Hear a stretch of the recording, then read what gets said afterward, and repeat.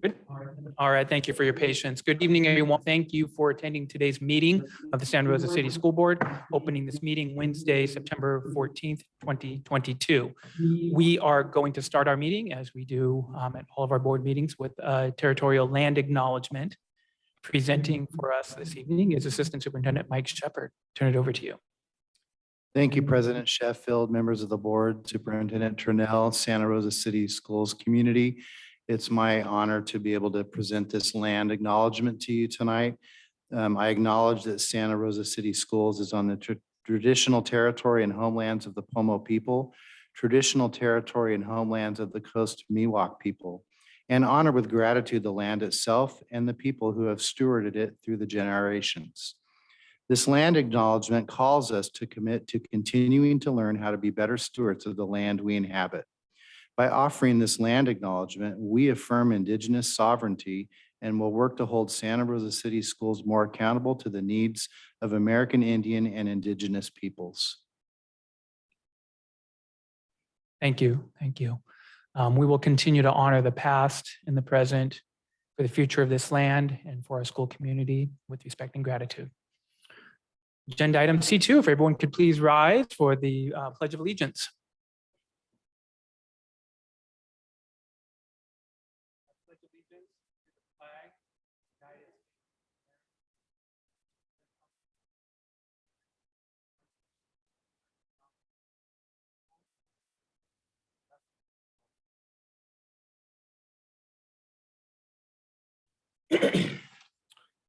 Thank you. Well, the district's been operating in crisis mode through the pandemic, and later in the agenda, we'll discuss COVID-19 protocol and the safety handbook. Last week, we were on high alert as we weathered through some excessive heat days. And just last evening, we were reminded that the city of Santa Rosa sits on active earthquake faults.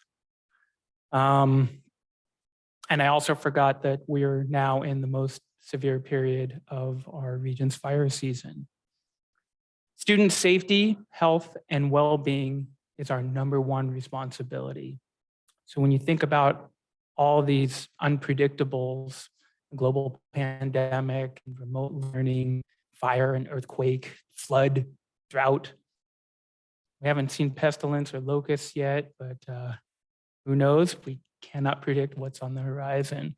But if you take in all of what we've faced over the past few years and think about how we've responded, we, the district, have become pretty good at adapting and managing crises. We have incredible staff, and we have leadership, and we have emergency protocols that evolve.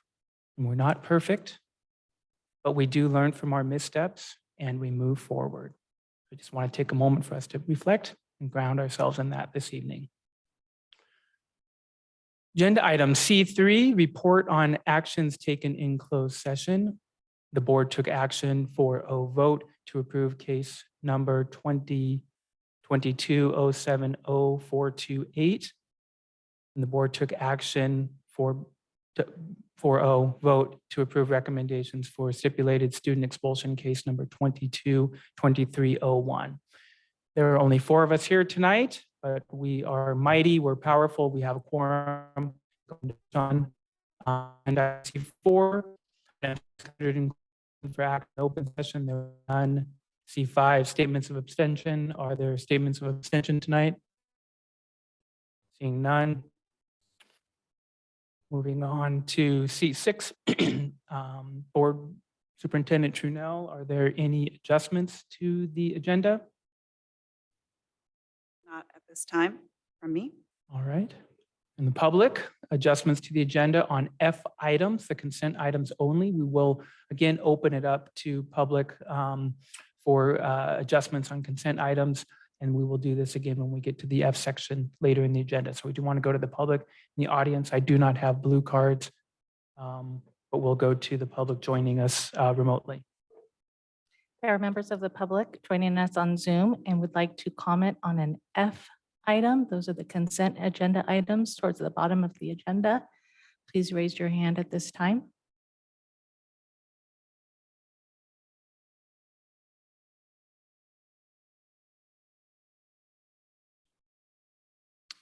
The first person that would like to comment on an F item is Deanna Oliveras. Deanna, could you please let us know which item you would like pulled and to speak on? There's 3 items. I'm driving, I'm doing pickup for sports right now, but I believe it was like 4, 8, and 14. So, Okay, we'll mark those down and bring you Okay. back over during the consent agenda. Those Thank numbers again, I heard 14. I believe one was contracts. Was that the first one? Was that F4, F5. F5?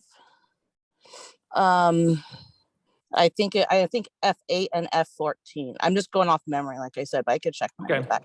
Okay, we'll circle back when we get to the F items as well. Okay, thank you. Thank you, Deanna.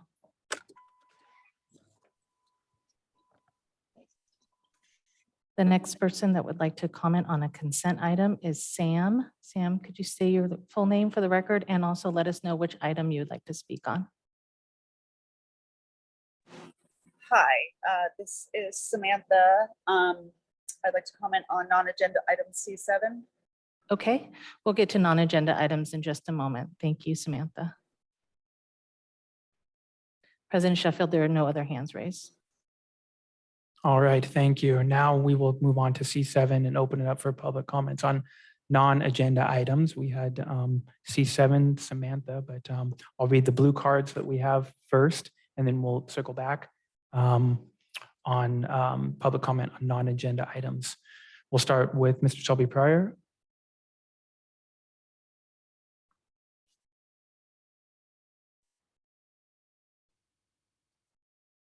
Good evening, board. My name is Shelby Pryor, and as usual, I'm here to bring to light some of the things that I would like to talk about.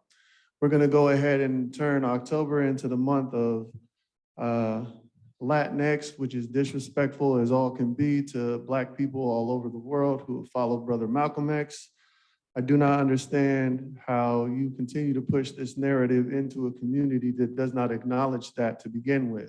Malcolm X changed his last name to X because he was made a slave. It wasn't because he was trying to be trending or he was doing something that was, at the time, what these liberal individuals consider to be woke.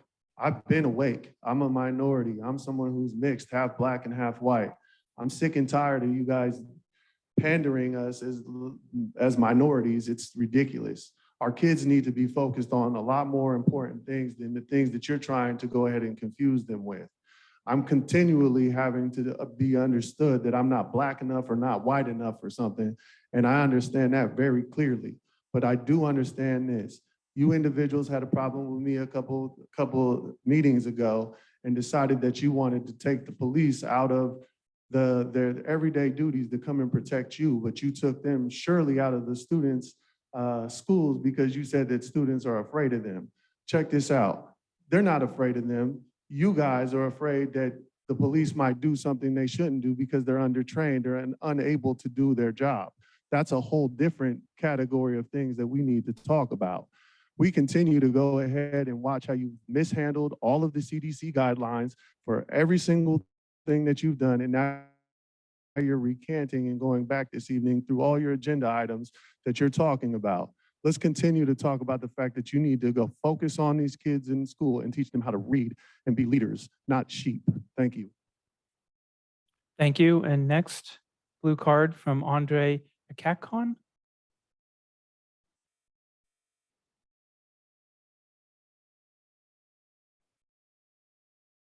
Good evening. My name is Andre Ashkan, creator of the Panther Prom. I'm a senior at Santa Rosa, and I have consistently challenged myself with AP and honors classes. My dream is to attend UCLA and pursue law, but that is not the same goal for every student in our district. 4 years ago, the A through G mandates disrupted students' equitable opportunities to succeed. Last year, I had to choose between AP or academic US history. In the first month of school, I was initially enrolled in AP US history, but because of my overwhelming workload, I had no choice but to drop to the only other class that was being offered, academic US history. This class was my first experience with lower level students, and it exposed me to the inequity in our district. I was placed with students who had much less academic preparation, and our teachers are being forced to lower the rigor of many classes to support underprepared students. And as a result, I suffered because the class became boring. Although I felt underwhelmed by this class, many of my peers were overwhelmed and they suffered because they couldn't speak English, had learning disabilities, and faced many roadblocks going unrecognized by the district. It is unfair for all of us to be placed at the same level of rigor. A through G for all doesn't expose us to our hidden academic talents. Now that we're seniors, many of us feel like failures, burnt out, and not enough because of these forced graduation requirements. And in many cases, some of us will not graduate because a group of adults believe we are all the same with the same backgrounds, same challenges, goals, and needs. A through G is not for everyone. We deserve to choose our future, and college isn't the only path to success. We need to start listening to the teachers who watch us struggle every single day in their classrooms and the students who might not graduate. We need options, resources, solutions, and we need them now. Thank you. Thank you, Andre. All right, I have no other blue cards. If we can move to our remote attendees. Thank you, President Sheffield. If there are members of the public who would like to comment on non-agenda items, please raise your hand at this time.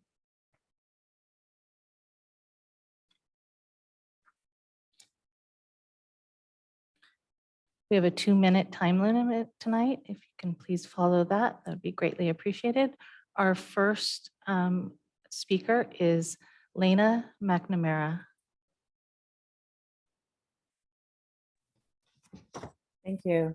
My name is Lana McNamara, and I am a special education teacher at Ridgeway High School. I have serious concerns about the lack of paraeducators or instructional aides in place within this district, and I believe that the board has a responsibility to not only investigate the issue, but rectify it.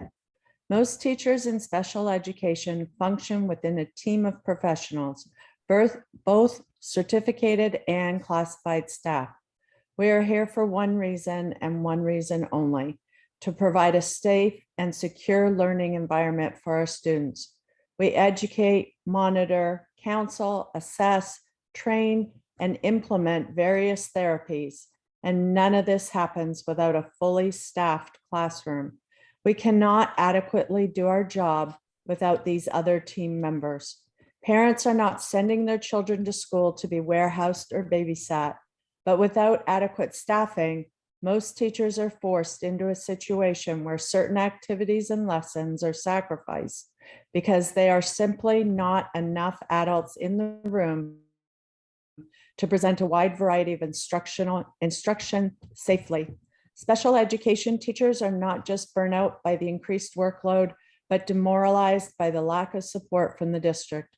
We're being asked to do our jobs with both hands and a foot tied behind our backs. Why? The district says it's because no one is applying for the job, but to ask people to apply for a job that requires the supervision, care, and instruction of physically, emotionally, and educationally handicapped students without providing a living wage is asinine. It shows a lack of respect for both teachers and their paraprofessionals. It continues to drive away good teachers who can't keep doing a job they can't realistically do well. Most importantly, it is our students who suffer with inadequate supervision and restricted learning opportunities. Thank you, Lena. Thank you. Our next speaker is Dan. Dan, if you could please state your full name for the record. My apologies. The next speaker is Samantha. Thank you for coming back, Samantha. If you can please state your full name for the record. Hi, my name is Samantha. I am just here to comment on the fact that Ms. Adina Flores has still not received an answer as to why she's been placed on administrative leave for the past 2.5 months. This is getting ridiculous. She's advocating for our children. I really think that her questions need to be answered. And I think that's all I have to say today. Thank you, Samantha. Our next speaker is Dan. Dan, if you can please state your full name for the record. Yeah, can you hear me? Yes, we can. Yeah, my name's Dan. I'm here for the same reason. For Adina Flores, I've spoke a few times already in person there with you guys. And I mean, Adina is such a wonderful person, and she's brought up beautiful concerns. She cares about parents. She cares about kids. She doesn't have any kids going to school there. She's a wonderful person, great, good-hearted person. And she's always spoken highly about each one of you guys, board members. And there are no answers. And my concern, I'm going to be a grandfather. I don't have any kids in your school, but why can't we get some answers? Who do we go to? Who makes these decisions? It's kind of a waste of our time to come here every week to share our concerns. But what, are we just wasting our time? We're not here to waste our time. We have better things to do. And it's just, everything is so backwards today. And it's give us some answers. I mean, I'm going to keep on coming. Adina's going to be coming. And there's many other people that are speaking on social media about these concerns. And what is it? Do we have to fill the whole place up? Where do we get our answers? That's what we would love to hear some answers from you guys. Adina, you're a wonderful person. I'm going to support you. I met you on social media. I don't even know you in person, but you're a wonderful person. And you've always spoken highly about everybody. And I wish you the best. And I'm going to be here for you. Love you. Thank you, Dan. Our next speaker is Maria. Maria, if you can please state your full name for the record. Maria Posey. I'm calling for the same reason, wondering why Adina has yet to receive any information about why she has been put on leave. Considering she was the only person who was willing to speak up and ask questions, and all of those things that she was asking questions about and talking about seem to be being enforced now by California, where they're saying that they're going to treat vaccinated and unvaccinated the same. Masks are not going to be enforced. So I find it funny now, all of you are not wearing a mask, but new jobs are rolling out soon. So obviously you all are going to still play the COVID game. But so we really just want answers as parents. I am a parent. I have a young one that's going to be homeschooled, because I don't trust any of you people to do your job. So if one of you can come up with an answer, that would be great, considering we've all asked it for the last couple months. I've done it in person, and now I'm doing it on Zoom, and it's crickets. So what is it? I would like somebody who is for the children in there. And as far as I'm concerned, all of you should be stepping down. Thank you. Our next speaker is Deanna Oliveras. Hi, Superintendent Tranel and board. As I usually comment once a month, I'm upset that the school resource officers were taken off of our campuses. I'm more upset with the way the school resource officers were taken off of campuses. I'm upset that the board put together an ad hoc committee that was comprised of 2 board members, Mrs. Fong and Mrs. De La Cruz, as well as teachers, police officers, community members, business owners, stakeholders, and parents. And they all, after meeting multiple times, 8 times, I believe, and really digging deep on the issue, they brought a recommendation back to the board. And their recommendation was to continue to have school resource officers on campus, but to reevaluate the program and build from there and make adequate changes so that they could be the best that they can be. And the program was maybe more geared toward restorative practice and stuff like that. And I think it was a huge waste of stakeholders' time. And I don't trust this board next time they say they're going to have an ad hoc committee to move forward with their recommendation. And I think it's a huge disgrace. And I think it's a waste of people's time who volunteered to be a part of this committee. And I was upset that, Omar Medina was the ringleader in making this happen and posted all over social media that he needed police-free schools. And he himself has things on his record like obstruction of a police officer, battery of a police officer. And he's the one that demanded it. And you all followed after George Floyd's death, and you didn't take the recommendation from the ad hoc committee. And now we have lost Measure O funding. And it's your fault. And I want some clarity on this. Thank you, Ms. Oliveras. Our next speaker is Kelly McFarland. Hello. Hello. Like so many others, I'm here again, upset on Zoom to show my support for Adina Flores and her excellent work with exposing certain things in our institutions and families around this county and abroad. I'm wondering why it is that you all try to shut her and Shelby down, especially when there are now proven facts to some of her claims. Why do we, the Sonoma County public, never get any answers to questions on things we, the people, feel are important? How do you all feel when getting asked these questions or hearing factual statements? Remember, we, the people, pay your salaries, and I'm sick of paying for lies and cover-ups. I'm sure there is at least one of you that can critically think and know these are valid claims, but you don't want to speak up and risk your cushy jobs, again, paid by us, the public. Refusing to answer questions or admit the seriousness of whatever agenda is taking place in our world, especially our community. Should be easy to research your claims, especially since our own main DC government has been coming out with facts regarding some of her quote unquote claims, as you state they are. Did you find out now that ivermectin, that big horse paste conspiracy theory medication, is actually now approved for treatment on COVID-19 virus? It's on the NIH website if you care to look at that. Also, UK and Sweden will not require children under 12 to be vaccinated, as is not worth the risk and has been proven in studies to cause heart inflammation. Those heart problems also being recognized as athletes, etc., just dropping dead. But let me guess, you believe in SADS. If any of you have children, wouldn't you feel horrible for forcing your child to get a liability-free poison shot? But let me guess, like many in upper government positions, post office workers, farmer companies, etc., you all must have that special exemption that us peasants don't get access to. Why are you still requiring them in schools when the studies show no benefit for children?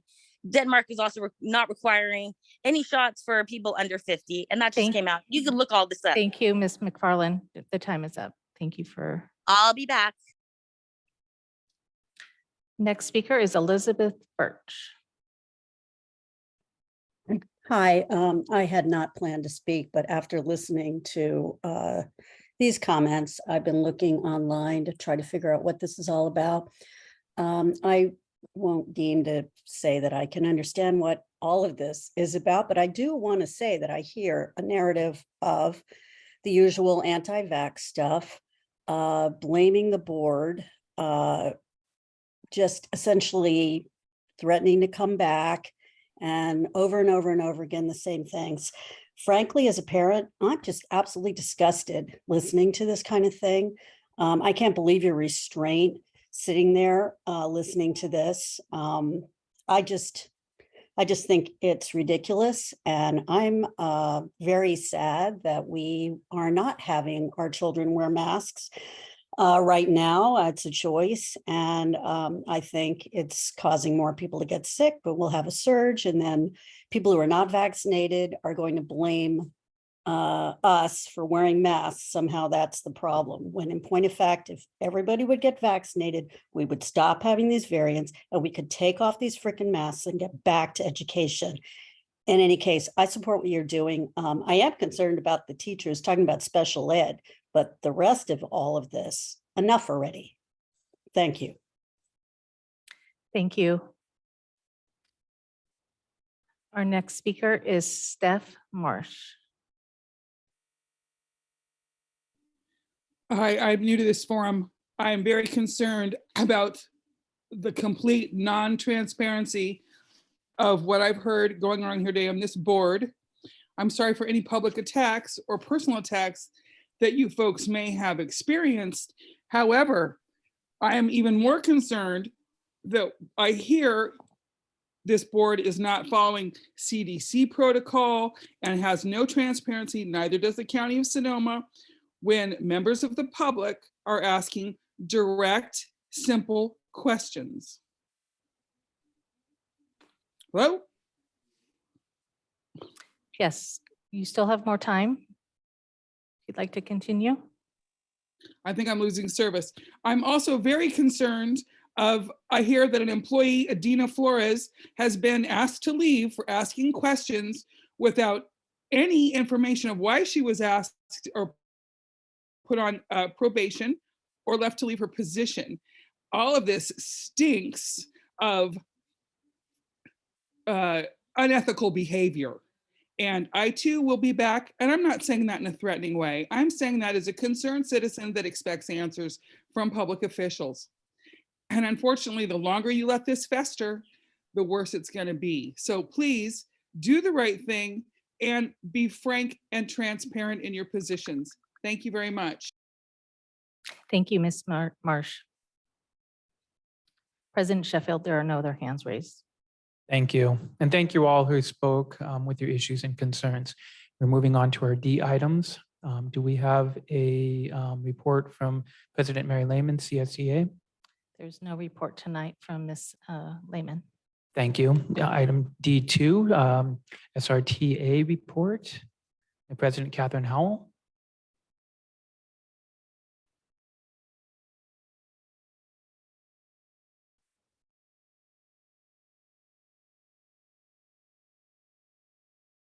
Welcome, President Howell. Good evening, President Sheffield, Superintendent Trinnell, members of the board, members of the community. My name is Catherine Howell. I am the president of Santa Rosa Teachers Association, representing about 875 teachers in Santa Rosa. Thank you for having me tonight. I want to start my report by expressing sympathy to the family, the friends, and the coworkers of Bill Davis, a math teacher at Montgomery High School, who passed away this past week. There was a really nice email sent out today. I think Mike Shepard sent it with a quote from one of his coworkers. He was well loved at Montgomery and will be very much missed by his students and the other Montgomery teachers. I want to thank you tonight. If we're looking at our agenda for the summer school report, it's refreshing to see it so soon, so quickly, to have some reflection on how summer school went. And also the very last slide of the presentation, I think, where it says that administrators will be hired for next summer school before winter break, which is pretty amazing. So thank you for that. We love to see plans put in place. We love to see process, and hopefully we can get all of our teachers hired in a timely manner. Also on the agenda tonight is the IGP 3.0. And the report tonight, the board unfortunately seems to be continuing the narrative that our graduation rates are a result of the pandemic and of COVID. And Srta is here to say that that's probably true on some level, but it's really impossible to ignore the fact that our students are being harmed by our A to G high school graduation requirements. These students are struggling in these classes. They have lost levels of support in math and English and other classes. Our special ed students have been placed into classes that they don't have enough staffing. They don't have instructional aides, as we heard from another commenter just this evening.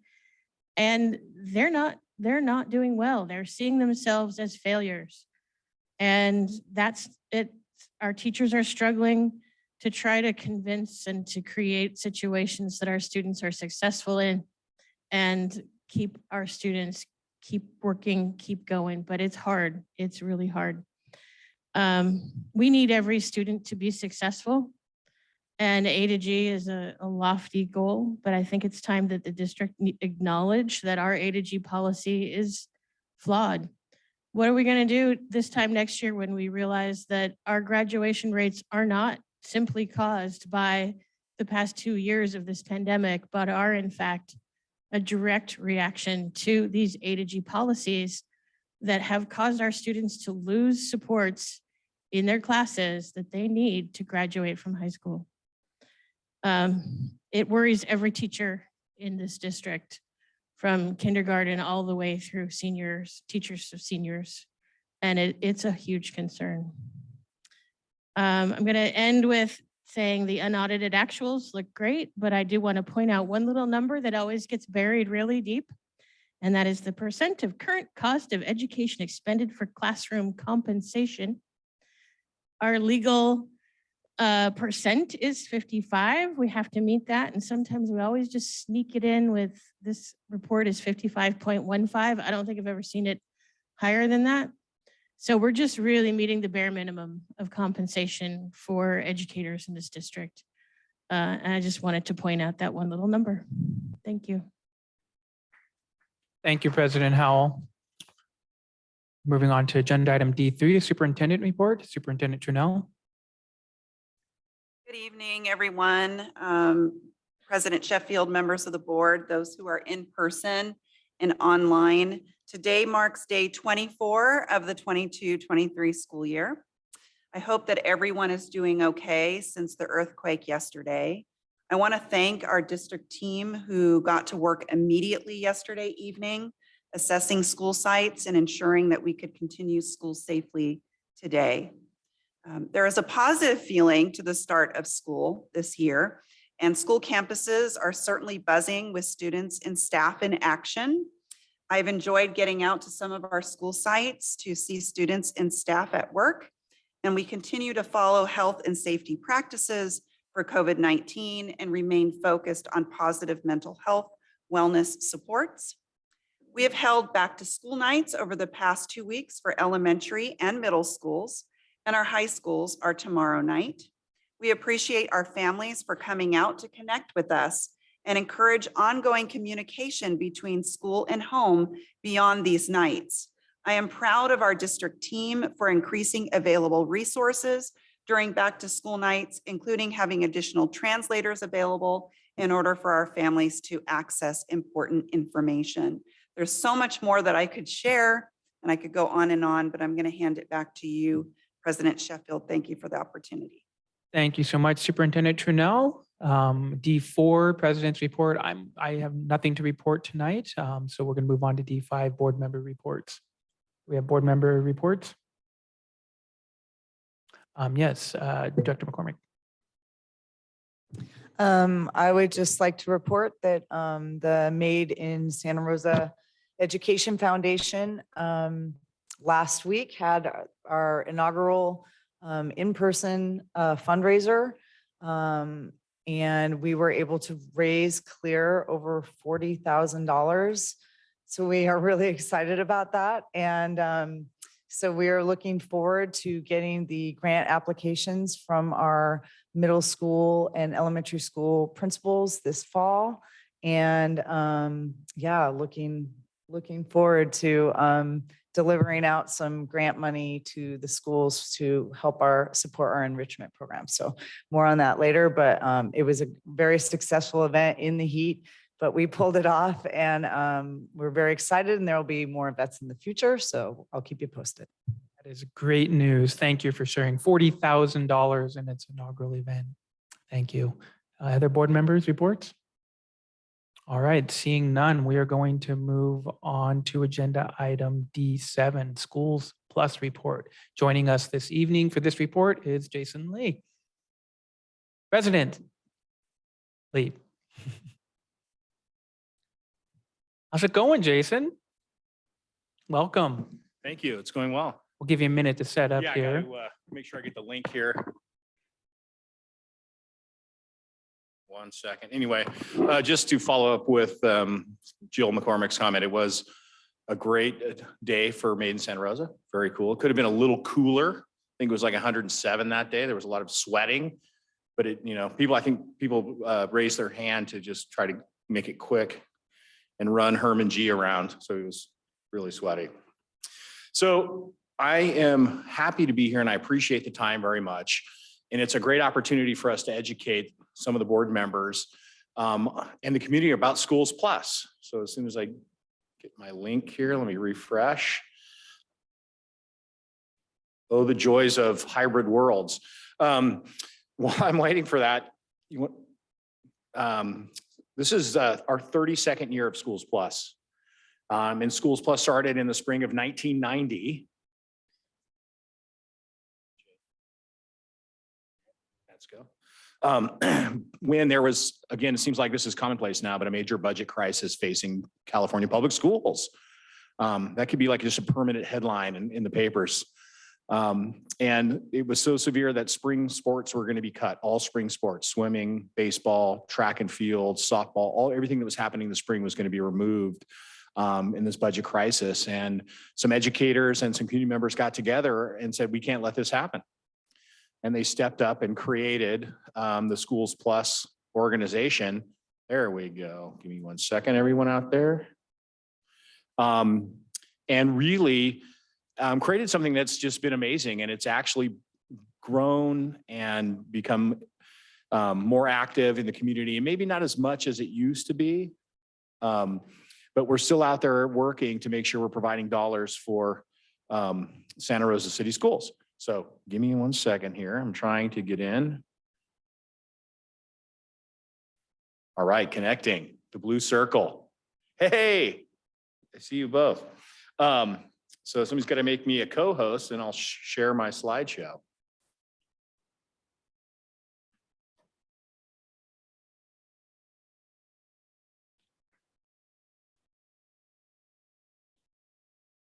Appreciate everyone's. I'd like to thank Jason Lee. He's also a Made in Santa Rosa guy. I am a Made in Santa Rosa guy. All right, here we go. Let me see if I can get my Zoom going. You think by now I'd have this down, right? Should almost be second nature. Okay, here we go.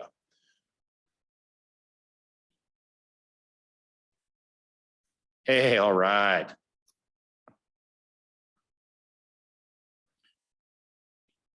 All right, thank you out there in the audience land for your patience. So again, Schools Plus started in 1990. And oopsie, oh good, they don't see that. And again, by community members and some educators, and the board is still made up of educators today. We have Ashley Haskins and Christine Schneider, who are both teachers in Santa Rosa City Schools that have been on the operating board as long as I have. And one of the founding members was John Freebiesquez. He is an inspiration and still to all of us today, an amazing English teacher at Santa Rosa High School. He's a graduate of Santa Rosa High, and he was one of the founding members that helped get Schools Plus going 32 years ago. So what does Schools Plus do? So it started out as this group of parents that put on a telethon, just like a Jerry Lewis style phone bank telethon back when we had our own Channel 50 station, privately owned here in Santa Rosa. And we had student acts, and John Freebiesquez would step up in his tuxedo and interview and host and MC the event. And we would raise around $100,000 over 2 nights. And we'd have student acts and everything else. And one of my jobs then was to get student acts, get the kids out there, so get the middle school and high school kids out there to perform. And after, Comcast and all the other, gobbling up of small cable stations, we figured out we had a little rest, and we said, what are we gonna do now? We did Night Under the Lights, which was again, kind of the typical dinner auction. And so that's allowed us to raise some serious money. And so what we do now is we get to allocate the money we raise on an annual basis to the high schools and middle schools in Santa Rosa City Schools. So we allocate a base dollar amount that is split 50% with the arts and 50% with the sports. And in athletics, half of those dollars each high school, middle school get have to go to girls sports and to boys sports. And the 22-23 base allocation, and I'll explain that in a second, was $25,000 per high school 8,000 per middle school and which also 8,000 for Ridgeway for a total base allocation of $173,000 just for this fiscal year. So that's not too bad. But we also, because of the success of people like John Freebiesquez, who you see there in that picture with Tracy Condren, has really, he was the man who hustled. And as a result of his hustle, we have also an endowment that allows us to annually fund not just that base allocation, but the John Freebiesquez grant. And these are additional dollars that allow us to look at needs beyond the base allocation to help schools that may not have the same level of boosters or may not have the same level of foundations or may have special needs that go beyond kind of the normal base allocation amount. And so this year, one of the things I was most proud of, and you saw it on that first slide there, is we were able to help Elsie Allen High School get their football started again and help them get football uniforms and equipment. We helped Santa Rosa High School get some visual and performing arts equipment. Montgomery High School got sports and things for their art program. Pioneer High School, again, had asked for some additional money for some scoreboard and some stuff for their arts. Slater Middle School got some new VAP equipment, primarily for their art room and their culinary.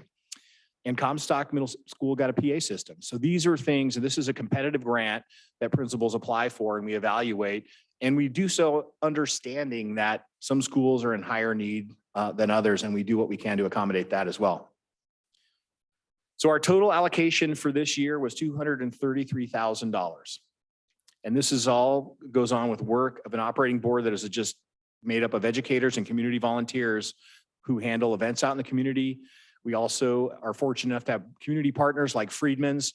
Barry and Billy Friedman help us do a golf tournament every year, which is a substantial fundraise again for our endowment and which goes right back to the schools. The endowment board is also made up of Santa Rosa City Schools graduate. We have Doug Bauer, a proud Panther, still going strong on our endowment board. And we couldn't do it without the work of all these people that grew up in Santa Rosa. It really is about having their own experience, looking back fondly on what Santa Rosa City Schools provided to them as students. I look back at my own middle school and high school experience in Santa Rosa, went to school with Jill. That's the only blemish, but the rest of it was wonderful. And so that's what motivates me to continue to work with Schools Plus, because I want kids to have the same experience I had. And I had things like sports and shop, and even Mr. Lou's art class when I was a senior that helped me connect and see some value beyond the core subjects that made me want to come to school every day. So that's what we want for all kids. And so there's a list of some of our community partners that are just dedicated folks that continue to support Schools Plus on an annual basis. And again, I'm sorry for my inability to connect to Zoom quickly, but does the board have any questions? Few questions, yeah. We'll start with Director De La Cruz and then Dr. Fong. Nope, Director De La Cruz. Thank you so much for this great information. I'm getting a bunch of questions from people who were like, wait, how do we get this money? So can you tell us a little bit about what the application review process is for grants? Yeah, so I would say we meet quarterly. We have our next quarterly endowment meeting in October. But when we meet in the first quarter of the new year, we look at what everything is impacted by donations and other things like that. How much money will we have to donate? And we are committed as a board to make sure that we do the base allocation, because that has been so much a part of what schools and athletic directors, it's unfortunate that that's what they have to kind of rely on, but they know that it's there, they appreciate it, and they all really look forward to that funding that allows them to go above and beyond. And then we have the John Freebiesquez grant, which is it's a competitive grant, because usually like this year we had $60,000 extra dollars to allocate above the base. And people fill out an application talking about the need. What specifically is it? We want to know the item. We also want to know how is that going to impact students? How many students are going to impact? Because our focus is really about making sure that these dollars go to enhance the educational experience for kids. So, we don't do things like facilities or, staffing or anything else. It's really about what is it that they're asking for and how is that going to improve the educational experience for kids at that school. And we also take into consideration that not everything is equal in our district. And so we need to really look at that and understand that we need to take that approach with an equitable lens and say, hey, we know that these students may need, the boosters aren't the same at one school as they are at the other. And we take that into consideration. And then another quick question is, does the space allocation go to charters as well, or is it just the It does not go to the charters. It just goes to the 5 high schools, middle schools. Originally, when it started, Schools Plus went to all the schools in Santa Rosa, even, Wright, Bennett Valley, Rankin Valley schools. And over time, and this was before my time on the board, they saw that the need, and when you really look at the expense of extracurricular activities and everything else, the board at that time decided to just focus on middle schools and high schools. Thank you so much for your work and for all of the support for our kids in our schools. It's fun. I enjoy it. Thank you, Director De La Cruz. Other questions? I first of all want to say thank you so much for giving us the presentation tonight. You started off by referencing Jerry Lewis telethon, so you're really dating us. Thank you. But you I kind saw of the student board member had no I know, idea right, what exactly. I was talking about. What's a telethon? What's a telethon, right? Who's Jerry Lewis? You answered part of my question about how weighing the needs on these grants and looking at it through an equity lens. Can you go a little bit further on that? How, I know we want to meet needs and we want to definitely look at it as equitably as possible, but can you talk a little bit about meeting the needs of especially school sites that might need just a little bit more? Well, what started the whole idea of this kind of it started as special projects. One year under the Night of the Lights, we heard that Comstock didn't have a band program anymore because of declining enrollment and all the things that had happened to Comstock and just really kind of decimated their population. As a result, there was a time where they just had no instruments. They had nothing. They had a teacher now and they had no instruments. So that was kind of what started, hey, we need to do something more than just raise money for the allocation. And so that year we really kind of hit on, here's a school that, has high Yale population, high free and reduced lunch, and they don't have band. Yeah. Why don't they have band? How can we as a community allow that to happen? So that became the focus that year. And that night alone, we were able to do a raise a paddle just for the band that raised extra $1,000. And then so we really started kind of going, hey, this is the base allocation we agree is important, but we also need to look at how do we then, make up that difference. And between the success of fundraising and, what we look at the board, and every year is different. Some years we get lots of grants. Some years we are able to fund all of them and we make some adjustments because we only have so many and we want to, if we can do as much for all, then we do. And so really it just depends on the grant year and how much money we have. And you were able to help jumpstart LC's football. So that's great. And I'm wondering, just curious, over the past 2 years, pandemic years, was there a decline in financials, I guess? No, thankfully there wasn't. And we as a board decided that it didn't matter that sports didn't happen and things weren't happening. And maybe art stuff wasn't getting consumed and music wasn't maybe getting lost. And we figured it doesn't matter because economics are economics and we need to continue to support the school. So even during the pandemic, we allocated dollars, we went through the process and made sure that we knew that if they weren't using it today, they sure in the heck were going to be able to use it tomorrow. So why not plan for tomorrow? So yeah, it did. Thankfully, it didn't change.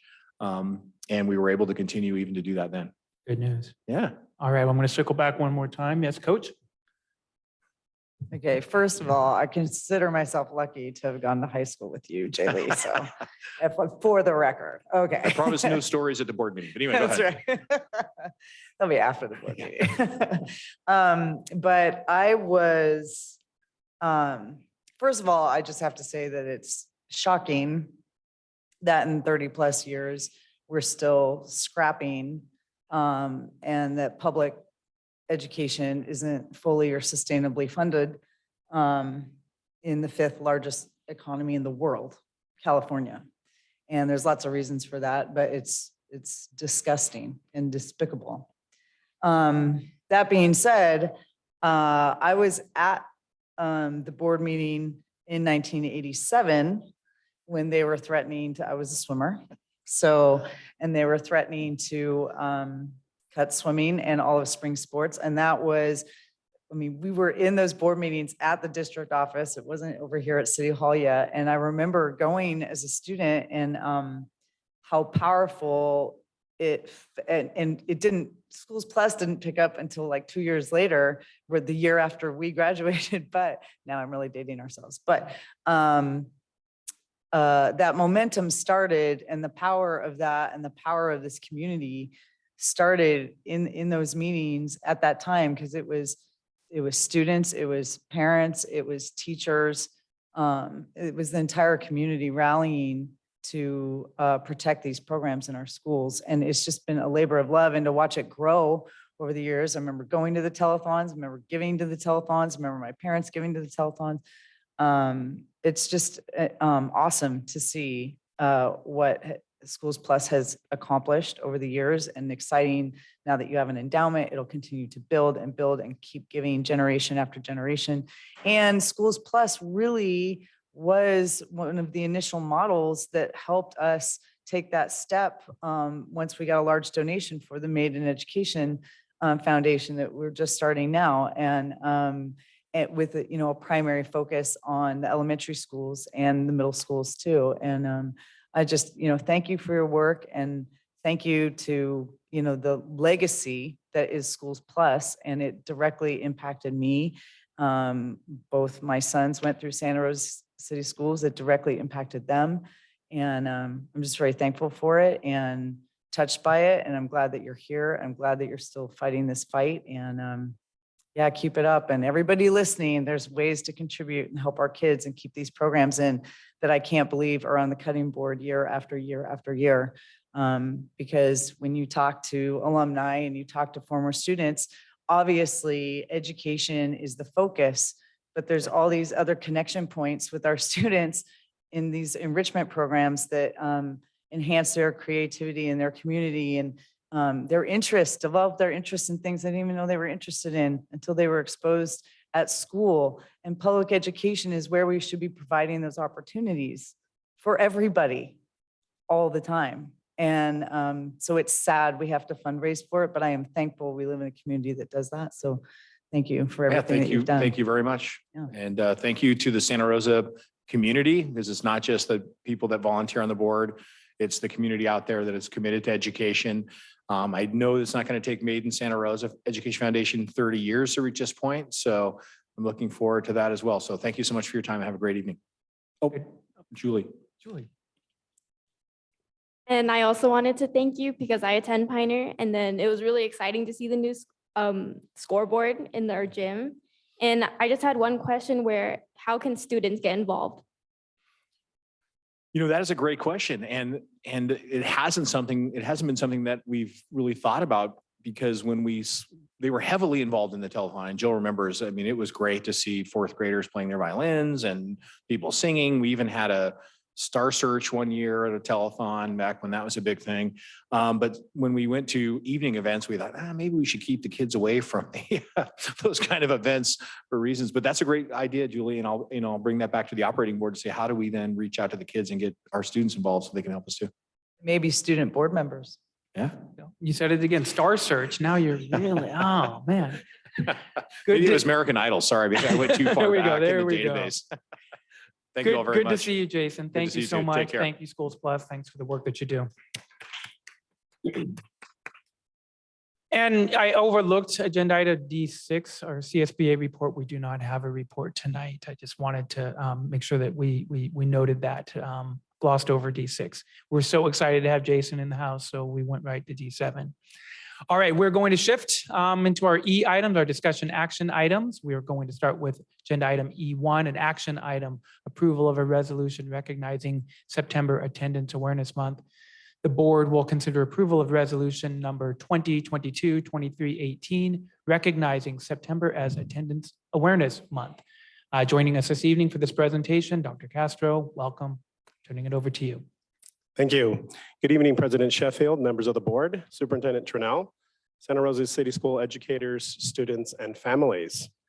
For your consideration this evening, and celebrated for the first time in September of 2013, Attendance Awareness Month is a nationwide recognition of the connection between school attendance and academic achievement.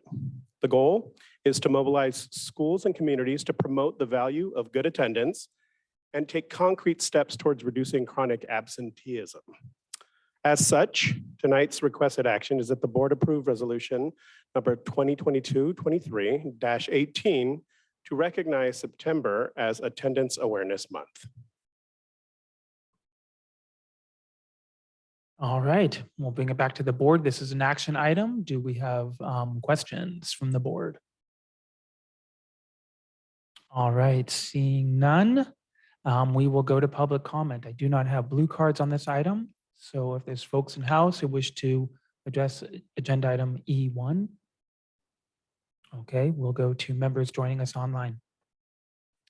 There are members joining us on Zoom and would like to comment on item E1, approval of resolution to recognize September Attendance Awareness Month.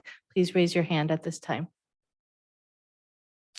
Our first speaker is Deanna Oliveras. Hi there again. I, of course, don't have an issue with Attendance Awareness Month, but my question is, and I know the board can't answer, is that I feel every meeting we're doing these resolutions to have different months for different things. And I feel like it unfortunately now has become habit, and it's kind of defeats the purpose of the item or the resolution, because every month is some kind of month. And I guess what I'm saying is it's almost brushed under the rug and it's not a really big deal. So if you do like Suicide Awareness Month or Latinx Month, like it's just another month, like Attendance Awareness Month. And so I'm not, I guess, against it, but I would just ask the board to maybe, again, like I've been proactive for 2 years now, asking the board to get stakeholders' input, because I think that you guys are getting these months, the resolutions for the months from California School Board Association, because on their website, they seem to have templates for school board members to add these to their agenda. And I just would like things to get resolutions to become part of the agenda from stakeholders' input and not from California School Board Association, who the district pays a membership fee of like $20,000 every year.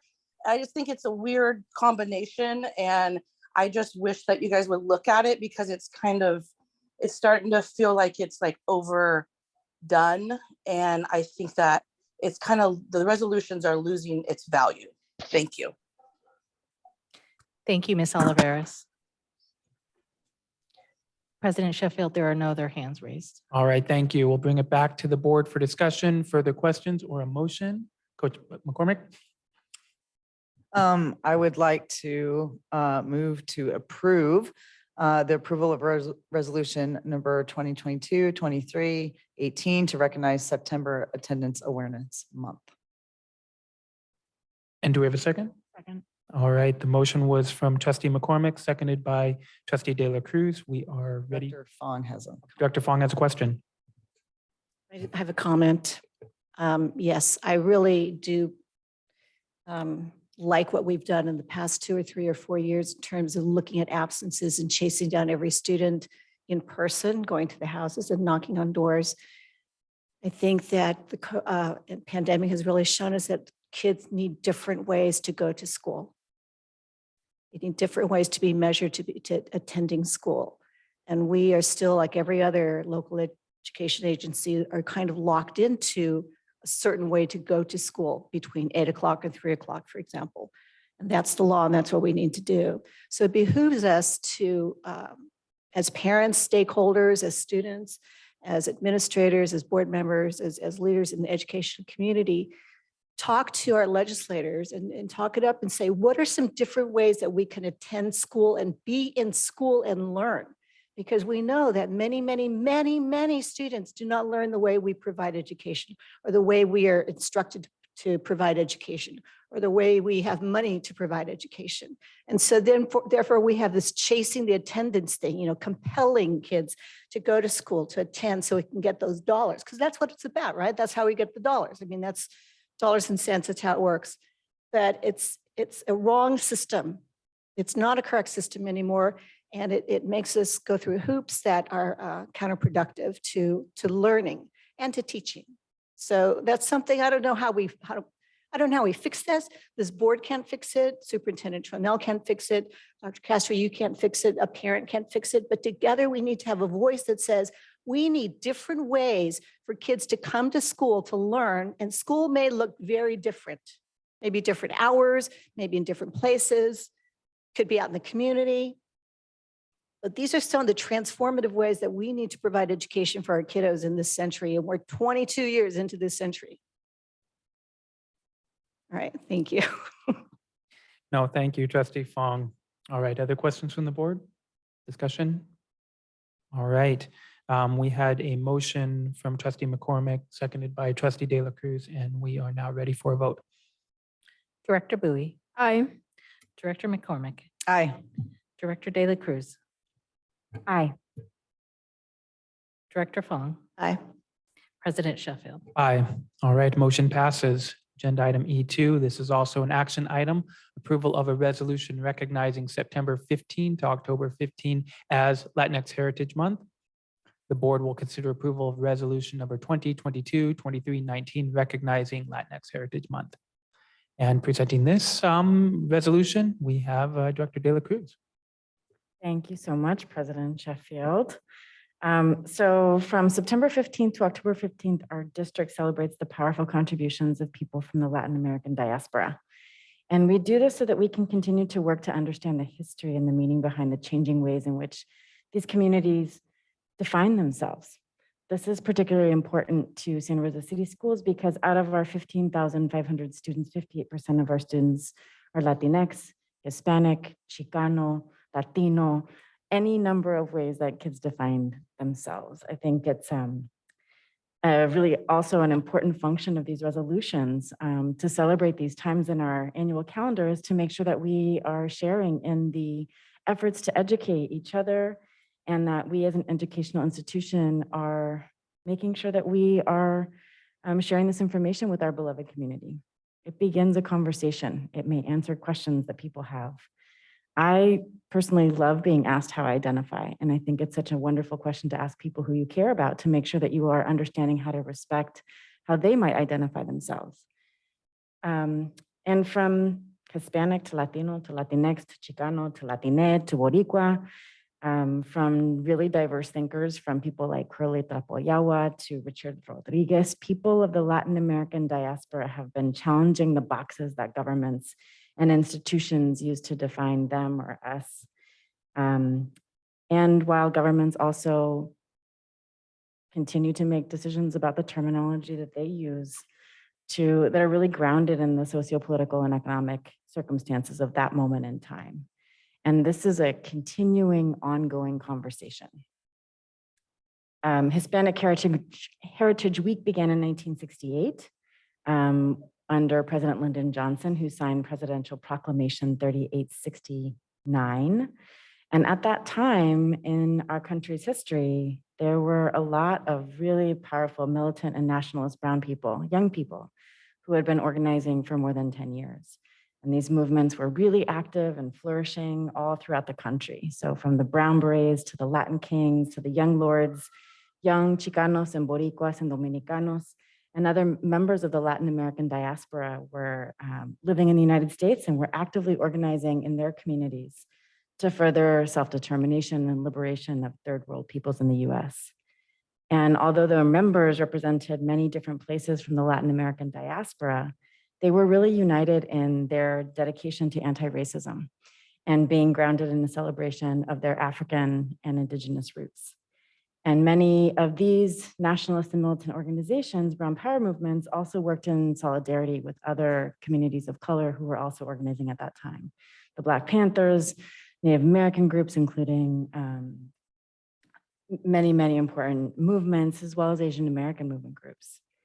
And so we really made a decision as an institution to kind of challenge the use of the word Hispanic because of this history, because the use of Hispanic in many ways tends to erase that connection to people's home countries.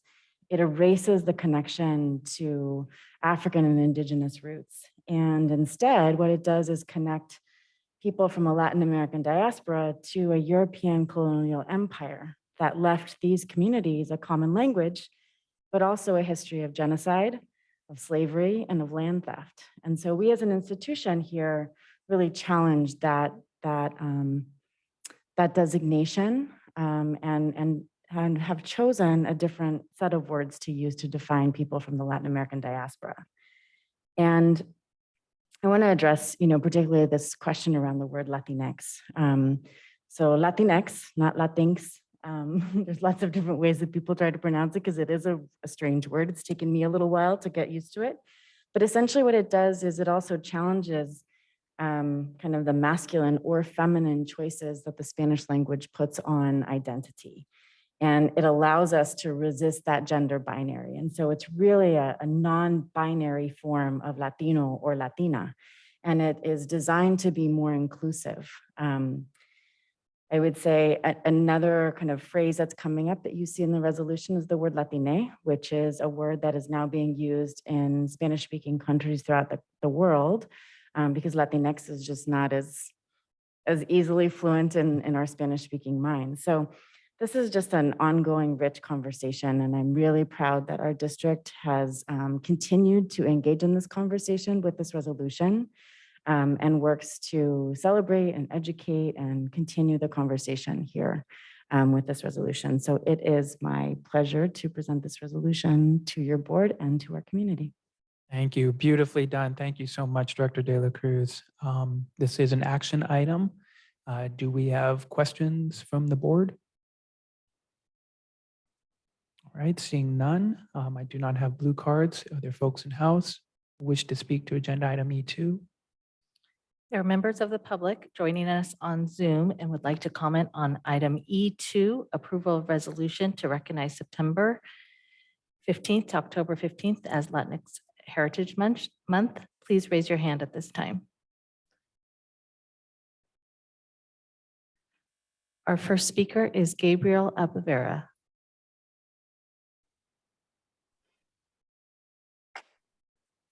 Good evening, board. Can you hear me? Yes, we can. Yes, excellent. I want to appreciate the board for moving forward this resolution. Now, I'm not only, obviously, I was a parent, now I'm a grandparent of a student at Monroe, and obviously an administrator at Santa Rosa City Schools. And it's a very humbling position that I'm in.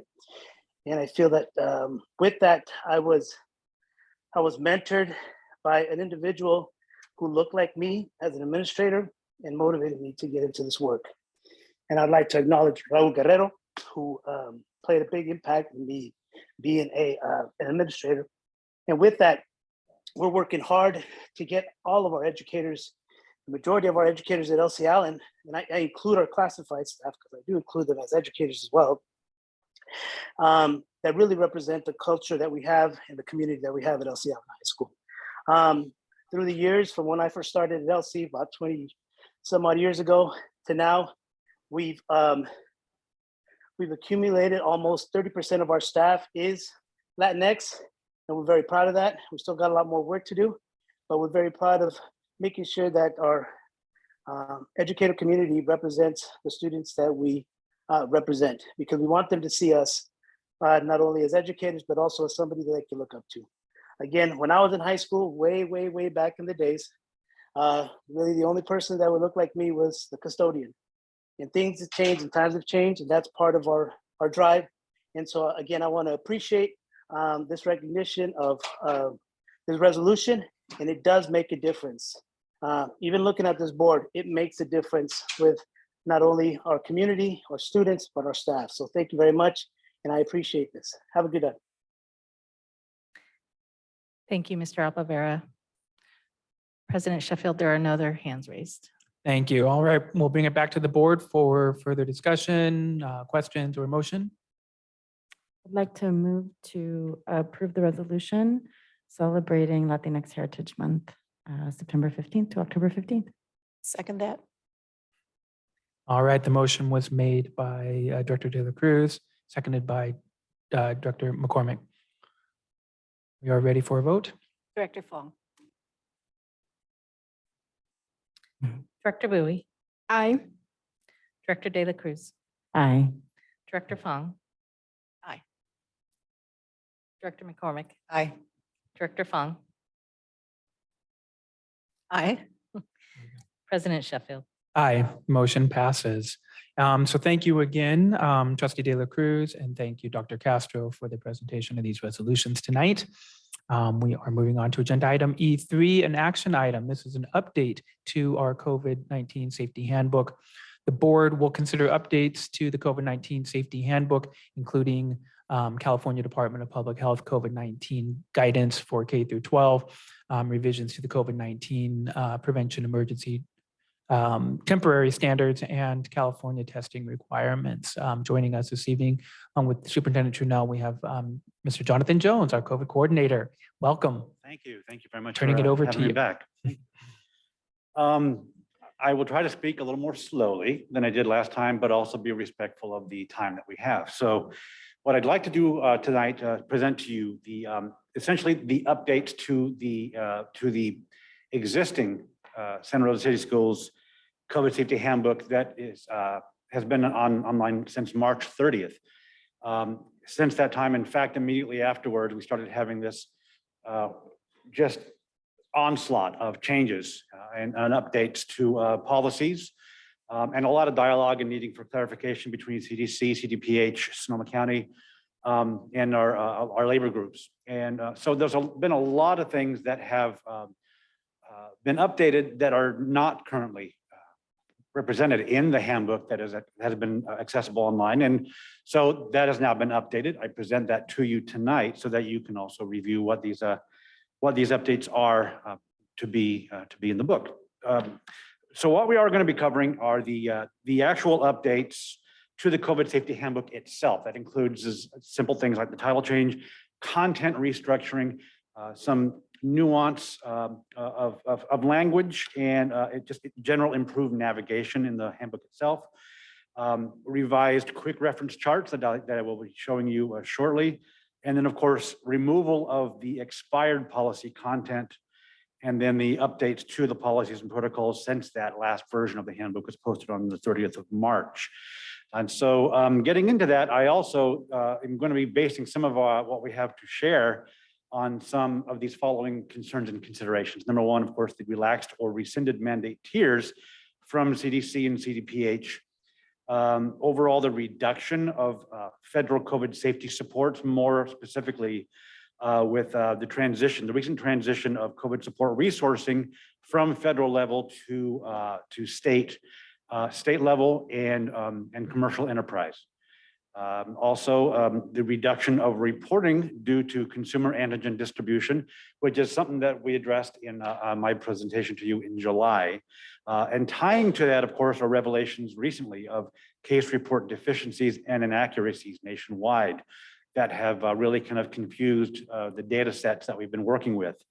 However, while that has been some points of concern, we also have generally some good news through improved COVID tracking modalities across communities and regions that generally serve as the guiding metrics for where these relaxed measures have come from.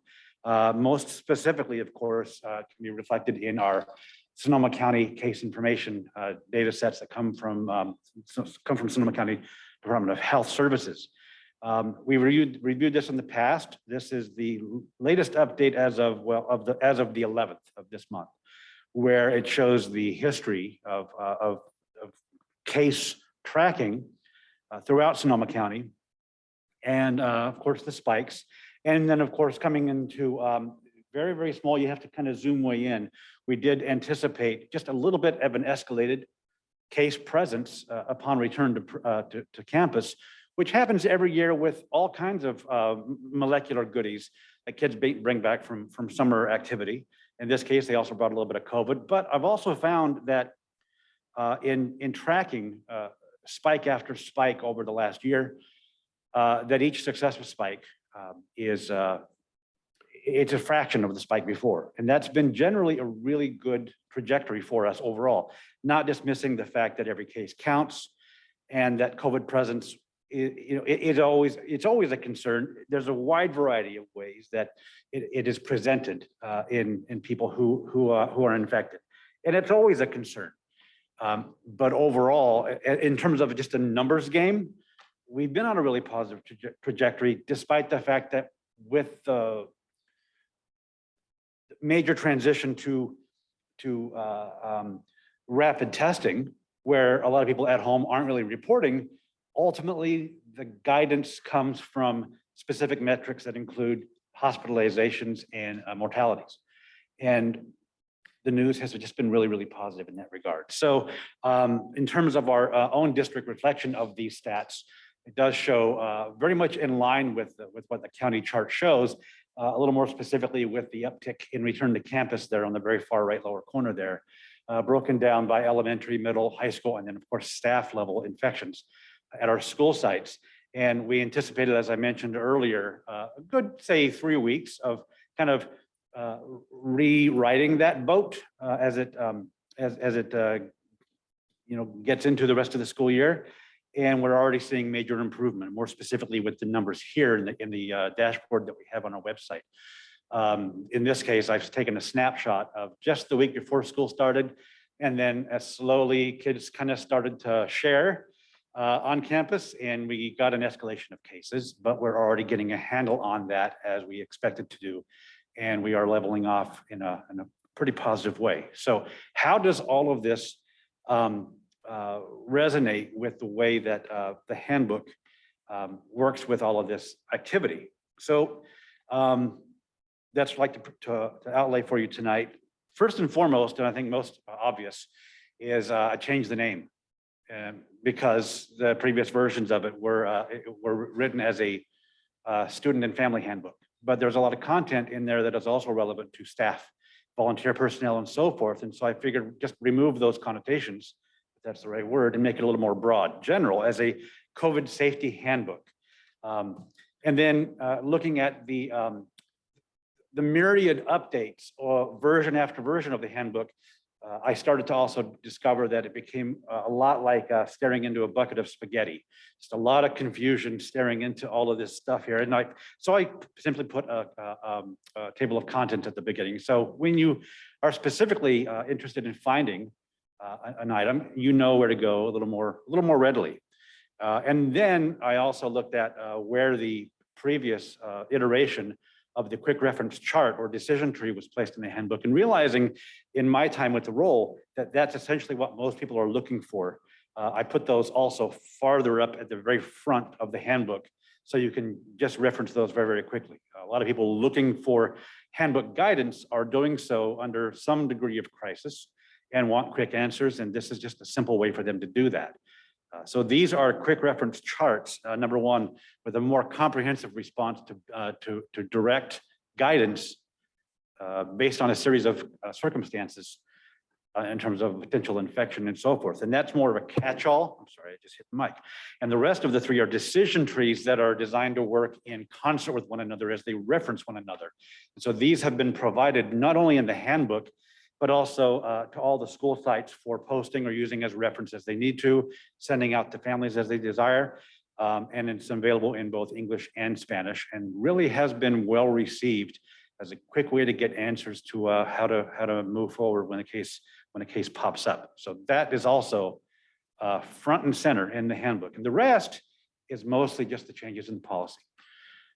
So what was rescinded since April, or changed or revised since the beginning of April, or that the gathered events now have a fixed reduced capacity of 1,000 persons indoors and 10,000 persons outdoors. And we mentioned that at that March meeting, that these were things that were going to happen at a specific date. So we don't have to get too much into the weeds in those. Food no longer needs to be served in prepared grab and go packaging. There's now, for the most part, recommendations that are in the handbook that reflect how to continue serving food in a safe manner, but they've eased those restrictions in terms of how they were doing it before. Close contact group tracing, isolation, and quarantine protocols have been retired, although we still have protocols in terms of things like notifications, just to make people aware that presence of COVID is something to be mindful of. And then we respond accordingly. But in terms of the isolation and quarantine, that is no longer in action. And then, of course, this variability of isolation and quarantine protocols based on vaccination status or origin of infection have been removed. And that was this very confusing process in which your response was based upon various criteria. Was the infection a site on campus or off campus? Was the person that potentially has symptoms, were they vaccinated or not vaccinated? So all that stuff is now uniform response, and so those criteria have been removed.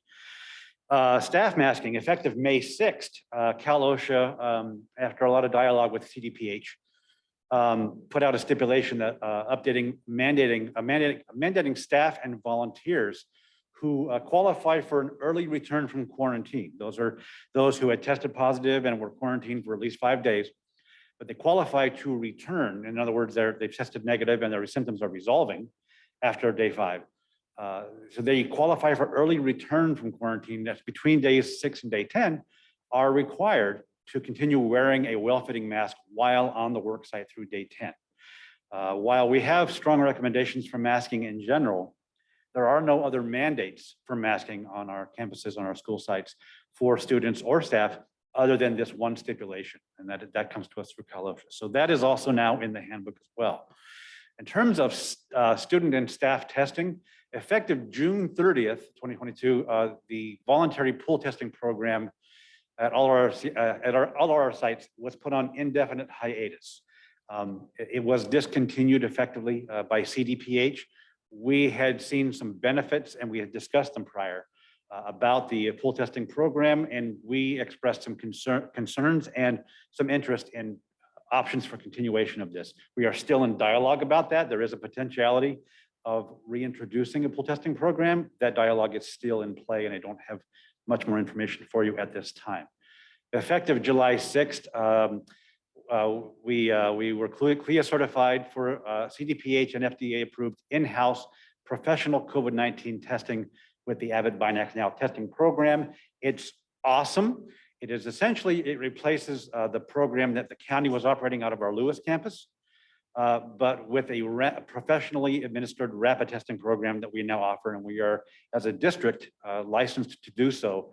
We have staffing personnel and scheduling, so forth, all in the handbook as well, and information about how people can register for that program.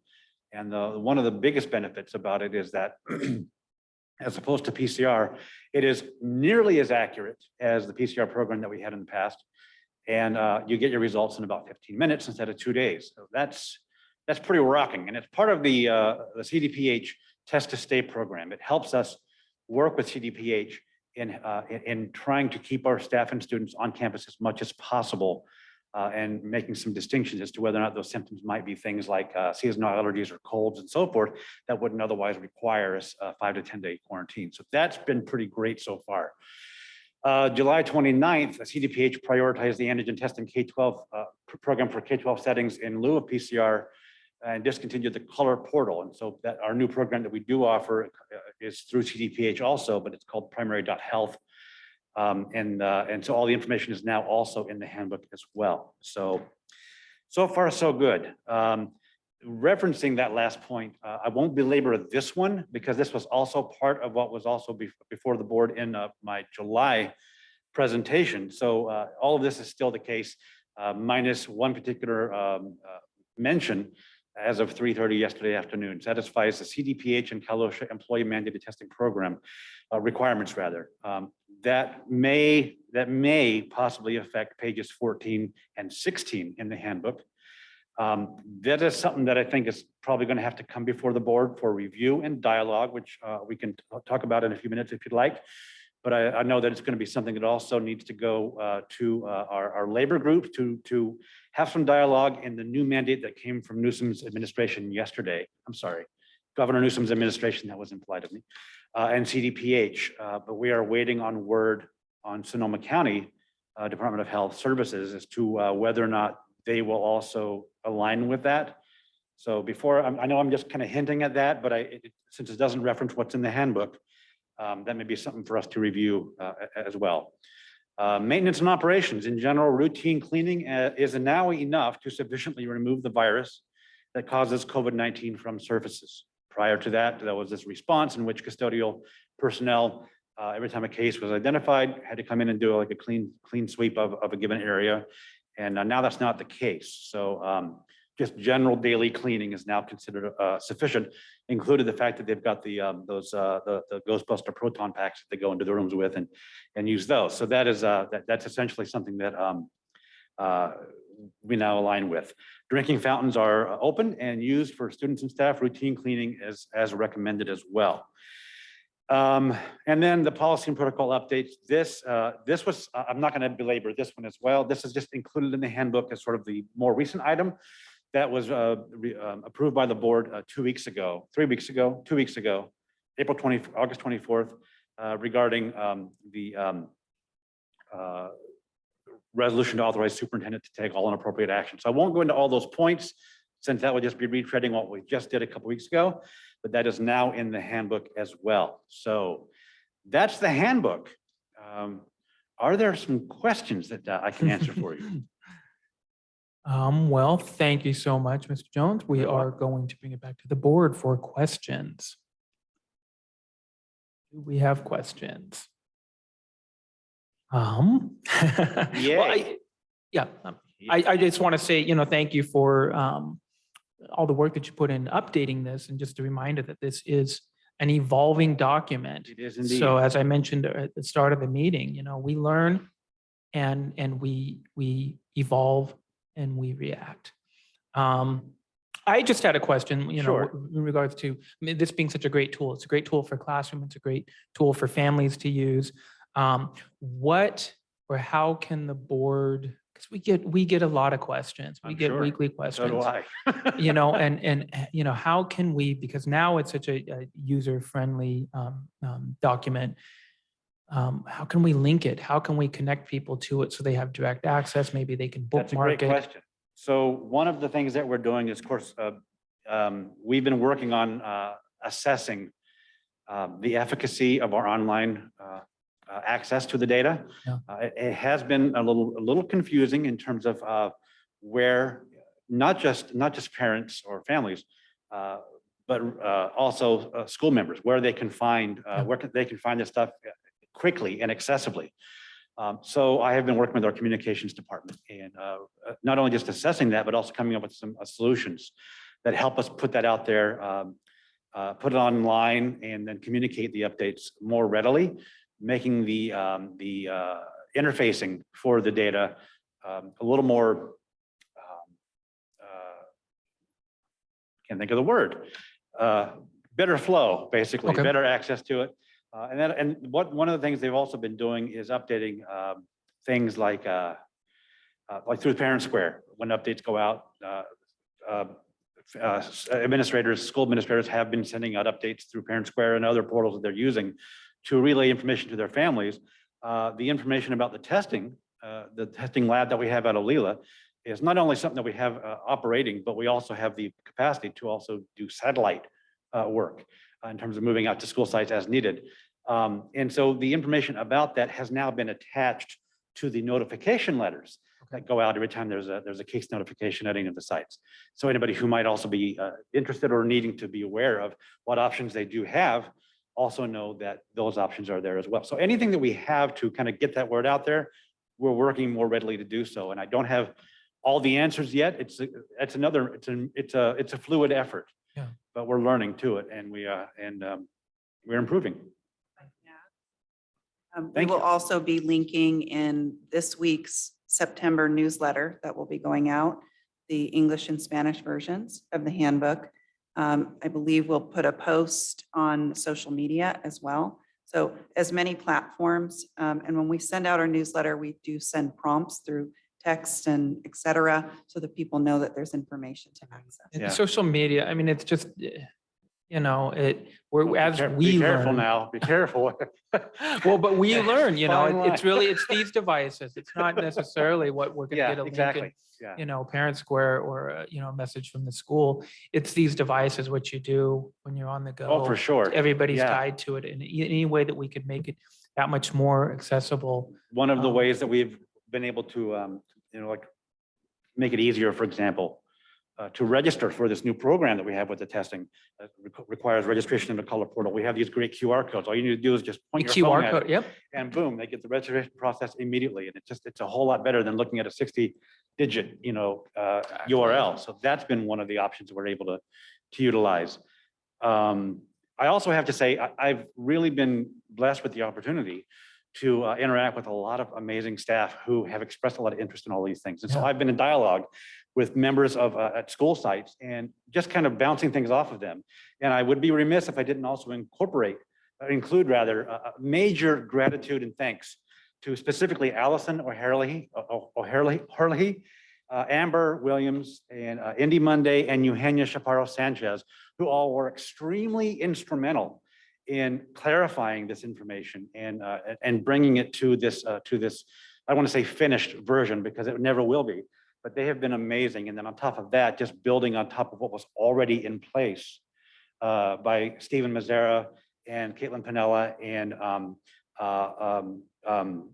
Patty Turner, who, I'm just kind of working on what they kind of got moving in the first place. And I'm just thankful for that.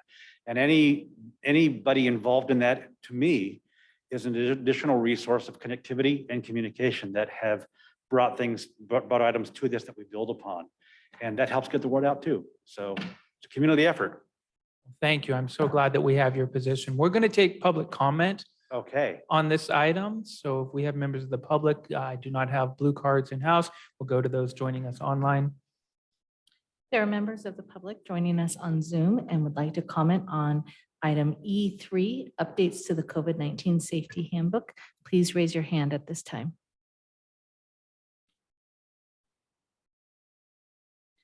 John, could you unshare your screen, please?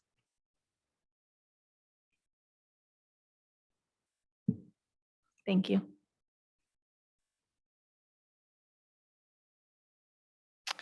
Our first speaker is Adina Flores. It actually is Shelby Pryor. Thank you. Because my phone died. I'm calling in regards to your guys' COVID response. And being that you guys have continually dropped the ball every chance you've gotten, all the way through the guidance to not reading any of the manuscripts or any of the stuff that they put out about adverse reactions to this, not to mention HIPAA violations and all other things that you guys have violated from people's personal rights and abilities to go ahead and refuse to take action towards any of the COVID things that you've mandated on people, and you hold no responsibility for any of those things for individuals whose kids have had paralysis, had heart issues, have done any of those things, and sit there and expect me to stay silent as a member of the community is ridiculous. Two of your members who are sitting there tonight were appointed to their positions. They were not put there. Jill and Allegra both were not put in that position by the people. They were appointed. And this is what people need to understand. They need to understand that you don't get to make decisions for individuals when you're the ones who have never invested into our communities. Our communities of color are lacking because of this very reason. You've denied people the ability to go ahead and have and obtain employment because you are cowards. And you know what? At the end of the day, I'm not going to bite my tongue and be afraid of you people. You're more afraid of me than I am of you. You've got police officers there because you're cowards. You don't like the fact that people's words carry weight. And guess what? That's going to be what it's going to continue to be.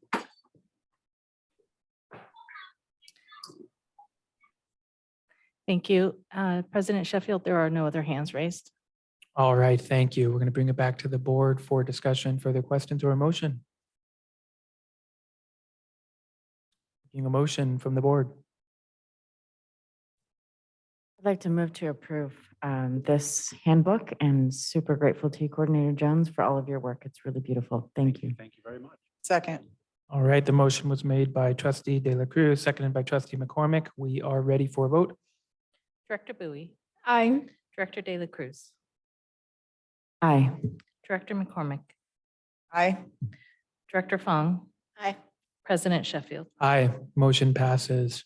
All right, thank you, Mr. Jones. Thank you all to your very much. You're all team. very wonderful, and I appreciate the time. Thank you. Looking forward to seeing you back soon.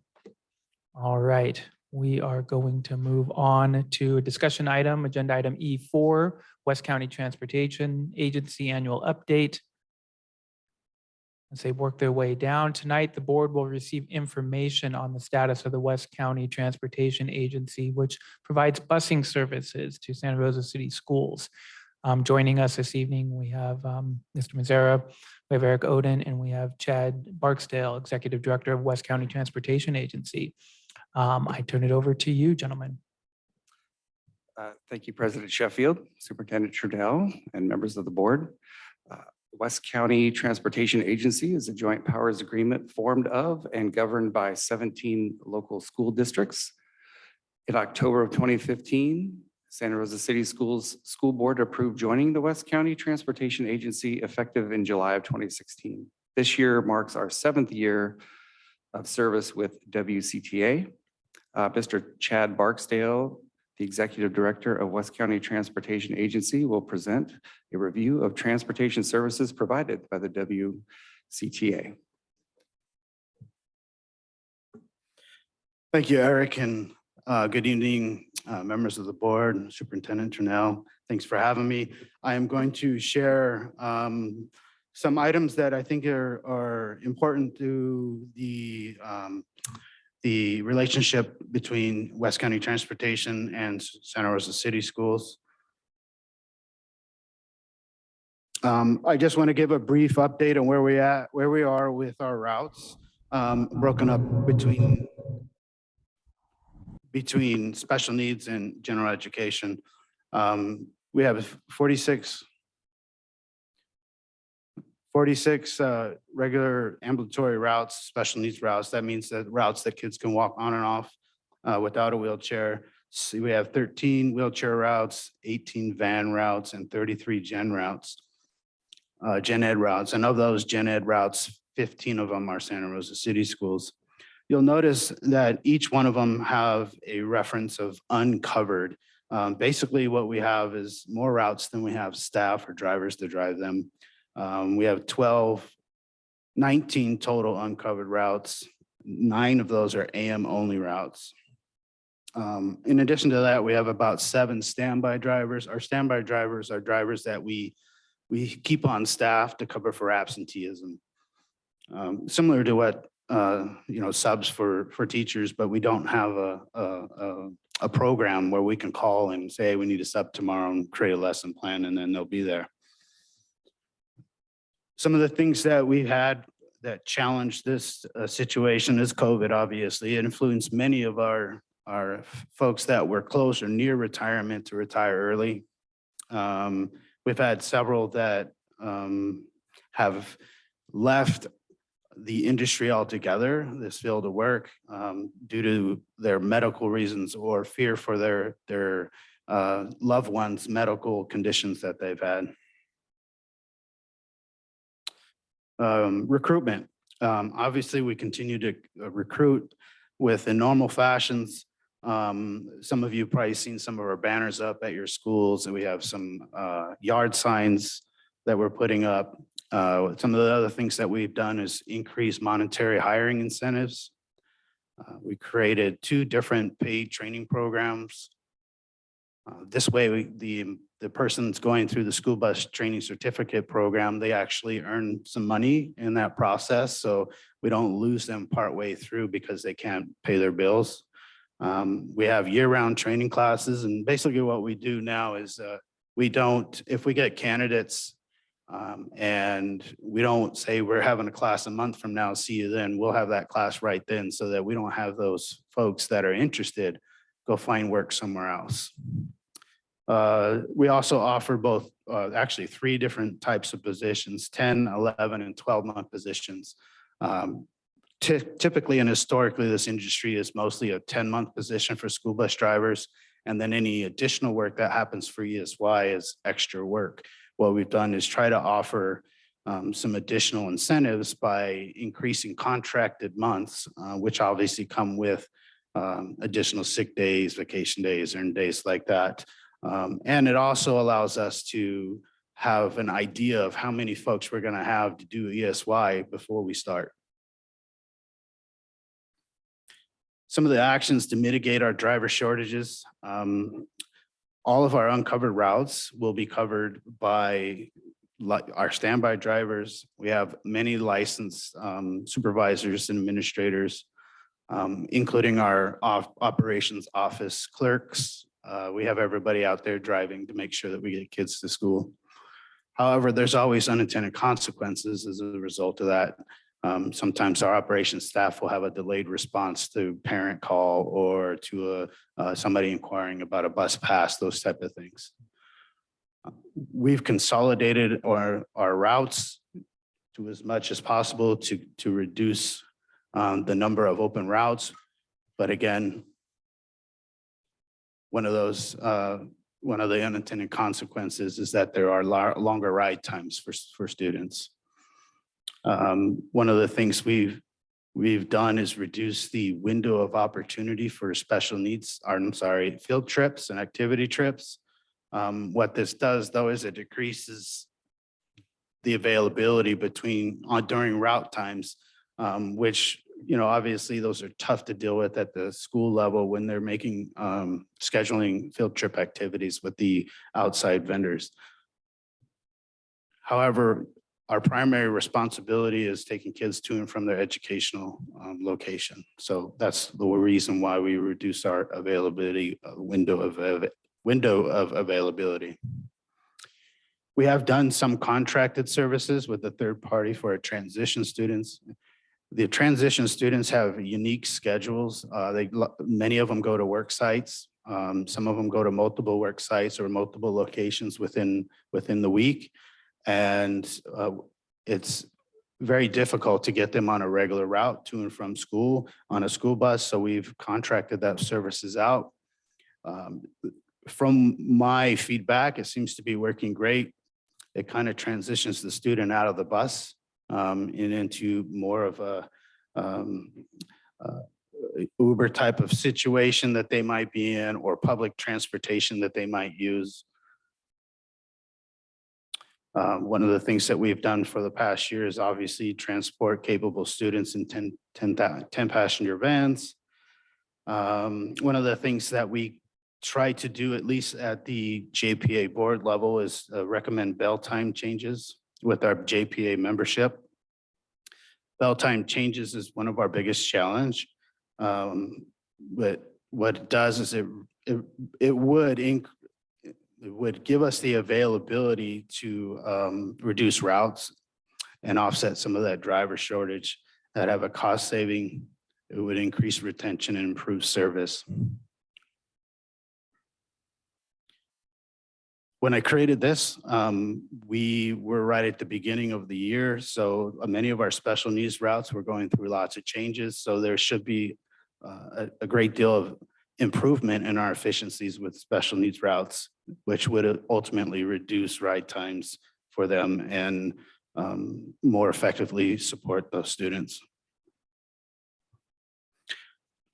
I thought it would be great information to report out that not only is West County having trouble with staffing, but we've had requests from many other members or school districts or county office of education for requests for service or assistance due to lack of drivers. That's just a quick list there.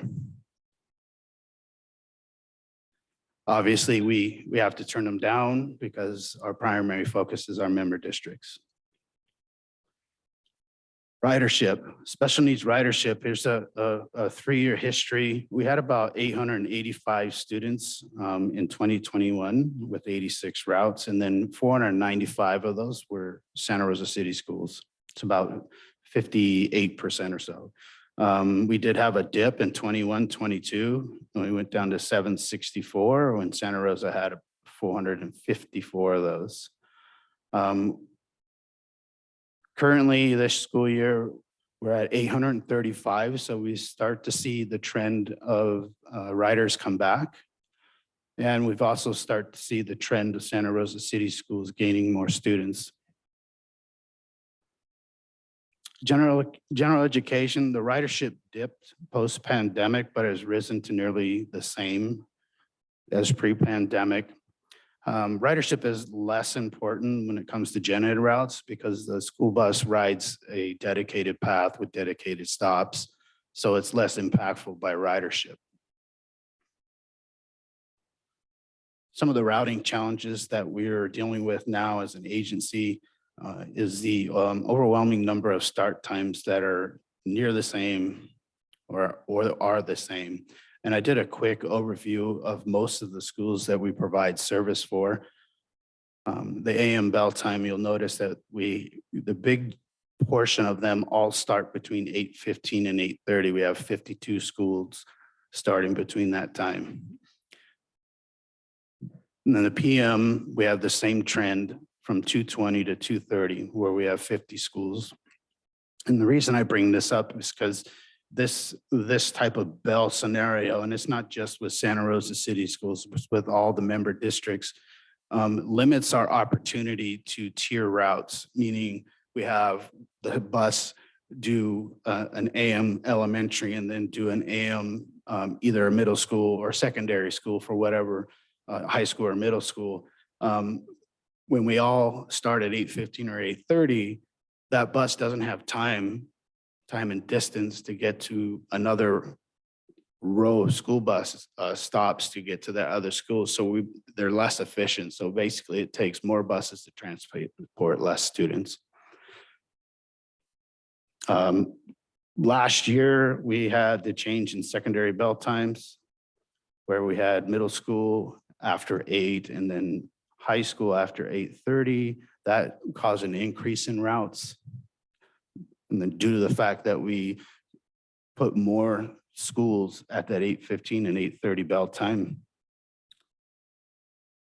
We also did no changes with elementary bell times.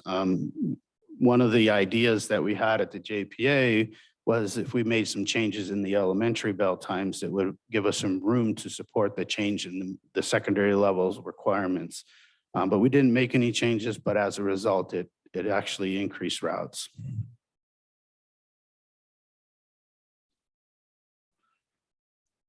Here's a 3-year budget trend for Santa Rosa City Schools. Budget's broken up in basically 3 different categories. You have your state reimbursement, which stays the same every year. That's a pass-through from the Santa Rosa City Schools to West County Transportation. And then the budget beyond that amount is what is considered the excess cost.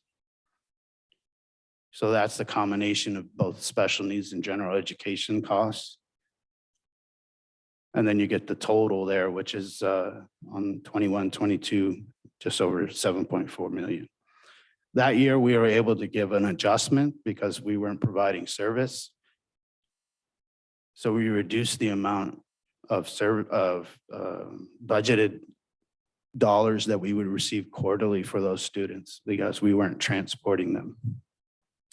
But like you and other school districts, we were a public agency, an LEA that was required to provide our employees with annual salaries, pay our vendors, and those type of things. So that's one of the reasons why the budget remained close to the same as a normal year.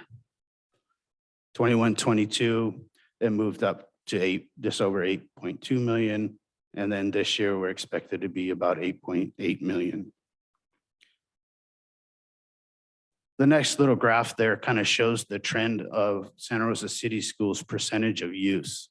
And why I present this, because it's important to see how, to give a little history, Santa Rosa City Schools started their 16-17 school year at a 31% for both special needs and regular education. And that was an agreement between West County Transportation Board and the administration here at Santa Rosa City Schools. So over the last 3 and 5 years, there's been a phase in. And so The phase-in amount for general education happens over a three-year period.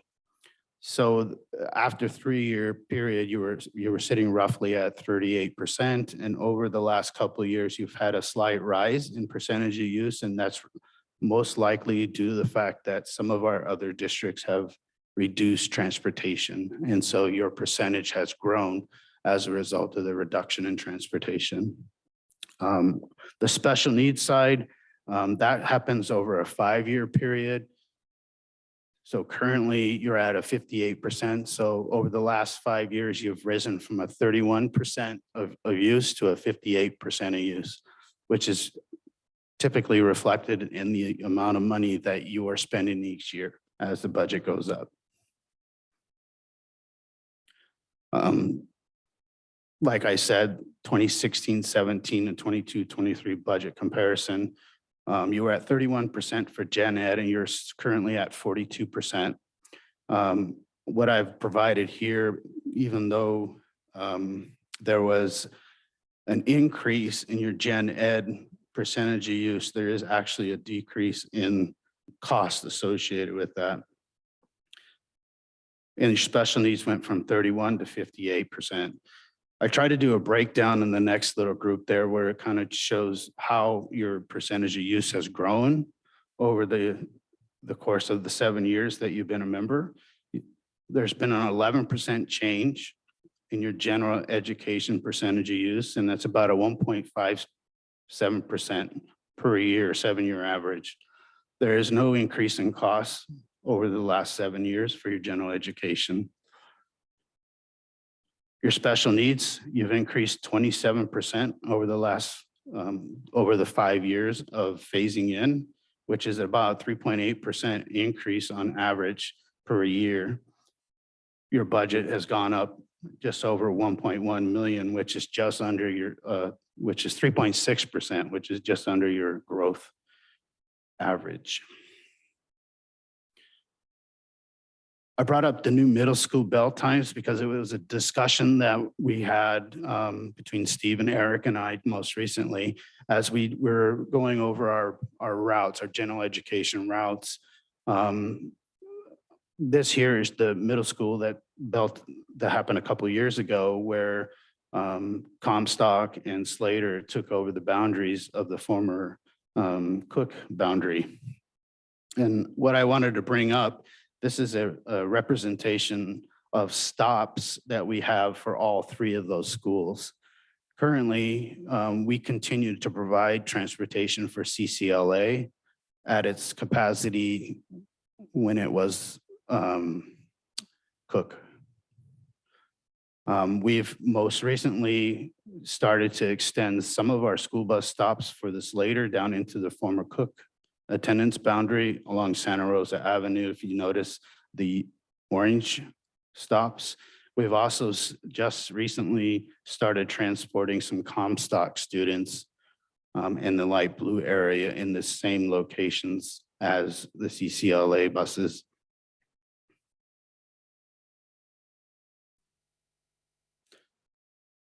I wanted to bring up the education omnibus bill budget trailer bill because I think this is a key discussion in the near future when it comes for reimbursement of home to school transportation.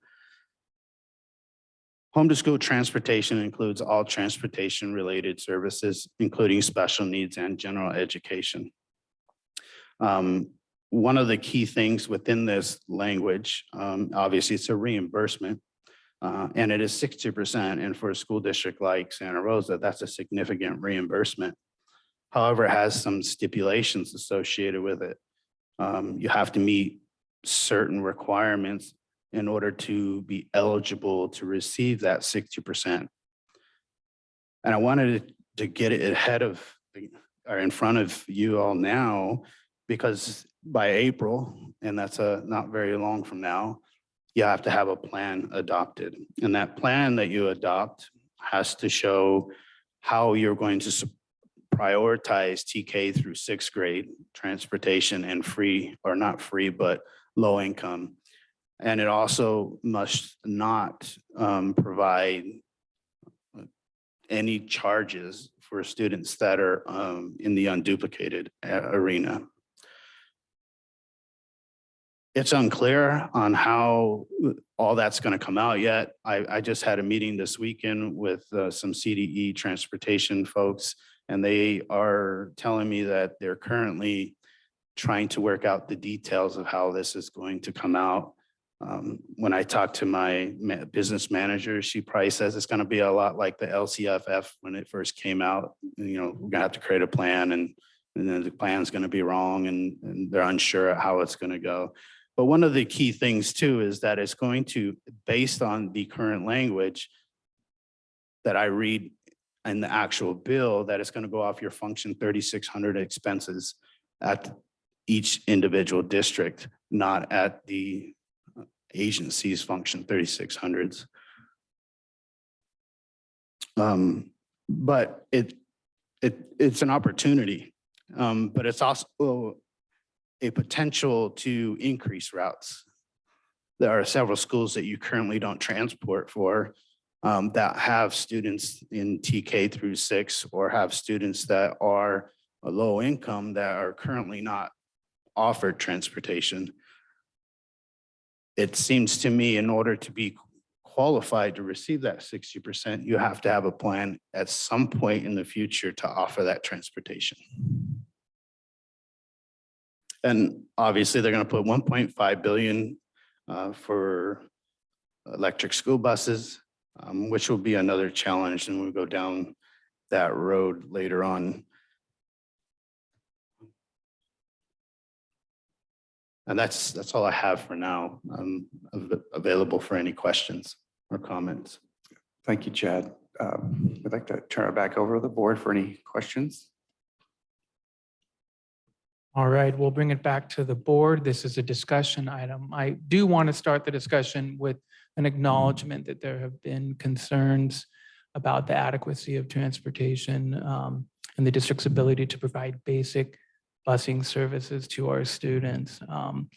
And you know, these are questions, concerns that we hear from folks in the school community throughout any given school year. We started the school year with the same. These are kids waiting to be picked up. These are buses not showing up at all.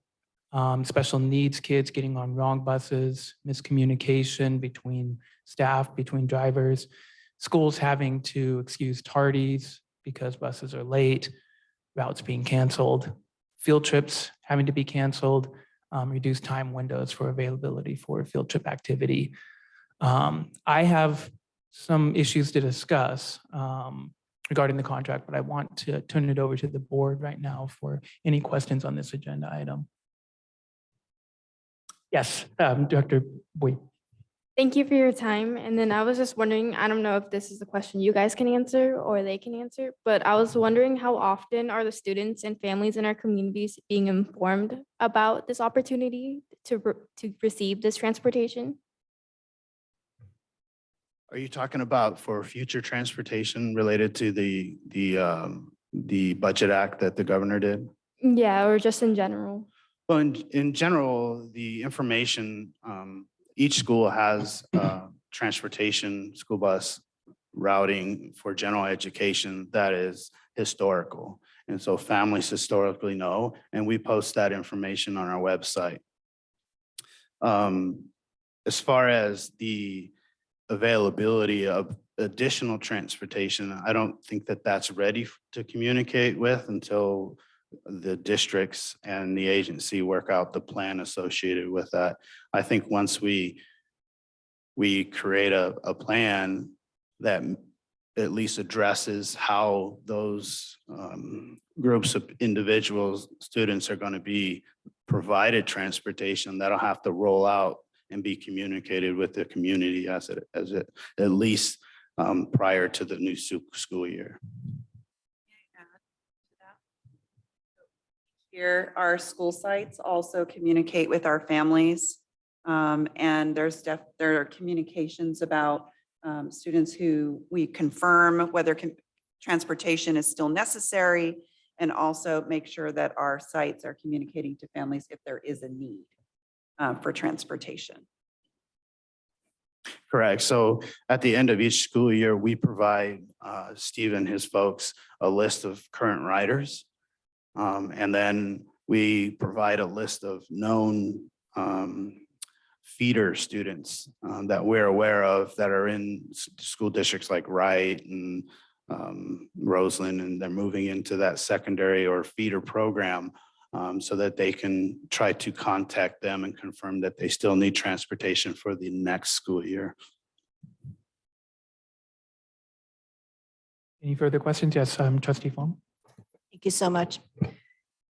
Thank you, Director Bowie. Basic question. This whole report is for all of the busing routes that you do across the county, or is it just for Santa Rosa City? It's for all of West County Transportation Agency. I did call out a few of the like ridership for special needs that are associated just for Santa Rosa City Schools. So I understand that there's staffing issues, you know, we're dealing with the same things. Absolutely. Looks like you're doing tried a few things to mitigate that. Appreciate that. What would be helpful to us is some specific data to Santa Rosa City Schools, because you know how things can go right 95% of the time. We never hear about it. 5% when it's going wrong, that's all we hear about. So that's kind of all we hear about as the board. I think what would be helpful to us at your next report, or maybe bring this back, what is the data to Santa Rosa City School students who ride the buses in terms of on-time pickup and delivery, and you know, in comparison to that, you know, how many were missed?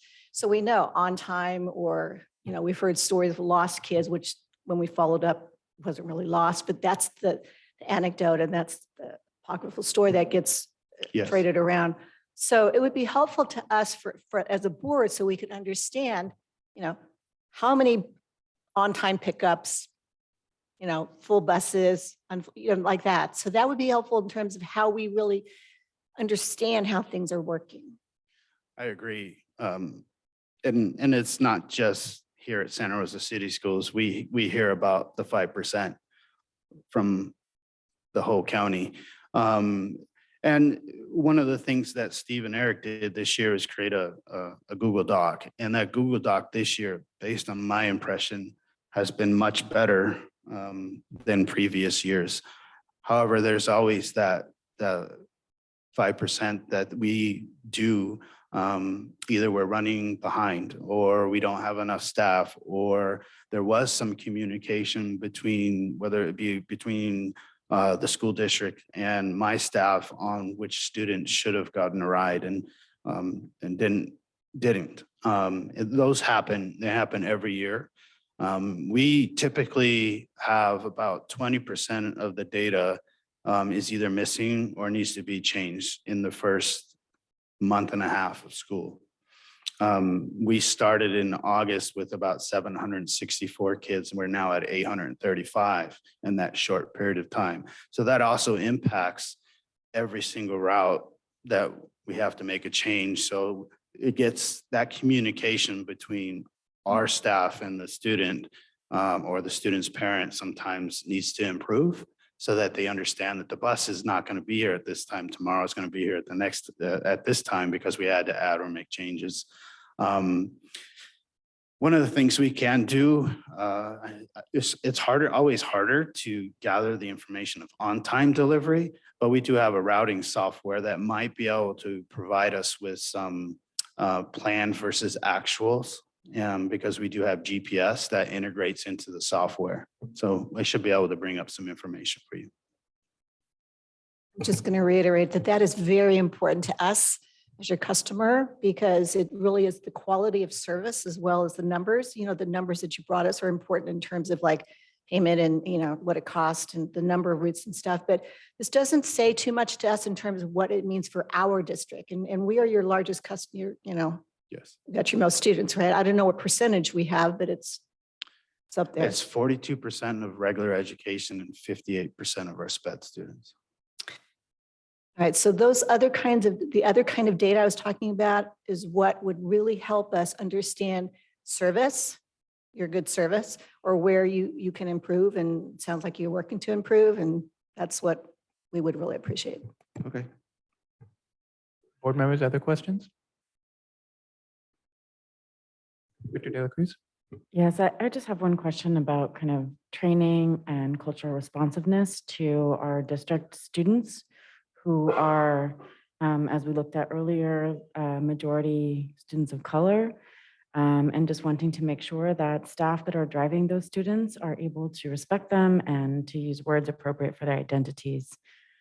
So we'd just love to hear about how West County is ensuring the physical and psychological safety of children on your buses, specifically children of color. That's a good question. We currently don't have any formal training at the moment associated with that. I will say that a majority of our staff are of color. So I don't have an answer for you to that because we don't do a formal process at the moment. But I'll be happy to work with Eric and Steve and see what that is that will help meet that goal that Santa Rosa City School has. Thank you. I think I would like to hear an update from our staff to do. I know what we do very well is to ensure that we do have those protections in place and those expectations clearly set with any contractors, and to ensure that our kids are experiencing transportation to and from school in a way that keeps them safe and whole. Thank you, Dr. De La Cruz. Other questions? So I'm going to start with a few. I'll start with AB 181, since my understanding is there's an April deadline to submit. And maybe this is more of a question for Steve and Eric, and wondering timeline is something that we can meet. It seems to me like this might be low hanging fruit for us to definitely get in that application. So first of all, we'll start with there. This is something that we are pursuing. Yeah, from what I understand, and Chad perhaps knows more, there's really not an issue on the special ed side of it. We provide door to door through the IEP, and it's probably more of the general education and full access. I think at some point we'll probably have to review our board policies on around route distancing. And I think that's kind of the issue that Chad was referring to. Currently, we have like a radius, a 2-mile, 3-mile radius that we provide. But if it's a TK through 6 program, it feels like the radius is not applicable, if I'm understanding correctly. Well, it just says TK through 6 will be prioritized within the plan that we create. I think the bigger concern on the gen ed side is, for example, Piner High School has 0 general education service. Well, we know that Piner High School has kids that fall in unduplicated and fall in the free or low income categories, which would then require some kind of plan in the future to provide service. It doesn't state when that service needs to start, but it does state that you have to have a plan on how to provide service for those students. And sorry, Steve, but there's a couple of other schools that we don't provide general education bus service to within the district. Yeah. And that plan could be, we provide free bus passes and city transportation and access is an example of the plan. So we don't necessarily have to have a yellow school bus route for every child. Okay. We have to make it transportation, not a fiscal factor for them to get to school. So, but then what the concern there is, if we're providing some type of voucher, then things are out of our control. We don't have those monitors that we normally would have with the contract that we have here, meaning communication. That's a big issue. So it's something to think about, and that probably means for all of the districts that are under this JPA, is we don't want to give up that ability to communicate, to have that communication with trained staff and with our students. Correct. Sorry, go ahead. I was just going to add that as we as a team understand more about the expectations of what should be in the plan, we're waiting for a little bit more direction from the state, then we'll be able to synthesize what it is we have in our control versus the resources that we can add to the plan that aren't necessarily in our control. Okay, and that's just, a greater concern that I have is if we are going to be outsourcing, then we are giving up some ability to monitor And if we might have to address that later on so that we aren't giving that up when we outsource, that we actually do have more binding safety nets. I don't know Right. how else to describe it. Yeah, I think one of the challenges, but it's frequently used, is the like Sonoma County Transit or the Santa Rosa Public School buses. They are used, and there's a lot of school districts that will pay the pass fee. I know that a lot of school districts, not necessarily here, but in other places throughout the state, will actually work with those individual public transit companies to dedicate some routes for their Right, students. or even ride app, Yeah. But I think, one of the challenges is that they cannot deny service to another individual that might be waiting at the stop around with the students and getting on the same bus. So. Right. Okay, another question on 181 is when does it go into effect? Is that 23, 24? It's going to utilize the money in the 22-23 school Well, oh, year. wow. Yeah, Okay. so it could be as early as next year, Okay. a reimbursement. So we apply, deadline is April. We could start seeing 60% reimbursement. 60%, and then there's COLA every year according to the law. Okay. So I think this is the governor's response to two other bills that came out. One was SB 878 and the other one was AB 2933. And they were both assembly members and Senate members that were trying to achieve full funding for transportation. Yeah. And they kind of died. Both of them died. And I think part of the reason they died is because the governor did do this in June. I think in the end, if you continue to have the COLA and it remains law, eventually it's going to get to that 100%. But at a 60%, it's pretty decent. It's a lot better than it's been since 1988. Yeah, okay. I'm going to move on. I brought up the issues around students waiting, buses not showing up, and special needs students, a number of other issues. And I mean, the explanation that is given is explanation to be expected. This is all understaffing, right? And so we're being asked to pay more to address the understaffing. We're pretty clear on that. I guess what I want to know is more money. Is that gonna address it? Where is the money gonna go? What are we getting out of the 1.2 million more in the contract for this upcoming year? For the upcoming year, that's total since 2016-17. Okay, so that's a 15% increase from. It where is, we- but you started at 31%. Right. But your actuality were 58. So it started out lower. And actually the other members were paying more as a result of Santa Rosa City School starting at that 31% until it phased in. Okay. But, to answer your question, is money going to fix the problem? I know that the folks in this room probably think about this all the time when you're trying to fill your classified positions. Do we raise the price? Is money going to bring all these people in? I would say that money's going to bring some of them in. It's not going to bring it's not going to fix the problem that it's across the nation. One of the biggest challenges is the industry's perception has changed. The individuals that come to work as a school bus driver have changed.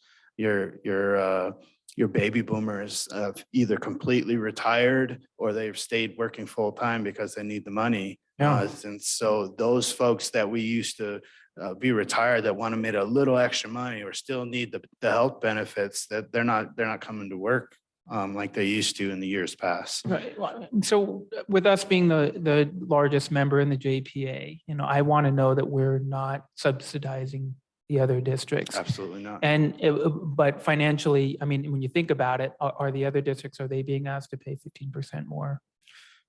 They're being asked to pay their percentage of the budget increase. Okay. So, and that's relative depending on the size of the district. And so when I create the budget, I don't create a separate budget for Santa Rosa City Schools. I create one budget. No, exactly. But Yeah. we're still just one voice. And I Absolutely. get that, but I guess maybe what I'm looking at is, again, if we're starting to seek out other money, the AB 181 money or other state dollars that might be able to help us out.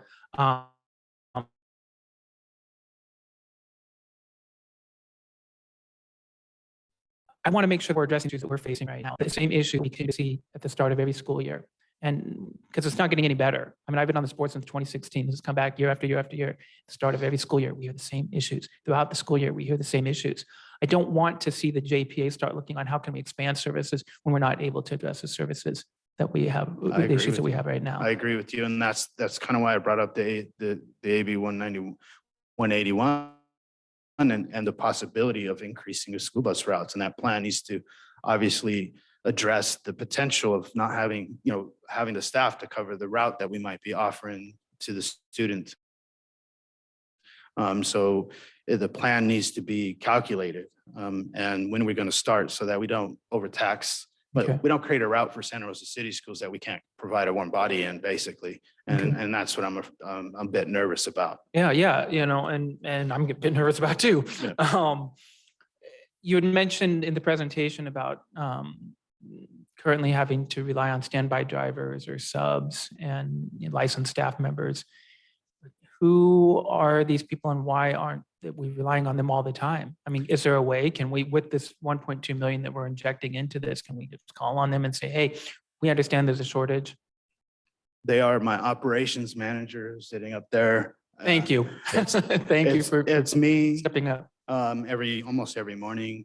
It's my driver supervisors, it's my dispatchers, it's my router schedulers that have full-time jobs that drive 6 hours a day. And that's kind of why I was mentioning that sometimes we have a delayed response from those folks, the unintended consequences as a result of them driving. So they are currently on salary and they are currently working every single day, multiple jobs. We need them. Yeah. And the standby drivers, those are also drivers that we employ full-time. They're not, we don't call on them. They actually work for us and we assign them to the routes that the sub route that they will be doing. Okay. Unfortunately, the transportation industry is in California and across the nation has about an average of 12 to 15% absenteeism rate, in my opinion, which is really high. So when you start having 10 people call out absent or they have an injury or a workers' comp, and then you're already 19 short, it starts piling up. So. And I get, and those are just, things that industry has to address. Right. And I definitely want to understand that. I just, it does impact us as your customer. I agree. And we're dealing with it on our own. We have our own attract and retain issues that we try to deal with as well. So I want to just make sure I say that, put that out there. The last thing I want to bring up is you had the actions to mitigate slide, and you talked about some of the recommendations that you're having conversations with members of the JPA around bell time and schedule. And I'm curious about what you're asking. It's hard enough for us to get a hold of bell schedules. I mean, I'm a parent and I've got to get kids to different schools, and it's designed, in a way that makes it so you've got a kid in junior high, you're trying to get them to high school as well. It's understanding of like what families are having to do. Agreed. Majority of our students are actually being transported by family or getting to school on their own. I agree. What are you asking? What are you asking of us? So we've had a couple of studies done for the JPA's board, and I provided that presentation to all those board members, and we've been kicking it around quite a bit. Really, we're talking about, and it's obviously that it hasn't made it past our boards for you to review. We wouldn't require those changes, obviously, that you would have to make them internally within your district, obviously have negotiations. We had discussions last year about bell times and how the bell time not only can reduce the staffing shortage, but it also is almost a $2 million cost savings to the agency members. Not directly Santa Rosa, but your portion of it. But it's challenging because last year there was some challenging negotiations at Territorial Park School District. We don't want to bring in bell times and, those type of things. The largest change, now we know that we're restricted in our middle school and high school bell times to 8 and 8:30 or after. So the majority of the change that we were suggesting was with the elementary students. And what we were suggesting was an earlier bell time. That way we would be able to tier that. And that's where we have a majority of our riders too, is in the elementary. we would able to tier the elementary with a secondary school. And then we get a true two-tiered system, and we would reduce about 15 to 19 school bus routes. Okay, but you see where we're facing a little bit of, when we have experts and folks speaking at the state level, talking about students needing more sleep and later start I time. agree, yeah. You know, There is the other way we can go. It just wasn't a discussion at the point. You know, Yeah. we could obviously go after 8:30, doing 8:45, and you'd have those are all things that we need to work out. And we're going to provide some suggestions. And we talked about it today in our meeting with Eric, is that we're going to provide the board with some suggestions. And I'd like that open dialogue with the administration to see how is this, is this workable? And then we can get the dialogue back. So no, but would this work? And then we can start having that discussion and see if it's obtainable. how many members are in the JPA? How many 17. districts? 17. That's a lot to manage. It is. Okay, I'll leave there. This is a discussion item, and I do not have any blue cards for folks in house. Let's go to folks joining us online. There are members of the public who would like to comment on item E4, West County Transportation Update, Annual Update. Please raise your hand at this time. Our first speaker is Deanna Oliveras. Hi, Superintendent and Board. I wasn't prepared to comment on this item, but after hearing the presentation, I am ultimately heartbroken for so many reasons that I think after this amazing presentation, it kind of flew over the board's head and they're worried about budget and only Santa Rosa City school kids, when in reality, we have so many feeder schools and we have so many siblings and family members that these are children. And I feel like you're putting this company and this man under a microscope so that you make sure that you don't pay more than other districts when we are the largest district. West County Transportation Services is the only option we have. So if you choose not to go with them, then our children do not get transported. And I'm just shocked that I know maybe being a bus driver is, way under a Yale law education, but my mother was a bus driver and my grandmother was a bus driver for Lady Law. And bus drivers mean the world to children. Children that are on the bus, no matter what color you are or gender, that does not matter. It's a socioeconomical issue. Poor kids ride the bus. One family households ride the bus. Kids ride the bus that don't have grandmas to help them or neighbors to let them in. They're all alone. I know a family who doesn't want their children to cross Highway 12 because they both work, so they put them on the bus. These are kids that need help, especially the special education. So I would implore you all to figure it out, because it doesn't matter if these bus drivers are trained in what gender a child wants to be called, because we don't currently have enough bus drivers. And when I was a little girl growing up, I rode the bus until I was old enough to be embarrassed of my home, which basically looked like a shack. And then I stopped riding the bus and then I became truant. So I think you need to realize that these bus drivers are important and these kids need to be on the bus to get to school in some situations. Thank you, Ms. Oliveras. Our next speaker is Margaret Boone.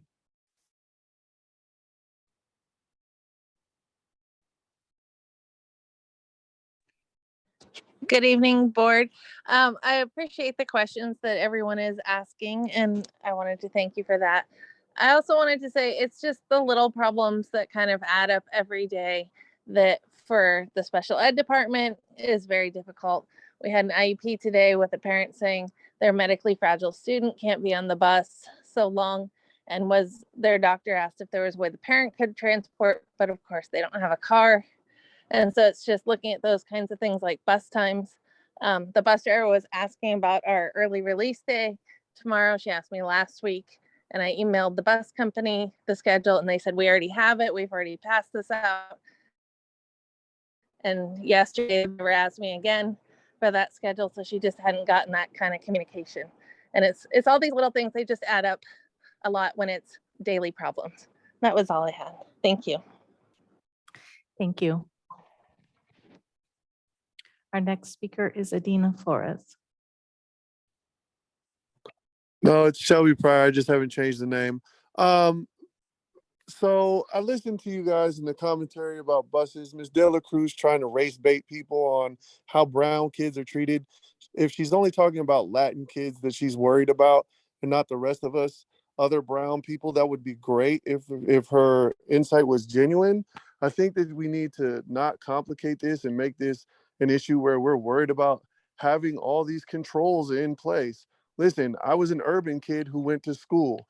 I had to take the public bus. This isn't an uncommon thing. This is a general practice for people who can handle doing this on a regular basis. If you live in San Francisco or you live in any of these other places, those are your options. Again, I really want to talk about the fact that we keep talking about how the minority kids are being treated. This is ridiculous. Okay. If your kids act right and they're doing what they're supposed to be doing, they're going to have no problem taking the transportation. If your kids are being uh, un, unruly or not in the narrative that people are talking about, guess what? I was probably one of those kids myself. And I've been kicked off of a school bus for not necessarily doing what I should be doing.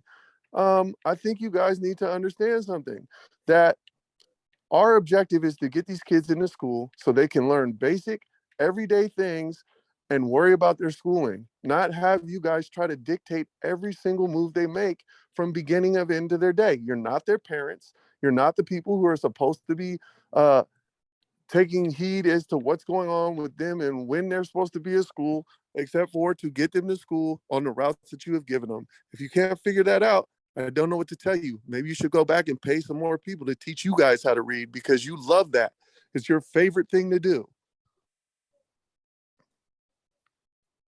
Thank you. Our next speaker is Sheila Walker.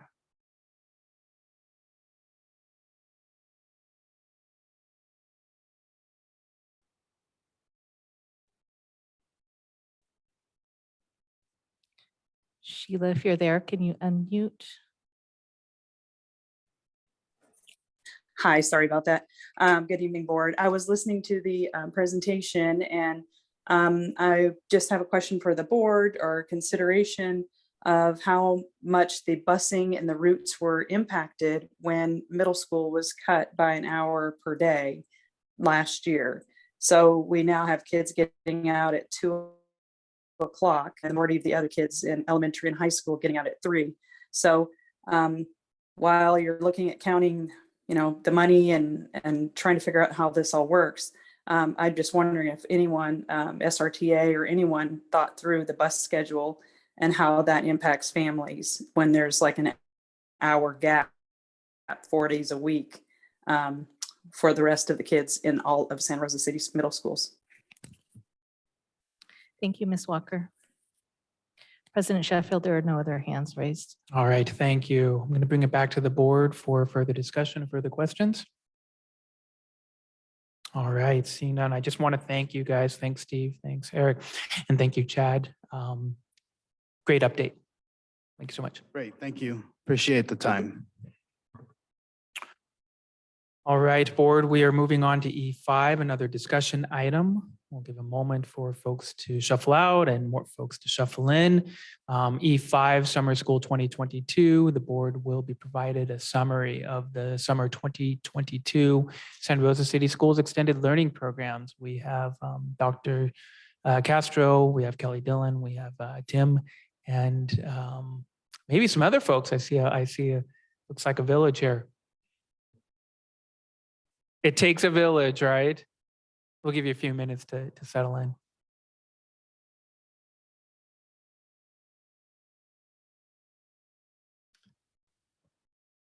Thank you for the opportunity. We're going to be presenting information gathered from this last summer school program. This is an impressive group.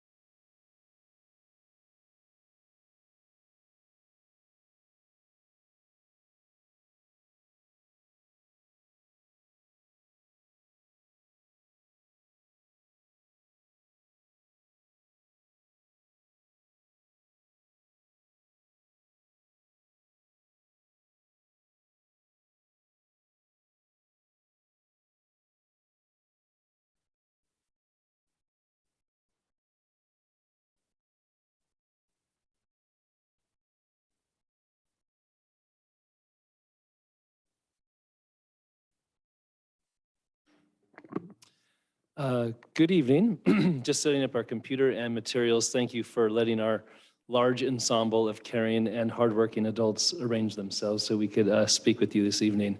So I'm just joining as a panelist so I can share my screen.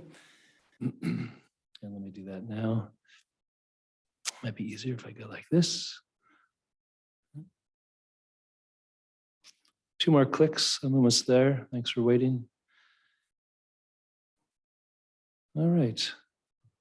Should be able to share it now. Okay, good evening, Superintendent Trunell, President Sheffield, and the members of the board. Thank you for having us here tonight. I also want to always make sure I recognize our Santa Rosa City School students and our families and our staff that are present and just our general community that always connects with us. And of course, we have to take a special moment to wish our own Vice President Jill McCormick a happy birthday. So happy birthday to you. We won't sing.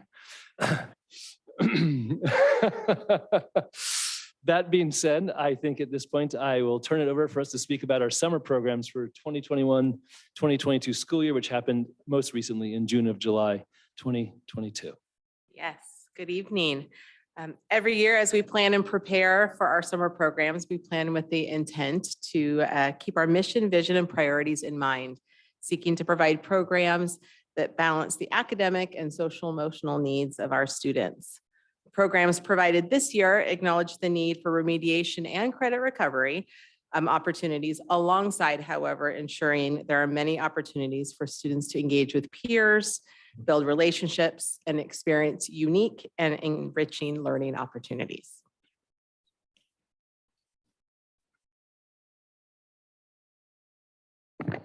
So that brings us to the notable information, but I would like to mention that the administrators that are here tonight are probably the notable individuals and members that really lift our programs and care for our students and really deliver wonderful opportunities. But that being said, there are some data points besides people that might be worth reviewing. You'll notice in 2019 and 2020, we did have kind of lower numbers and compared to the increase that we've seen most recently in 21-22. That was the intent, to make sure that the number of programs was greater. It was to make sure we served a larger number of students and that we gave them opportunities for enrichment. We gave them opportunities for exploration. We provided opportunities for self kind of development, and we also provided opportunities to mitigate and address learning concerns for students who may have struggled in the few years ago with the kind of removal of school in person and moving to online. We did also expand different programs, such as we added women in construction. So there's always kind of an ongoing need to increase opportunities and have diverse opportunities for our students. You might see the students served in 2022 and say, oh, we'd love to see it be up there with 2021. Primarily, we did see a smaller subset of students in the most recent summer programs due to not as many of what we call our Jumpstart programs, which we'll talk about a little bit later. But those are typically driven mainly at the site level with staff. And with the pandemic moving into the endemic phase, there seemed to be a less notable need for those at the immediacy that we saw in previous year. But we still did increase the service to our community, and that was felt good.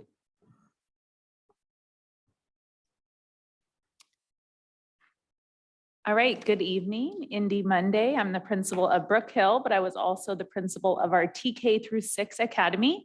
It was an awesome program that this year we were at James Monroe. It was open to transitional kindergarten, which we called Kinder Academy, through 6th grade. And those were students that were enrolled last year. We had representation from all of our public schools, which was awesome. And what we did is we focused on our literacy and math skills that our students needed maybe a little bit of extra time with. But then what our teachers did is they created interdisciplinary units. So those are things like science and social studies. I saw a lot of art, which was awesome. And then a couple of our other focuses were our social emotional learning, really important. So those are things like relationship building, classroom circles. We had 2 restorative specialists as well as a student engagement facilitator. So they helped with conflict resolution. Again, lots of relationship building, classroom circles. Our student engagement activity worker did things like have spirit days, have soccer tournaments out on the soccer field, and we served just over 180 students. Thank you for letting me share.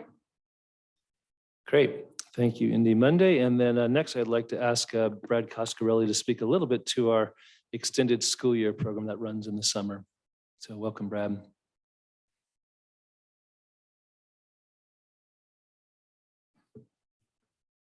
Thank you, Tim. Good evening, everyone. Brad Coscarelli, principal at Hidden Valley, and this year principal at the Extended School Year, or ESY Summer Program. This is basically a special education summer program for those students with active IEPs, or individualized education programs, plans. We were at 3 schools, Steel Lane, Slater, and Ridgeway. And as you can see, we had a very large program, 27 classes with over 330 students. And we do have many, many staff members to assist, so over 100 staff members. We have a great time. It's amazing and fun. And we concentrate on, as you heard, the social, emotional, and academic learning for all of our students. Thank you. Great. I want to make sure I thank Brad Coscarelli again and invite Aida Diaz to speak to Excel for Youth. Good evening, Aida Diaz, principal of Cesar Chavez Language Academy, and I was a principal for summer school for Excel for Youth. And this last summer, it was held at Helen Elementary School. We were able to offer 2 weeks sessions.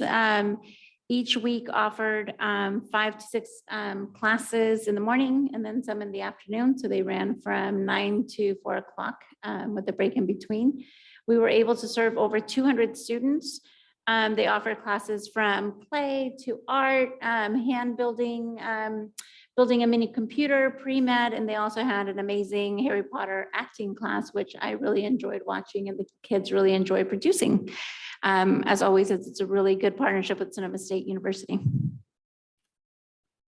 Great. I want to thank Aida Diaz again, and I want to invite Andrea Correa and Eric Olson and Isaac Srta to speak to high school credit recovery.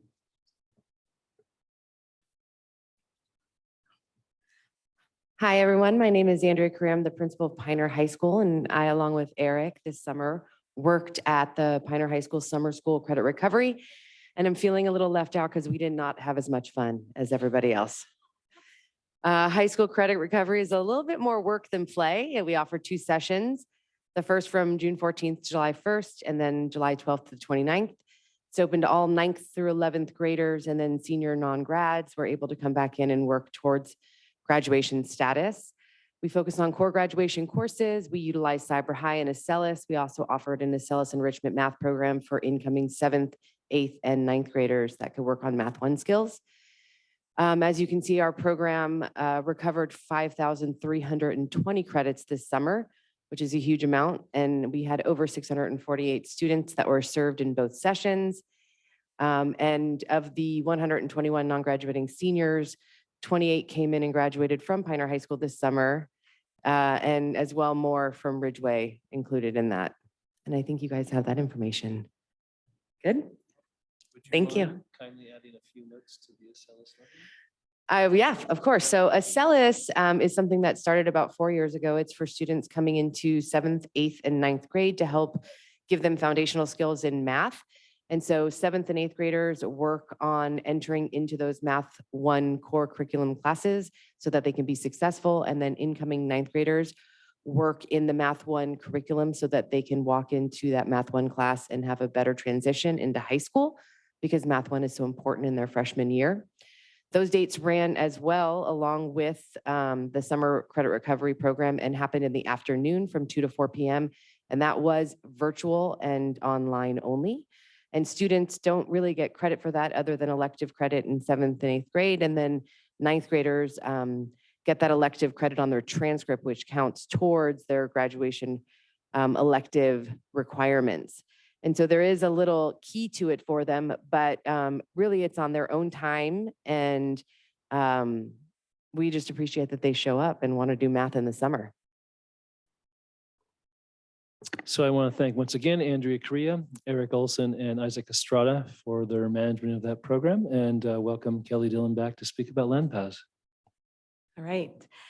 We were really excited to be able to continue our partnership with LandPass this summer.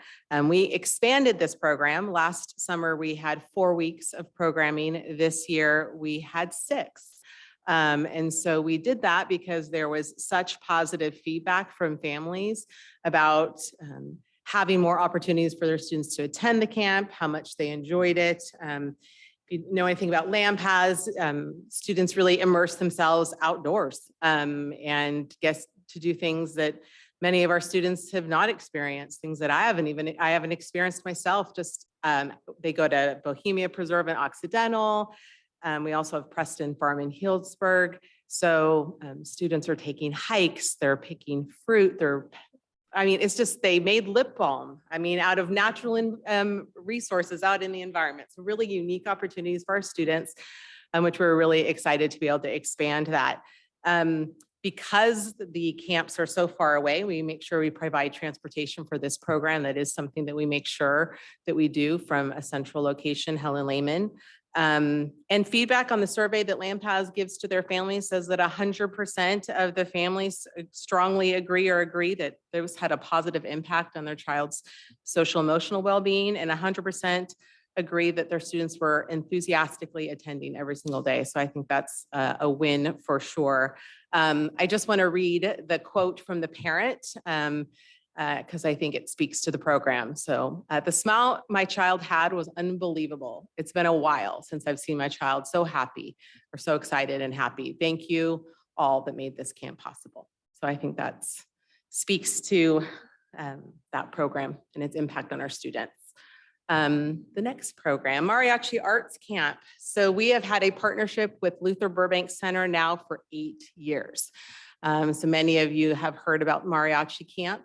And this is a camp that is open to Santa Rosa City School students as well as students throughout our community. And so we had more than 95 students attend the camp, but 95 students of ours attended, which was incredible. And I realized there was a number missing up there in the last bullet. So the number of high school students receiving elective credits, I'm going to have to go off my memory. It is in the range of, I think, 25, 28. So they get 5 non-A through G elective credits for attending if they complete the whole program. It culminates in a performance at the Luther Burbank Center for the Arts, which if you've ever been to that, it's pretty incredible. A packed house of families and community enjoying the students who get to showcase what they learned. I want to make sure we thank Kelly Dillon for her service to our programs. She helps organize multiple of the ones she's spoken to. And with that, I'd like to invite Kathy Fry to speak to our migrant education program. Good evening. I'm Kathy Fry, State and Federal Programs Administrator for Santa Rosa City Schools. And we had both an elementary and a secondary summer school program. This slide here is about the elementary program. It took place at James Monroe, and it was from June 6th to July 1st. The difference with migrant education is that we can't combine programs. It's one of the rules that migrant education has through the state and federal government. And so we had separate hours, but also combined classes. So Indy Monday and I got to know each other a little bit as our summer program began with 1 week of just the migrant students. And then the second, third, and fourth week were our students. They came in the afternoon for our program, but they were in the morning with Indy's program. The program is open to all of the students that are migrant ed. We had everybody from kindergarten through 6th grade going in. No, that's wrong. Kindergarten through 5th grade, because the 6th graders went to the program Adelante, which is hosted by Butte County Office of Education. Adelante is actually the principal for Adelante is Ever Flores. And it was an amazing program. I went over there one day to just observe and see what it is that the kids were doing. And there was a robotics program going on, and the kids were so fascinated with all of the different things that you could actually do with robotics. Let's see, it was at Santa Rosa Junior College, and it also provides credit recovery for those students that are in high school. That's it. Thank you. I want to make sure we thank Kathy Fry for her organization with our migrant ed programs and turn it over to Debbie Cardozo to speak to some other programs that we offered. Thank you. Good evening. I am Debbie Cardozo. I'm the Director of Career Technical Education for the school district. The Mike Hauser Academy is offered in partnership with the Santa Rosa Metro Chamber. This summer marked our 15th year of partnership with them to offer this program to rising ninth grade students. The Academy offers students a direct learning experience and practical application in STEM, so science, technology, engineering, and math. And this year, students observed demonstrations and participated in hands-on activities with industry partners from Keysight, Medtronic, Comcast, City of Santa Rosa, PG&E, just to name a few. And you'll notice in the slide, there are a couple of student experiences highlighted. So as highlighted, students got hands-on experience with architectural plans. The bottom picture actually has students learning about a device and a procedure utilized to replace a heart valve. So pretty amazing things happening in the classroom for our rising ninth graders. A total of 88 students participated, 33 from the Roseland School District and 55 from Santa Rosa City Schools. And all students completing the program earned 5 elective credits.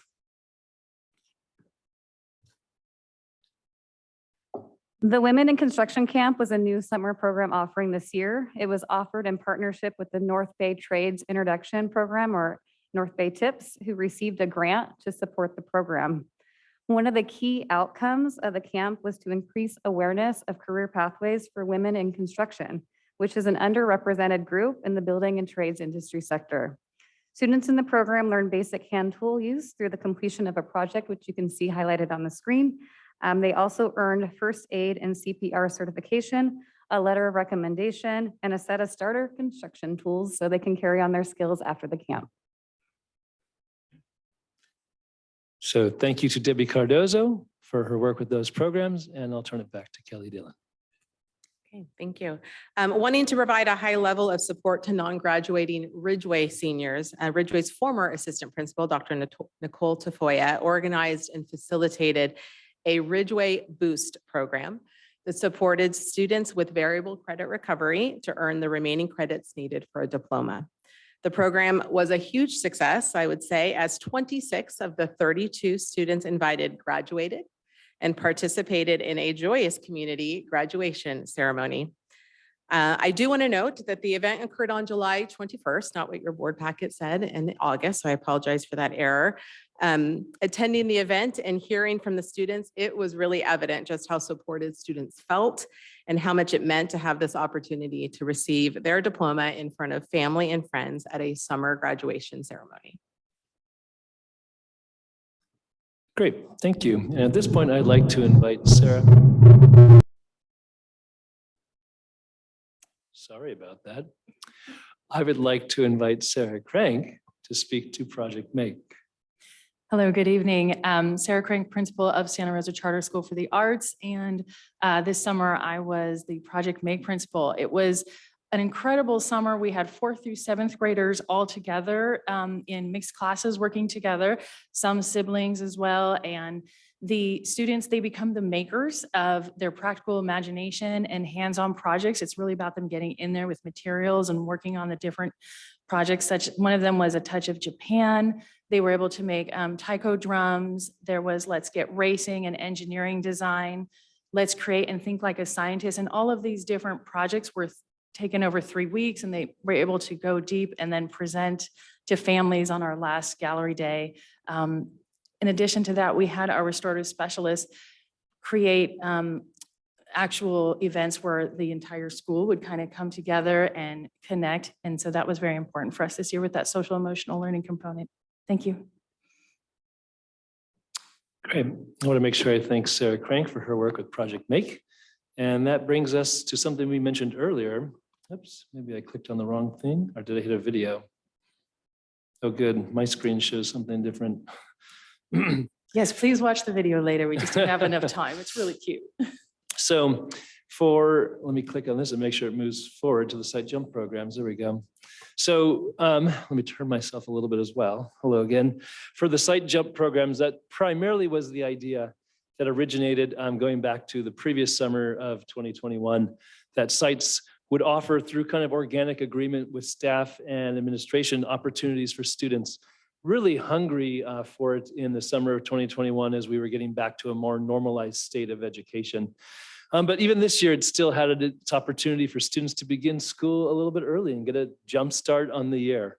That included some wonderful activities you see mentioned here, things that were about exploration and building, but also things that kind of got down to some really key things about mathematics and language arts.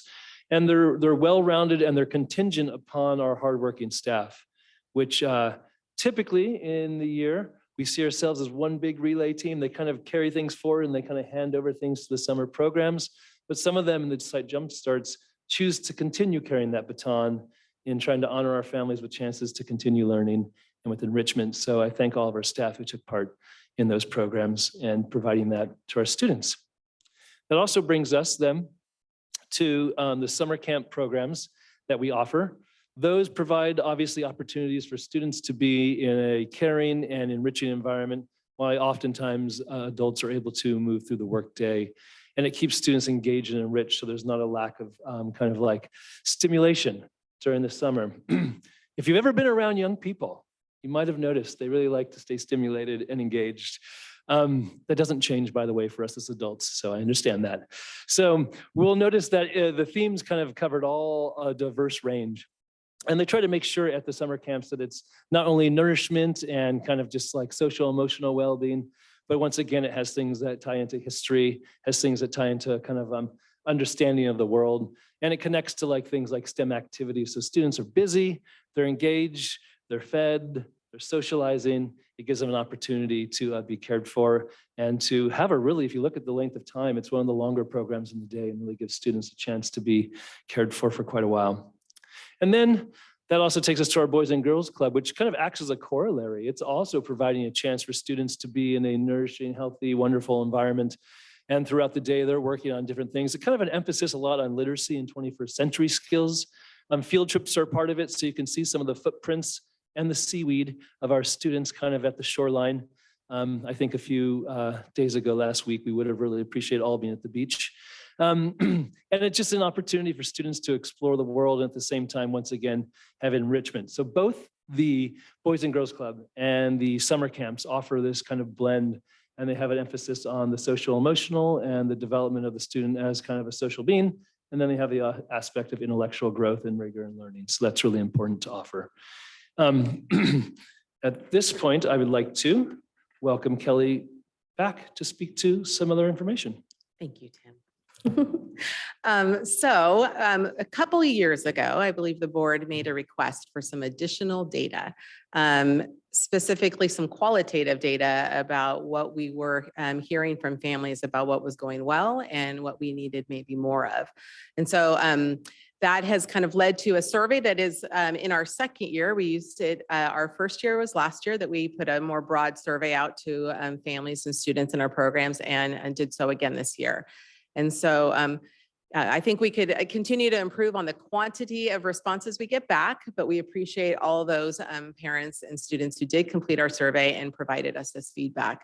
And what we can see that is that the majority of our families and students believe that the programs met social emotional needs, supported academic needs, and that they would like their student to continue in the program. But I personally will speak to say I'd like to see that percentage increase. I'd like us to continue to kind of make progress in that area and appreciate kind of the more written feedback that parents and students gave us through the survey. Some of the things that we know that they really appreciated was the academic support and the opportunity for their students to recover credits and even graduate, which is incredible. We also know that the outdoor camps and opportunities for students to get outdoors is very much appreciated. And we would like to continue that. And we also had many comments about the opportunity for students to kind of engage in hands-on learning, the opportunities to do visual and performing arts are things that parents and students spoke highly of. What we do know is that there are still some things that we could work on. Programs that are longer in the day and longer in length overall are what our families are looking for. They're not always the easiest thing to develop because they require a certain level of manpower and a longer work day. But we know that the programs that we offered, such as Boys and Girls Club, our summer camps, get highly attended, and parents provide feedback that it's very helpful to them and enjoyable for their students. So continuing to kind of think how we can do that is something that we should continue to talk about. The also thing that came up is communication this year. We did not hear that last year, so it's something we need to reflect on. But in some of the survey data was a desire for more timely and frequent communication. So we'll need to kind of reflect on that and see where we can improve for next year as well. Great. So in the previous slide, there's a moment of a little bit when Kelly and I first look at the feedback where we go, oh, we want to see 100%. Strongly agree for anything that we offer. That's a no-brainer. But then we usually get to this part of our information. We're kind of like, okay, we have to just be more mindful of what really is being asked. A lot of times it's increased length of time. Sometimes it's transportation opportunities. Things that kind of, say like we like these opportunities, but we want them maybe even more. So what we look at is, would you choose to enroll your student in the same program again? And last year was also in the same range of 90%. So then Kelly and I feel like, okay, that feels important to us, that families are telling us that, yes, thank you. Like we would take advantage of this, but hey, it'd be nice if it were a little bit longer or whatever, which takes me to the balance. We have wonderful staff here tonight. They've had long days. We've had other people who have come in at different times. It's a balance for us to offer to our families everything that we want to give them, and to also be mindful that our employees have vacation time and families, and we want to kind of find that sweet spot. So it's always a little bit of a tug and a pull, but I want to commend again and very publicly the administrators that you see here tonight. These programs are organized by Kelly Dillon, Maestro, teaches me a lot. I'm always like, Kelly, how do you do this? I started during the pandemic. I don't understand. And then I make a few contacts here and there. And then really these individuals step up and do the logistics, the communication, the planning, and they give the heart every day to the students and the staff. And they deserve the credit for that 90%. And the 10% I'll take as mine to do better at.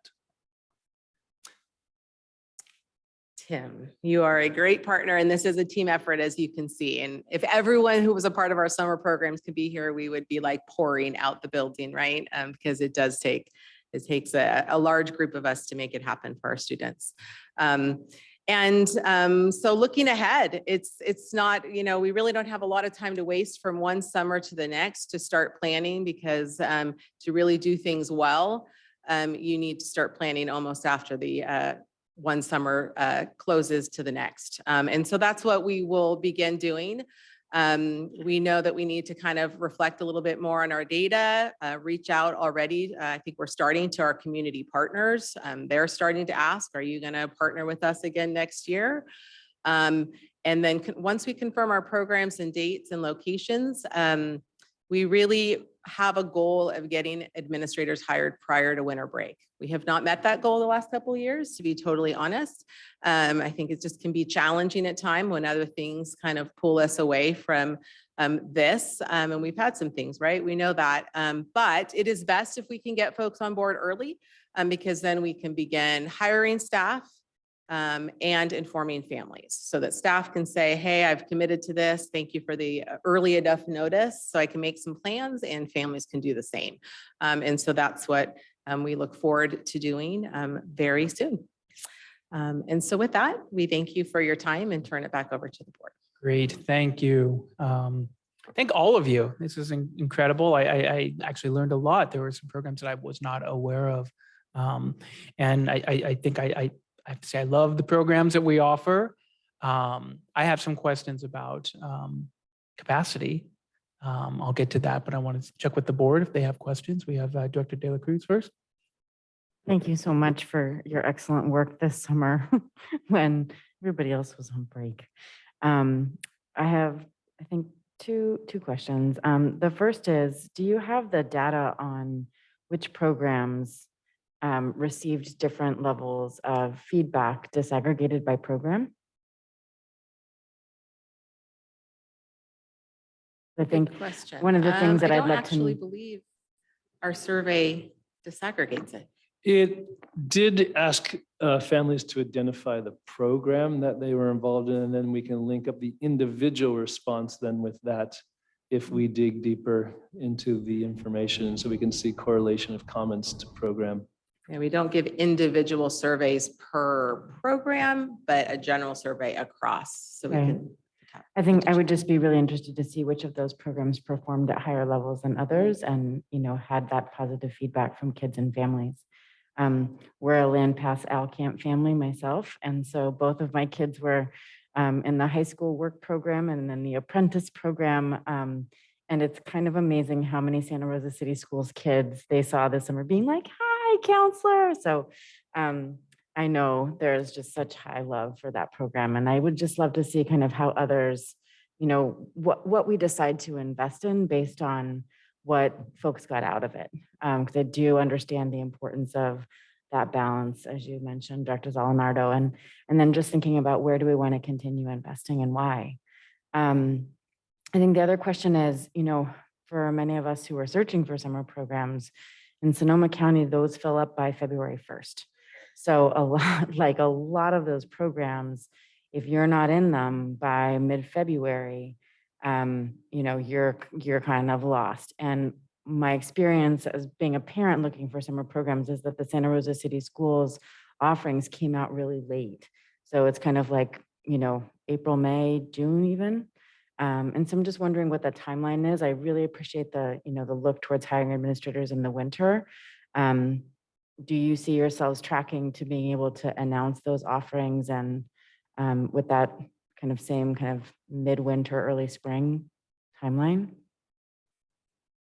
I mean, I think that is definitely our goal. We may have had 1 year, to be totally frank, where we got administrators hired before the winter break, and it does make for a much smoother process because we know how the end of the year gets busy. So if we can get administrators hired prior to winter break, then I think that programs should be able to be announced, because in order to hire the administrators, we would want to know the programs, their dates, and their locations.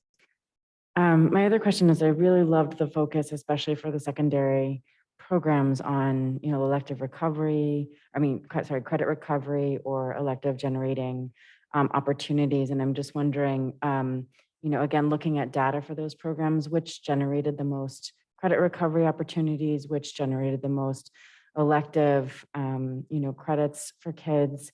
And then just thinking about how can we leverage some of that with staffing or having volunteers from the secondary levels kind of, you know, help to support programs at the elementary level that cross, not generation necessarily, but kind of cross age is something that Land Pass does really, really well. And having their programs really have that sustainability by having, you know, campers come back and act as counselors and receive that high school work experience, you know, at a much lower cost than somebody who's actually paid for it. I have one more question. My last question was around the migrant program. And I do understand that there are significant restrictions due to the statutes around the migrant program funding. But I'm wondering if there's a way to kind of keep that class together, but actually pass them through a couple of other programs rather than just the standalone migrant program, so that they really are kind of experiencing a range of things outside of just that one offering. The migrant students were able to participate both in the morning program and in the afternoon program. The morning program was what is it, pre-K through 6, and the afternoon was the migrant education program. So they did participate in both. We can't combine. At one time, Santa Rosa City Schools did that, and unfortunately, we were found out of compliance. So as a result, we do have to have it separate.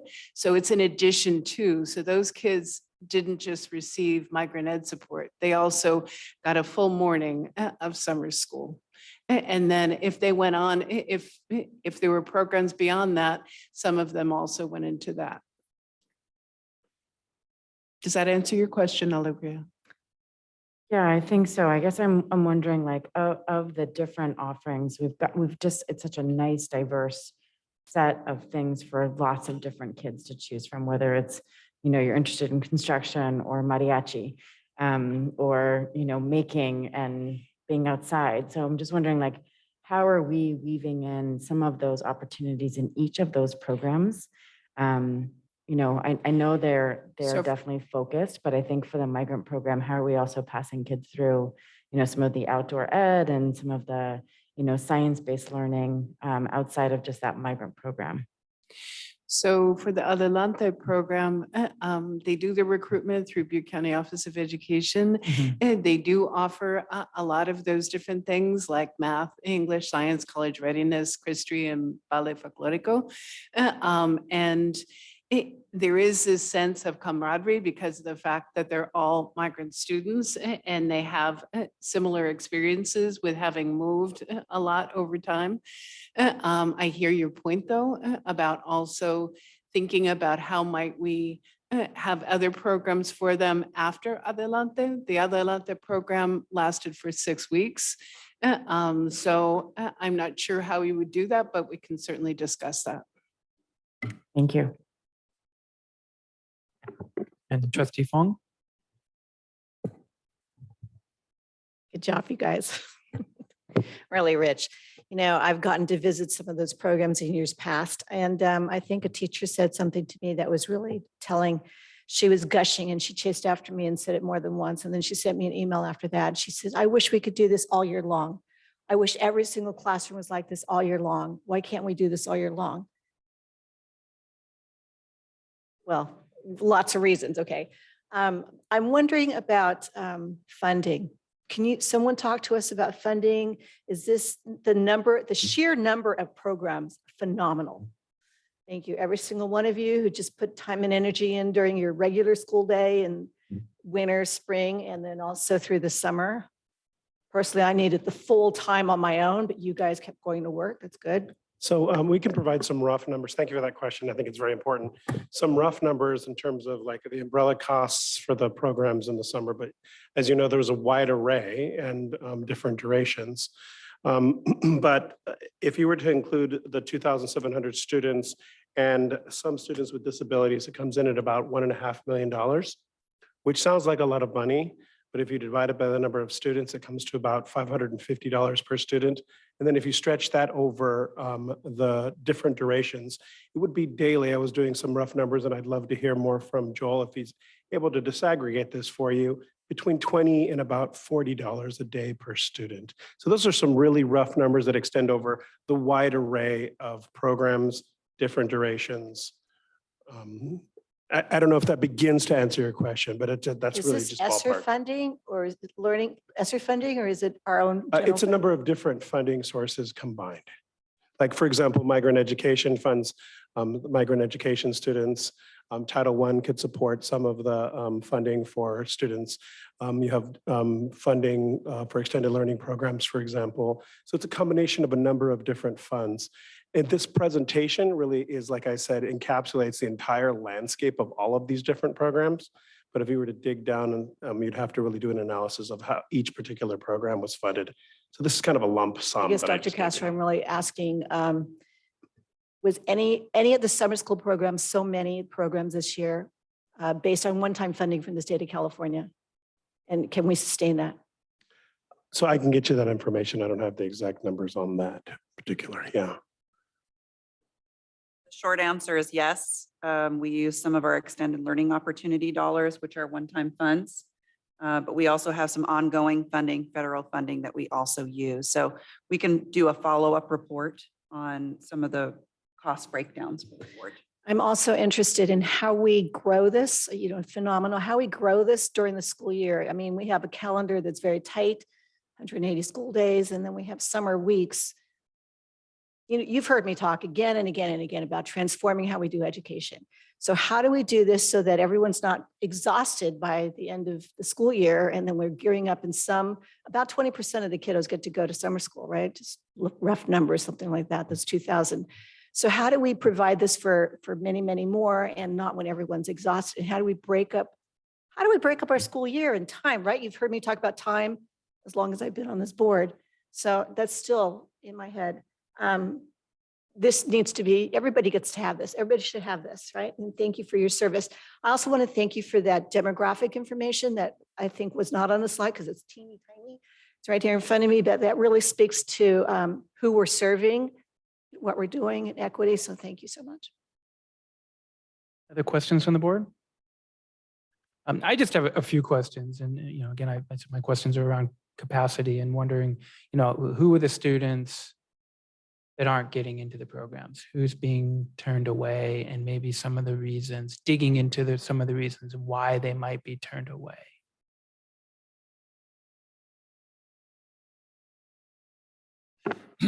So that is probably a nuanced answer. It's a good question. I mean, obviously we endeavor not to turn anyone away, but there are some limitations. So some simple answers. I'll also have Ms. Kriya speak a little bit to like one of the programs specifically, but sometimes you might have a limitation through our agreement with different programs for just the capacity.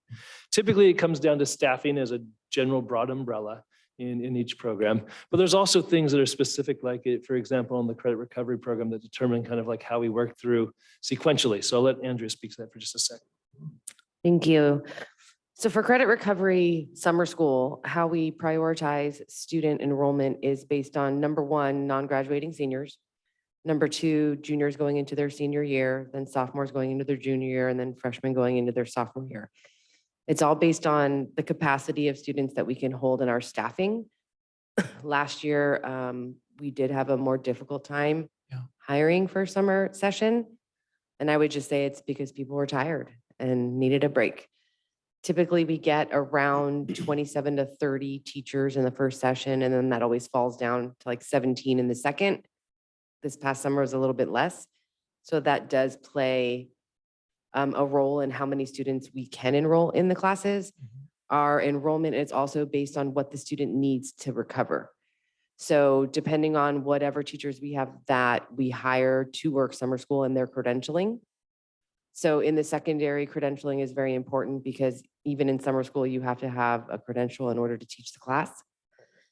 So if we get 3 history teachers, but only 1 English teacher, excuse me, we can offer 1 English class and 3 history classes. So then we're going to look at, from the priority of how we enroll students, who needs history. And we're going to take those kids first because we can enroll them in the class because we have 3 teachers. And then we would go to English. And if we only have 1 English teacher, we could only enroll 35 students that need English. And we're going to start with those seniors that didn't graduate, then juniors, then sophomores, then freshmen. So typically it's a lot harder as a freshman to enroll in summer programs because of the priority of trying to graduate out our students as best we can and support them with the credit recovery. Well, as you said, the credit recovery, it's no fun, but it's so important. And I mean, for me personally, and probably for the district and the health of the district, this credit recovery piece is the area that we probably need to focus on the most. It's not robotics. It's not, out in nature, but it's definitely needed. It's definitely needed. Again, the byproduct of the pandemic, we really do need to focus on that, and would encourage the district to focus, use as many resources as we can and direct it towards this recovery, credit recovery piece so that we're not turning students away from here. I understand that there will be a capacity in a lot of the other camps that we're offering. Director De La Cruz brought up, the scramble. If you're a parent and you're trying to get your kid into summer, it really does. It starts in February. and there's tears. We're up at midnight and we're on the phone with friends. Okay, because your kid can't go off to camp alone. He needs a buddy. She needs a buddy. They need a buddy.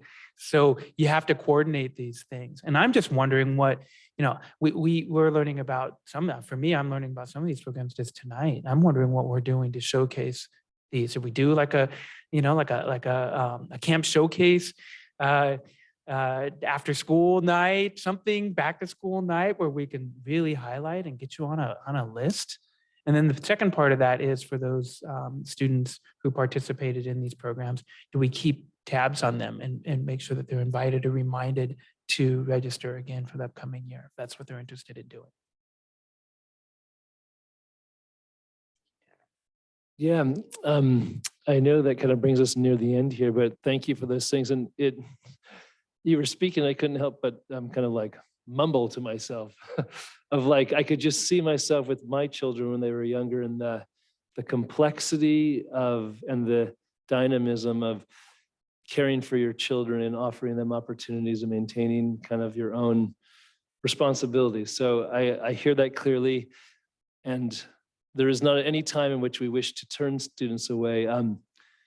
You're asking some good questions about the ways in which maybe we think about the reach out and longevity wise, especially if they needed access to it in the summer at one point, they probably would appreciate it again. So those are food for thought as I'm thinking about them. And I just appreciate you helping me empathetically bring myself to envision what it is for families to have opportunities versus not. It's extremely important for me to remember. Okay, well, if there are no further questions from the board, we have another question down here. I Yes, just have one more Studio Cruz. question.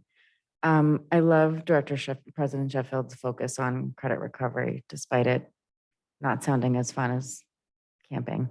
But one thing that I think I experienced was with freshmen trying to get into credit recovery. Because they couldn't, they started sophomore year being really bummed out.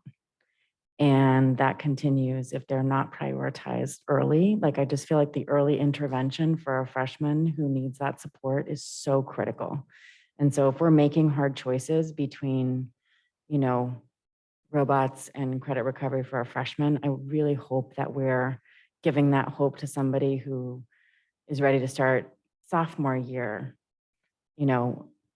where everybody else is, rather than already feeling that like they're behind and they missed out and they couldn't get into a program. So I think, again, just thinking about, prioritization and seeing the amazing work that you did with credit recovery. I would just like to add a voice to saying, like, let's make sure that everybody who needs to recover credits gets in, regardless of what grade they're in, definitely with a focus on getting kids to graduate, but also recognizing that if we intervene early with a ninth grader, that ninth grader is more likely to graduate than if we're doing that in 11th grade, right? So just, again, thank you so much. Thank you so, so much. And just building on that, it's undoubtedly a cost. It's a cost that the district is going to have to take on, and that's something where you might find support from the board. Okay, we're going to public comment. I do have a blue card on public comment from Ashley Bell. Yes. Hi, Ashley Bell, Santa Rosa High School.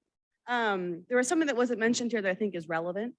The teacher pay this year to teach for summer school programs was less than last year. So we were paid more if we did summer school last year or per hour than we were this year, which makes it a less attractive option to teachers. So I think that's something to keep in mind, right? If you want to attract someone to do something extra, and then one year they make more money than they do, the other, it's less attractive. So I think that's really important to note. And for the secondary credit recovery option, it actually started at 8, not 8:30. I was planning on doing it myself, but it started a half an hour before our usual scheduled day, and I couldn't get childcare beforehand. So even though I was going to make less, I was open to doing it, but we actually started summer school before we start normal high school. So those are two factors that were at play, I know, for numerous educators about why we didn't participate in summer school, apart from the exhaustion, that I think are relevant that you should know about, that weren't part of the presentation. Thank you, Ashley. And we have Margie Braylon. Margie? Good evening, thank you. when we're looking at this, I think it would be super helpful if we also could look at the metrics that we said we'd use to evaluate this. I'm really curious, those 8th graders who did the Acellus, what happens now when they're in math in high school? You know, can we show that the other kids that were similar to them that weren't able to take advantage of that program for whatever reason had a more difficult time, or that they had an easier time? Can we actually evaluate that what we're doing is helping? Thank you. Great, thank you, Margie. Let's go to folks joining us online. There are members of the public joining us on Zoom and would like to comment on item E5, Summer School 2022. Please raise your hand at this time.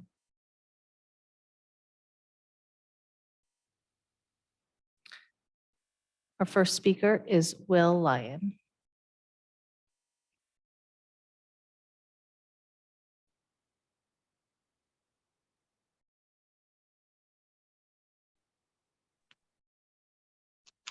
Good evening. Can you hear me? Yes. Oh, good. Good evening, members of the board. I'm Will Lyon. I teach English at Santa Rosa High School. First, I want to commend the team on summer school.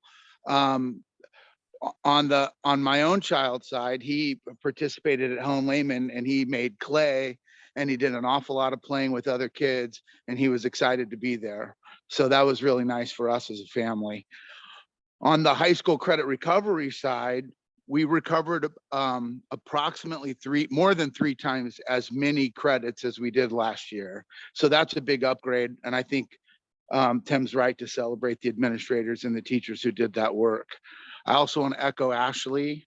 I was one of the teachers who taught a summer ago at the full salary. And this summer I decided to work on mental health because it was going to be about $30 an hour less if I taught it. And so, you know, I was also exhausted. I had my first unpaid summer vacation in about a decade, and I'm glad that I got it. But the year before I needed that vacation too, but the money got me out the door. So I echo that. And lastly, I don't see us summer schooling our way out of our credit recovery issues.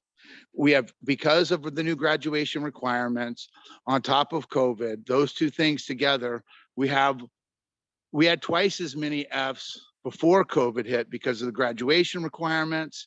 And now COVID makes that it makes it worse.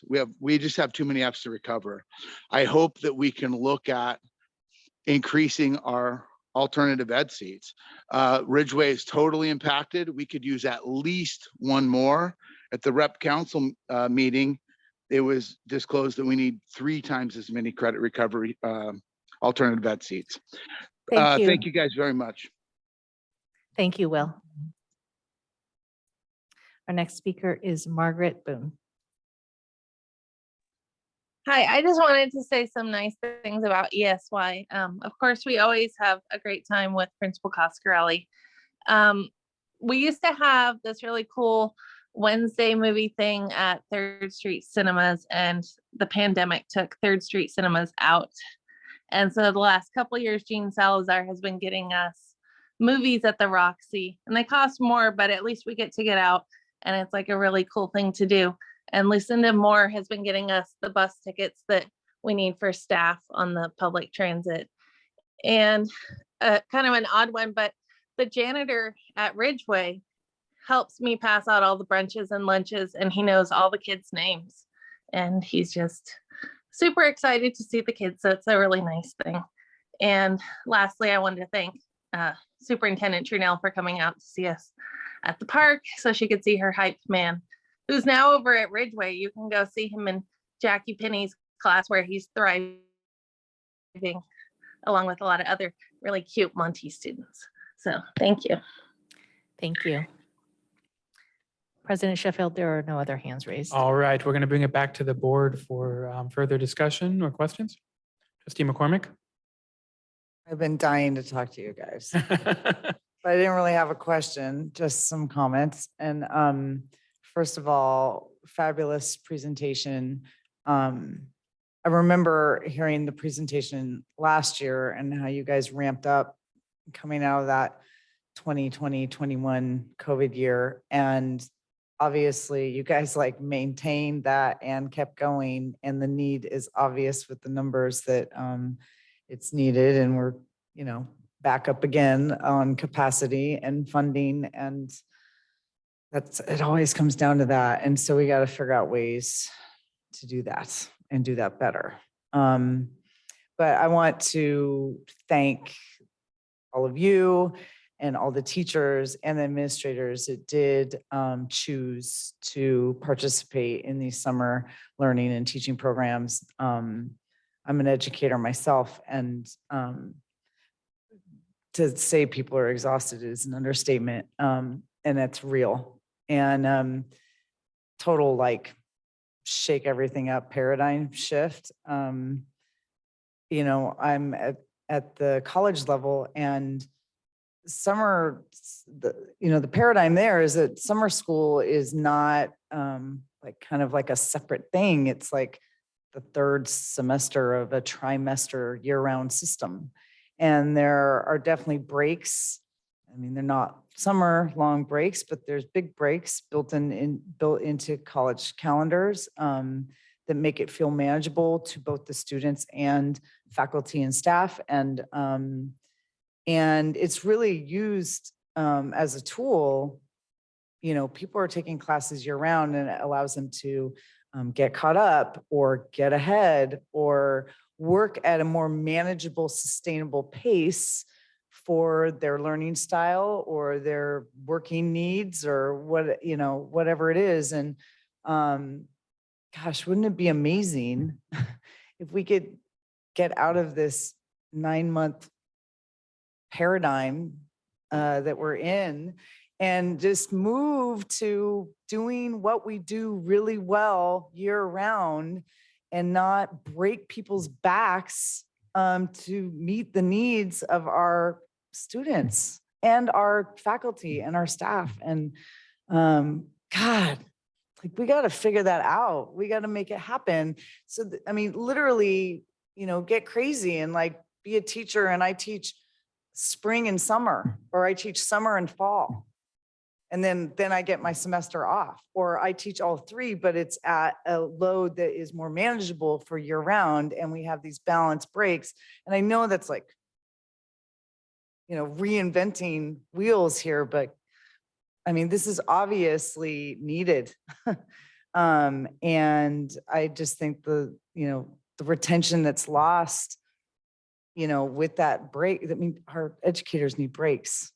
Like we need breaks, and our families need breaks. And I get that, but there's a, I don't know, I think there's a more sustainable way to do this so that it's not summer school, some special thing that's separate from what we're already doing. It should just be what it is. And we should just be doing that year round. And I really believe that. So I don't know.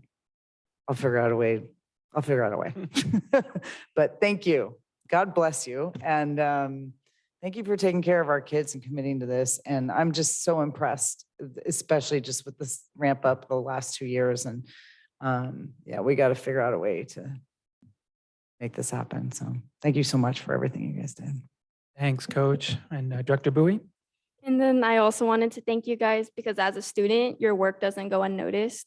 And I really appreciate it. And then one thing that really impressed me was the credit recovery, because I know that I do school year round to get ahead, but I know it's really difficult for other students to stay on task and be on the road to graduate.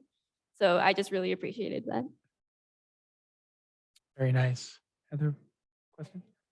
Go forward. I am just one board member, but I think the board members are in the same line of thinking. I challenge you, your leaders. First of all, I thank the teachers who did the summer school, right? For whatever pay, they really thank you, the teachers, because they're inspiring kids, right?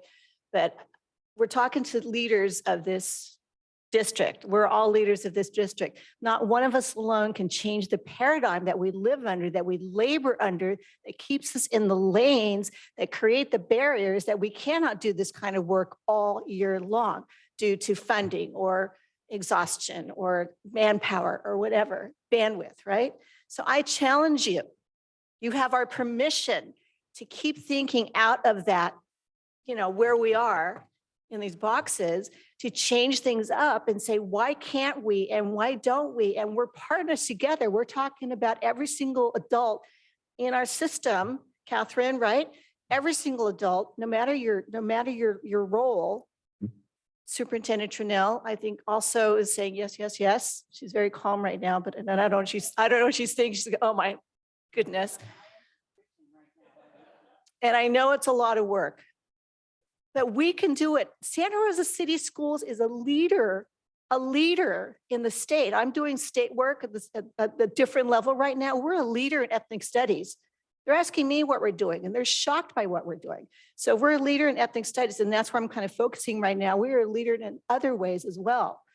So I'm just inviting you and urging you and giving you permission and trying to inspire you and put our foot against your backsides. We will support you, but we have to do it together. And it's not a top-down thing. The board can't tell you what to do. The board cannot do that. It won't fly. It has to be groundswell together. And you all believe in this stuff. I know you do. Individual conversations, teacher conversations, you all believe in this, but we're all just kind of like, I don't know, in this just tone of how we have to do things because we did it all through the 20th century, heck, the 19th century. Okay, thank you. We're counting on you. Thank you, Trustee Fong. And hey, thank you, team. We should all celebrate, congratulate Team Summer School. You guys do incredible work. Before I let you go, I just want to, again, make sure we acknowledge all of the partners, Boys and Girls Club, Land Paths, Santa Rosa Metro Chamber, North Bay Trades. I know there are others, but these are the folks that really help us keep these going and help us provide, all these wonderful programs that keep our kids engaged, that are interesting, and hats off to them as well. Thank you all again. Looking forward to maybe future updates and letting us know what to expect for next summer. Great, thank you.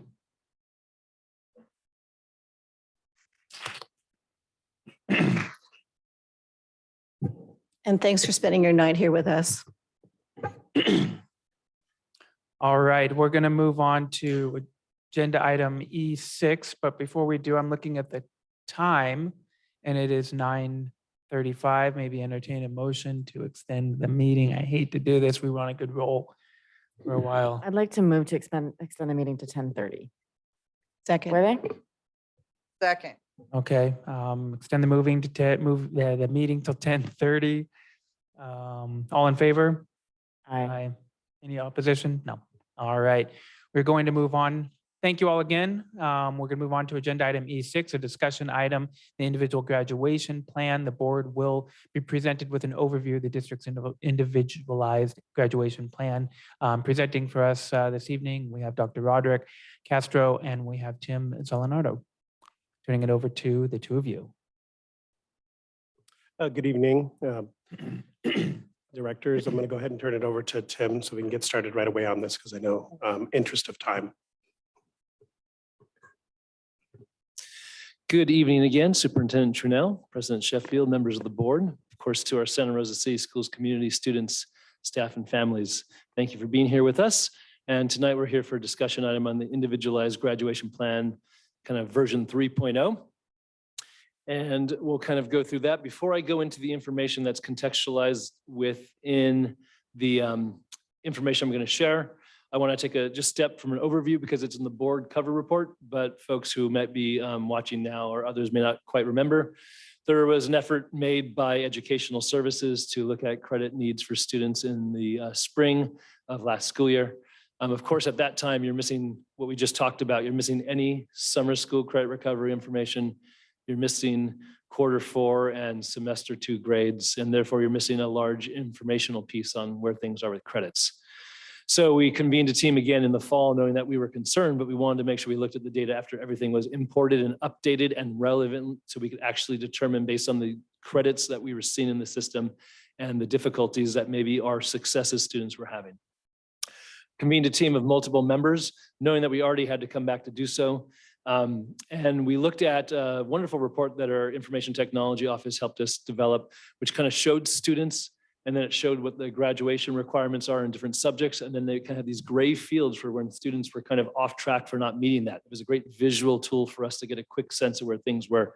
We noticed very quickly in looking at the information, which we'd kind of started to see before, that there was still probably a need. And we noticed, as I'll speak to in a few minutes, that there becomes a dilemma when you're doing credit recovery around core classes, that electives, which we all agree are extremely important to the enrichment of human beings and educational systems, those credit needs can cause a little bit of a dilemma in terms of credit recouping in core subjects, because you have to let something else be.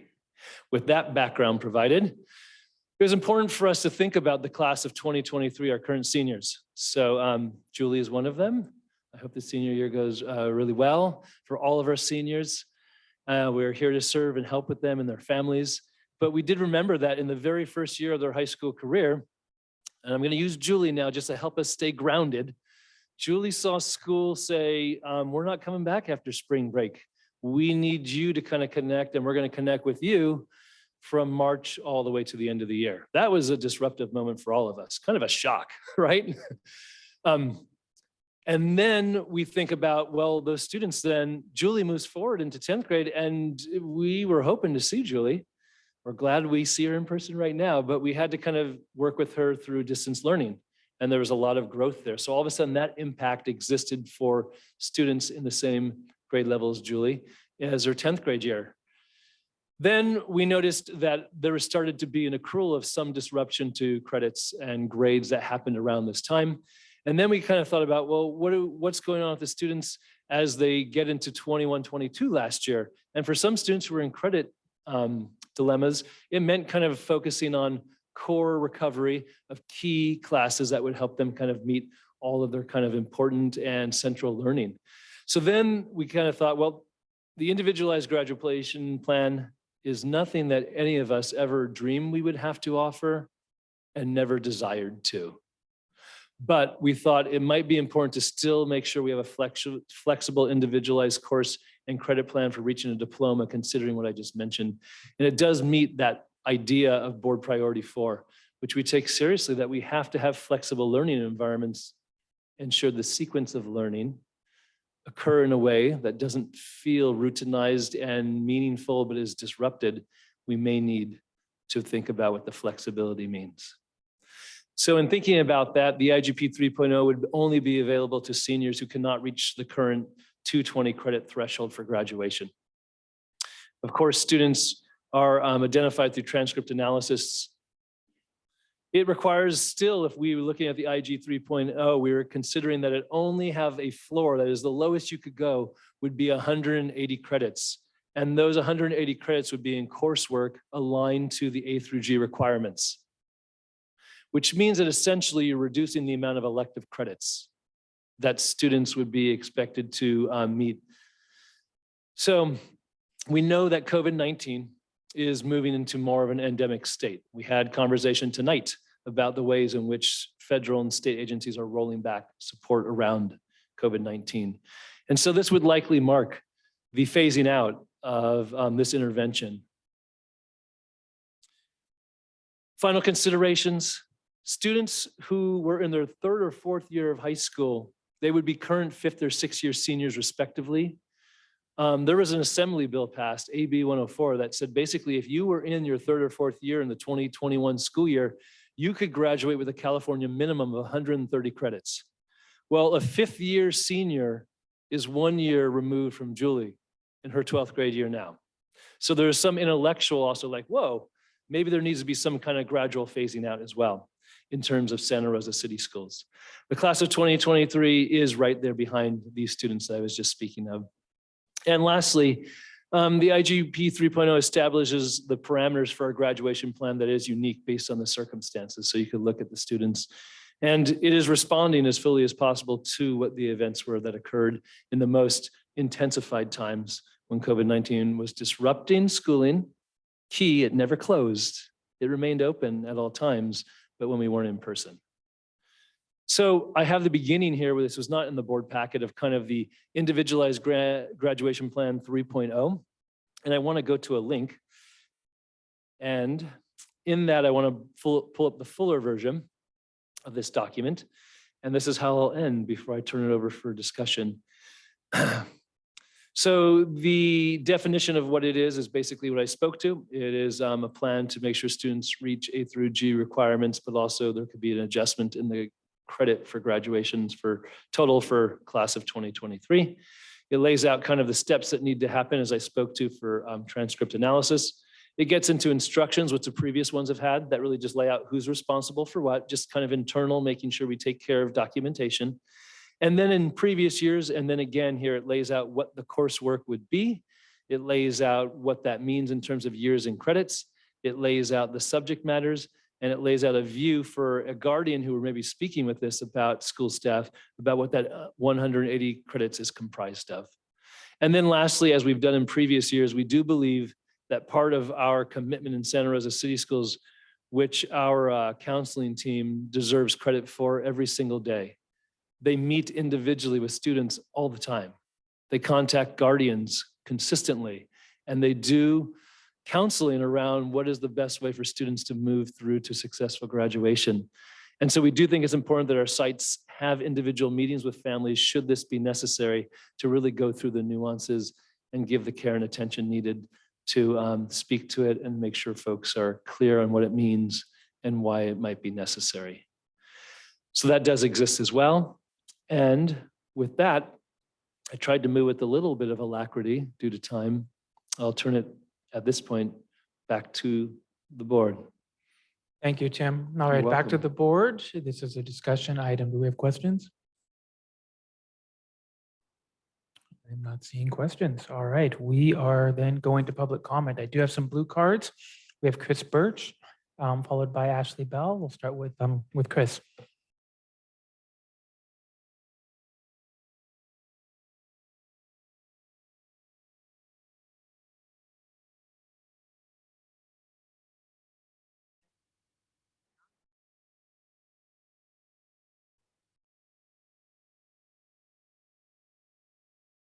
Oh.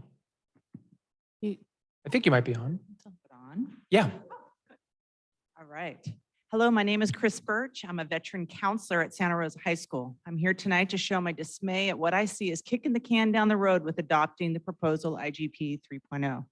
From my experience, three systematic issues are at play in the fact that our students are not succeeding in meeting current approved graduation requirements within Santa Rosa City Schools. One, our board's adoption of A through G for all. Two, our district's stance on limiting access to students and continuation education. Three, learning loss due to trauma. The yearly lowering of standards for Santa Rosa City Schools while touting A through G for all creates apathetic, passive, and disengaged young adults. Today, we are discussing yet again another IGP and lowering of basic expectations of our students to earn a Santa Rosa City Schools diploma and ignoring the reality. Not every student is able, willing, or interested in A through G education to reach their goals after high school. This doesn't mean they are less than or meaningless individuals. Whereas our district's overall A through G completion percentage is about the same as it was before with the old graduation requirements, now our graduation rate is plummeting and our district is losing students in droves to other districts or charter schools. Santa Rosa City Schools currently offers 400 seats for continuation education mass credit recovery every year out of 7,000 plus or minus high school students. I spoke to CDE yesterday and I was told via Ed Code 48413, every minor has a right to a seat in continuation education through our district regardless of credit status or attendance percentage. This week, I spoke to one of my students who told me a piece of my soul dies every day when I come to school. That is a horrific image and I'm mortified to be part of a system that would make a youth feel that way. Does the Santa Rosa City Schools Board have the will and feel an obligation to help these who are depending on them? To accept the Band-Aid of an IGP 3.0 instead of committing to make a systematic change is pure negligence. We have tried using IGP to help students for the past 2 years. Counselors and teachers have seen how the low program impairs our students as they move out of high school, and it provokes apathy in the rest of our student body. Thank you. Thank you. And next we have Ashley Bell. Ashley Bell again, Santa Rosa High School. I'm here tonight to discuss the continuation of the IGP and more specifically the effects of A through G on our students. I've been here before to share my thoughts, and now more than ever, I hope our board is ready and open to listening to teachers. Our students have spent the last few years in school struggling, and that doesn't include the collective community trauma that was born from fires and a pandemic. A change in our graduation requirements has completely altered the student experience of high school. Our students now have to take and pass more classes than the state mandates. Those classes that they have to take are also held to rigorous standards that are higher than what the state demands. This has led to students failing classes over and over again in a school system that has no classroom aides, limited financial resources, and large class sizes. Our teachers are doing all that we can to help our students. We are figuring out how to teach students who have skills that range from upper elementary to college ready in the same room. How to translate textbooks because the textbooks that we've bought are clunky and difficult to access. And we have been pouring our hearts into our students to help them succeed. But nonetheless, years into this A through G experiment, only 50% of our seniors are on track to graduate. What many teachers have been advocating for is an off-ramp, a non-A through G alternative that students can choose. Maybe that happens sophomore year, but it needs to happen. Waivers for graduation are a Band-Aid to solve graduation numbers and only appear after years of continued failing grades. We have to divorce ourselves from the politics that A through G has tangled itself with. We have to reflect and decide, does the system the board has created actually serve students? Or is it a checkbox on a resume that feels good on paper and is disastrous for the people it is intended to help? Strong leadership is reflective. Has anyone on the board taken the time to reflect? Or is our solution the Band-Aid of ignoring the realities of A through G? Or just proposing year-round school? Let's deal with the source of the problem. A through G graduation requirements. Thank you. Next we have Rai Basham.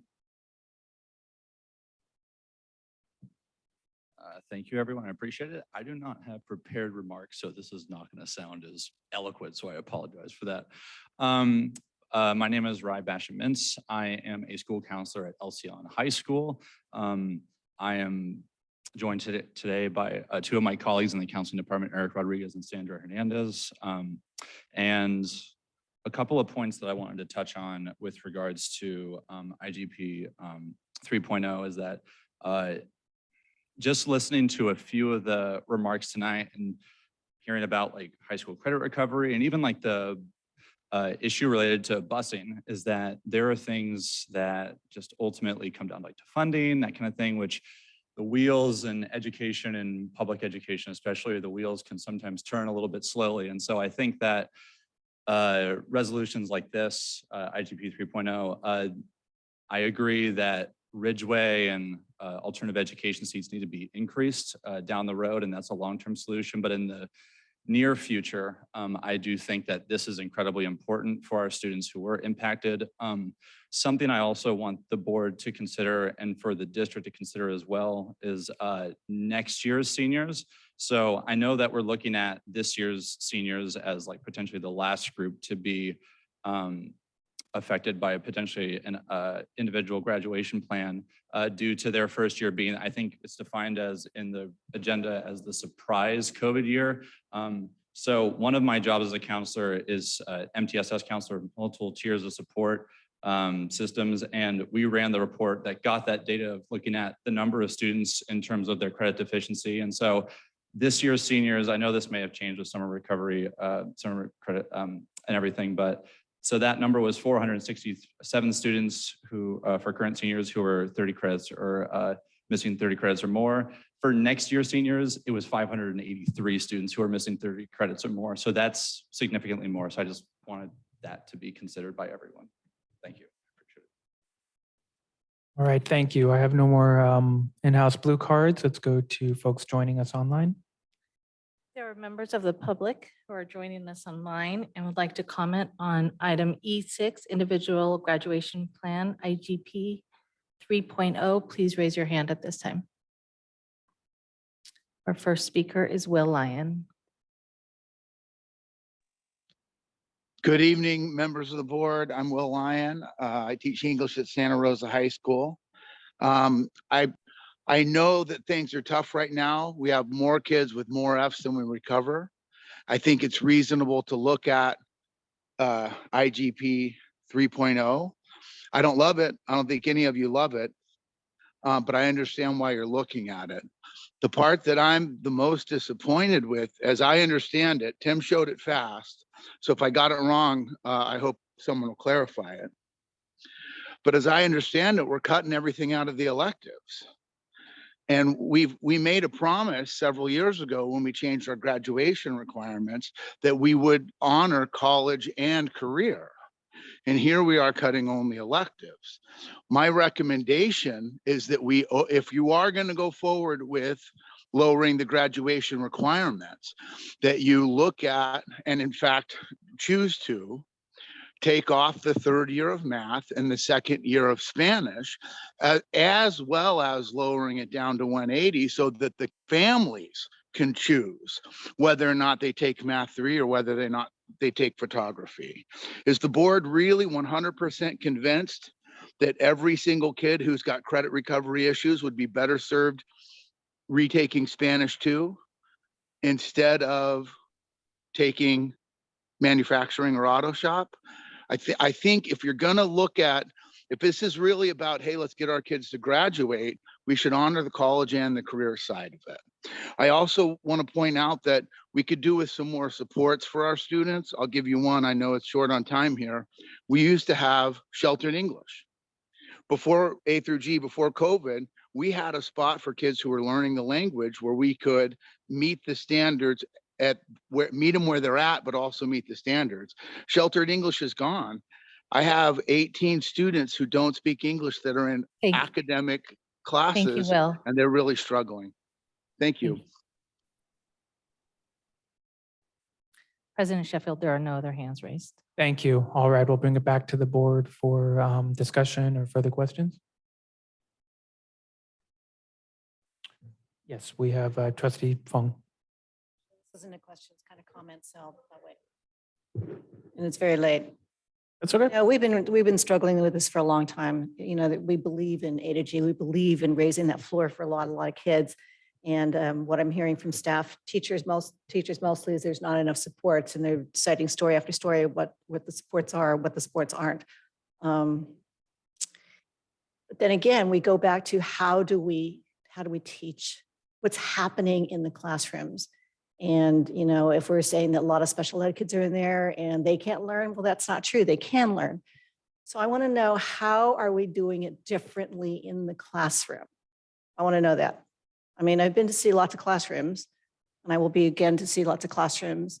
And to tell you the truth and being very frank, I see a lot of same teaching. And it could be that because you're teaching 34 kids or 30 kids, through that, and you're trying your very best as a teacher.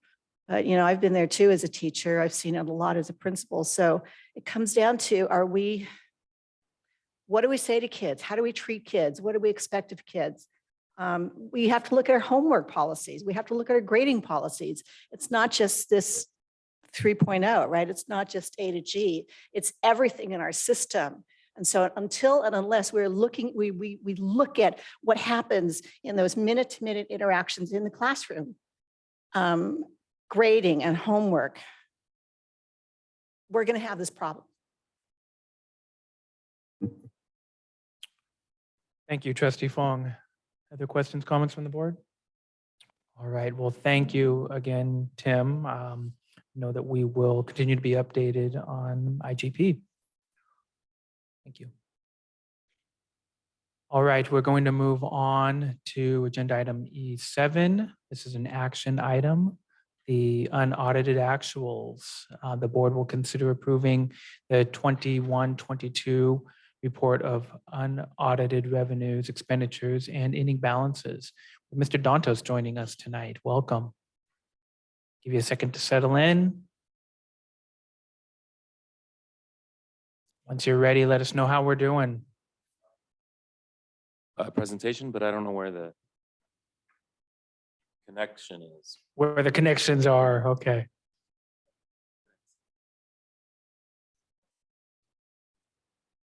Oh, okay, you want me to get on Zoom? Okay, I'm sorry. Yeah, just take a moment.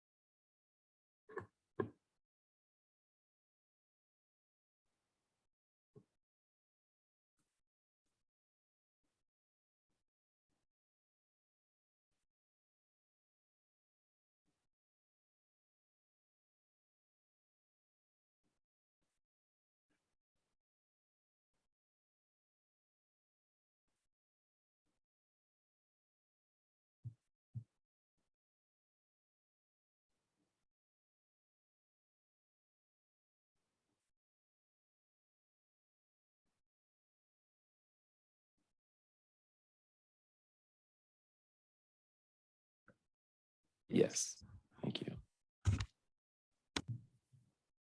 Hello, good evening, President Sheffield. Yeah, make sure you hit your mute. And turn your volume all the way down.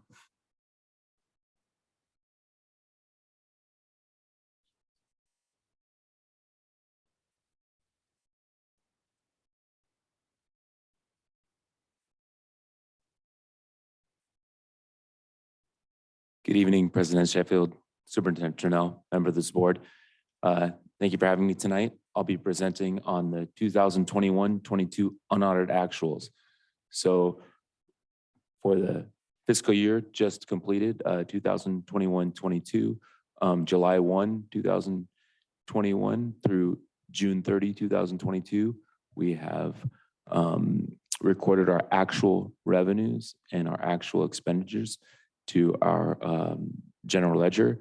And this report shows the results of those actual recordings, and it is the unaudited actuals because its next process will go through an audit by a CPA firm, and we'll have the audited actuals. So we'll start with revenues, and then we'll go through the expenditures, and then we'll review the ending balances. And this will be for the general fund 01, and then we'll follow up with other funds. So you can see our unaudited actuals for 21-22 came in very close to our estimated actuals that we showed in June. You can see the total delta was about $3.2 million in additional revenues. $2 million of that was in July, we received from the CDE our Srtas on behalf, our liability that we record on our financial statements. We are not actually receiving those revenues or paying those expenditures, but we record them on our books. So you can see in other state revenues, we had an increase of about $2 million. So that was one of the main contributing factors to the $3 million delta. The other factor was we currently switched to our CalPERS as our healthcare provider, and we have some of our retirees in that area, and we offer some post-employment benefits, and we saw a return of equity in that area of about $1.4 million. So those are the major contributing factors to the delta in revenues since the budget adoption. Then in expenditures, we have about a $1.8 million increase to expenditures as well. Again, we have the $2 million in increased Srtas on behalf expenditures that we record, and we have a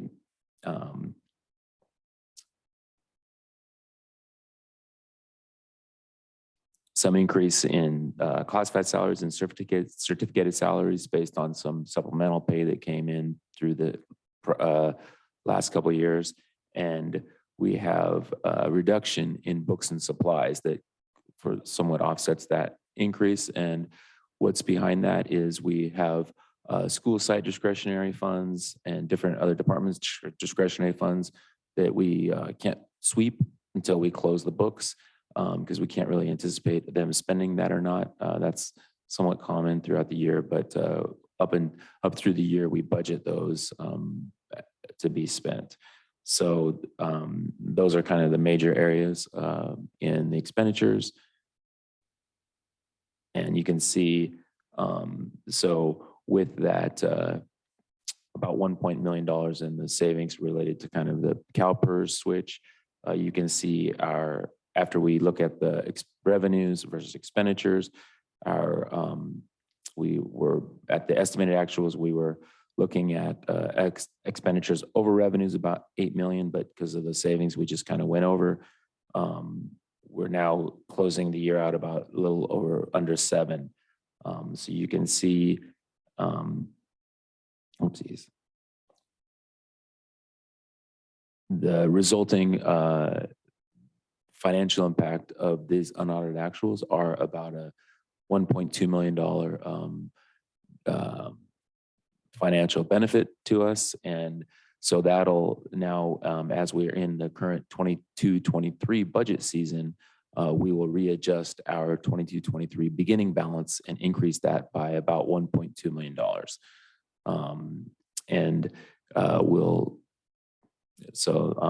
I think that is something positive with the closeout. Then we'll move on to ending balance of other funds. So we have our a few funds, our ASB funds. We got the actual end of the year balances from the schools, and we record those on our general ledger. So that was the increase in the ASB fund. We had some charter schools got positive news with the budget with some 21-22 ADA relief. So that was an increase. One increase, our Fund 13 with the universal meals, they saw an increase in their ending balance. The bond fund, we moved some encumbrances and moved some things in from prior year that won't finish till current year. We had in Fund 40, we had an increase that is kind of related to some of our RDA facilities funds that we get from the property taxes. We discovered in July, and then we saw some in our dental fund. Again, we saw less claims played out, or we just took in more. We have we tax our payroll, and then we monitor our claims going out. So we just had more. We took in more than our claims went out. So that is kind of those are the major impacts of the unaudited actuals. In December, we'll be back with the first interim. And of course, we'll be back in December with the audited actuals after the auditors have reviewed our closing entries for 2021-22. And with that, I'm open to questions. Thank you, Mr. Dantos. Do we have questions from the board? All right, seeing none, we'll go to public comment. I do not have any in-house blue cards. We'll go to members joining us virtually. There are members joining us on Zoom and would like to comment on item E7, 21-22 unaudited actuals. Please raise your hand at this time.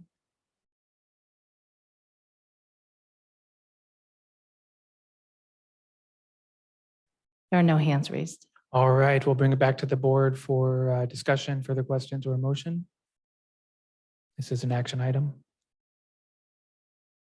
I'd like to move to approve the unaudited actuals. Second.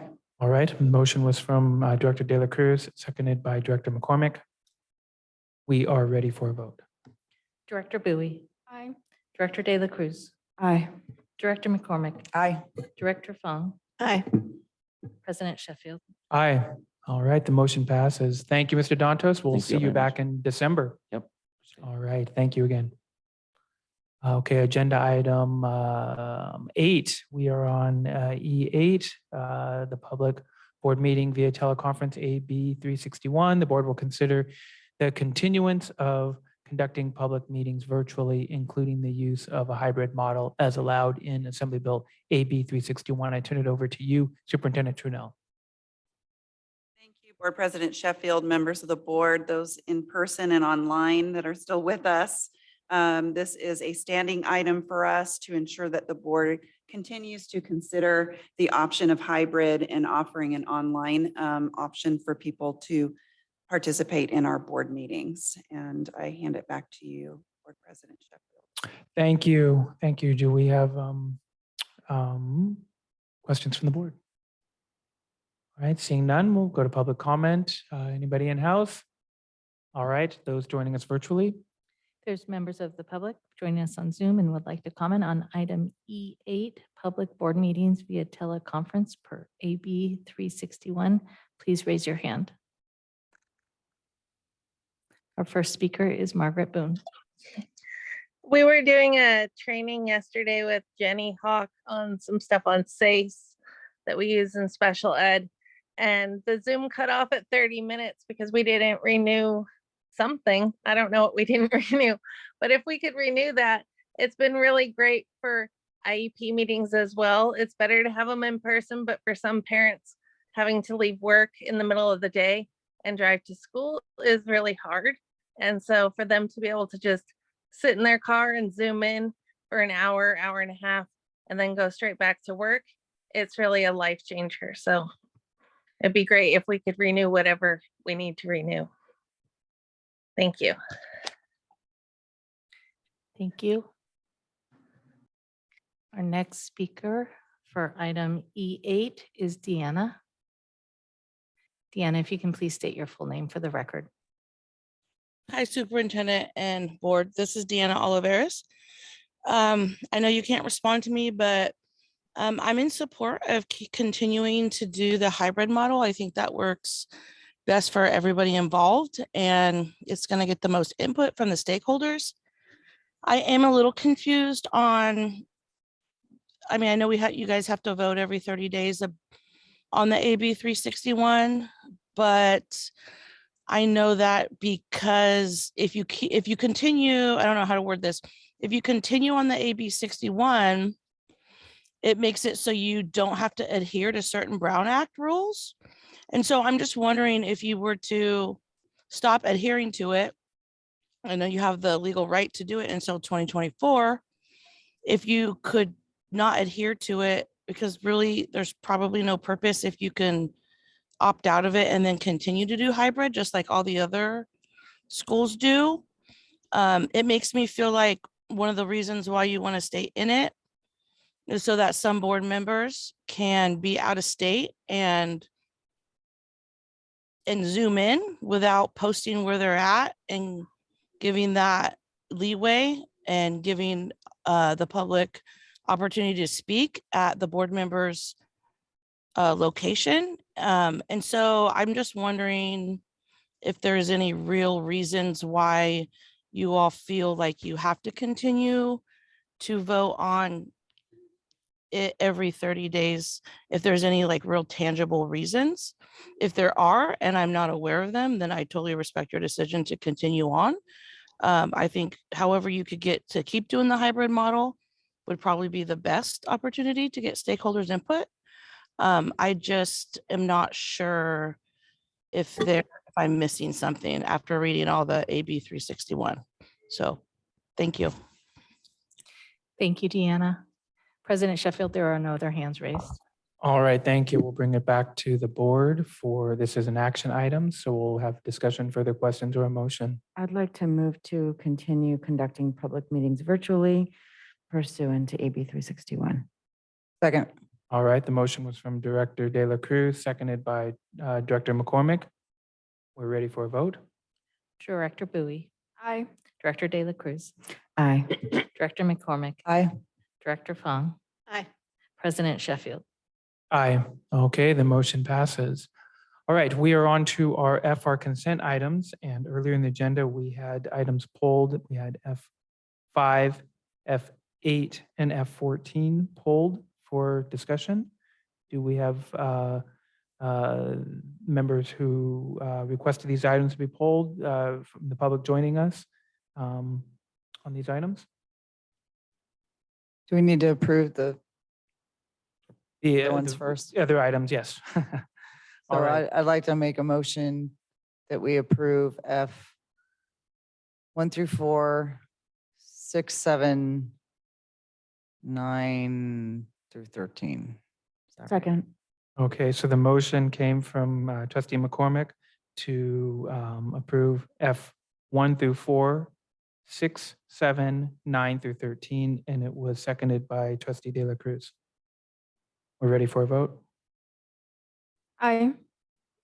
Director McCormick, Aye. Director De La Cruz, Aye. Director Fong. Aye. President Sheffield. Aye. Okay, motion passes. And we had agenda item, consent items F5, 8, and 14. Go to the public. If there is a member who pulled the item, I believe it was Deanna Oliveris, and you would like to speak on item F5 at this time, please raise your hand.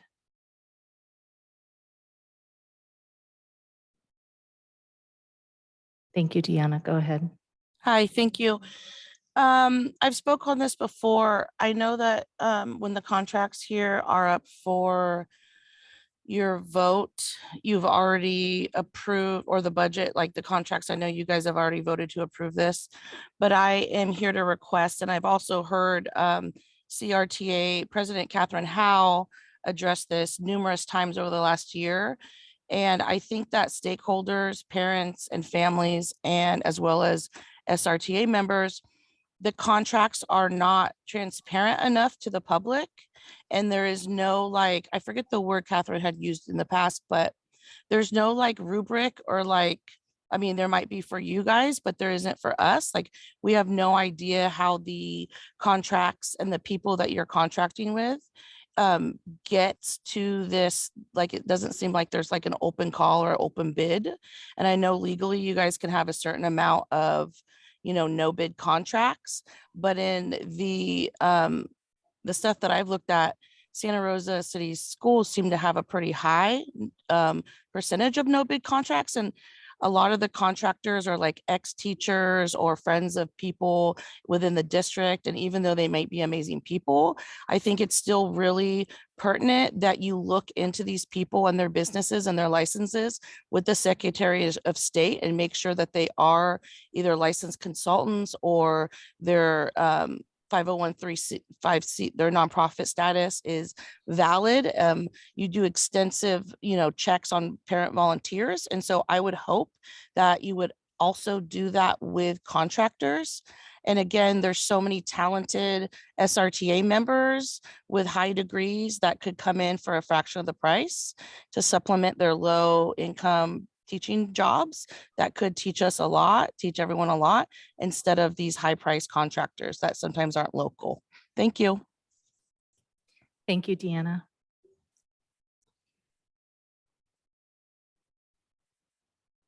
Okay, now we have item F8. Well, do we need to approve?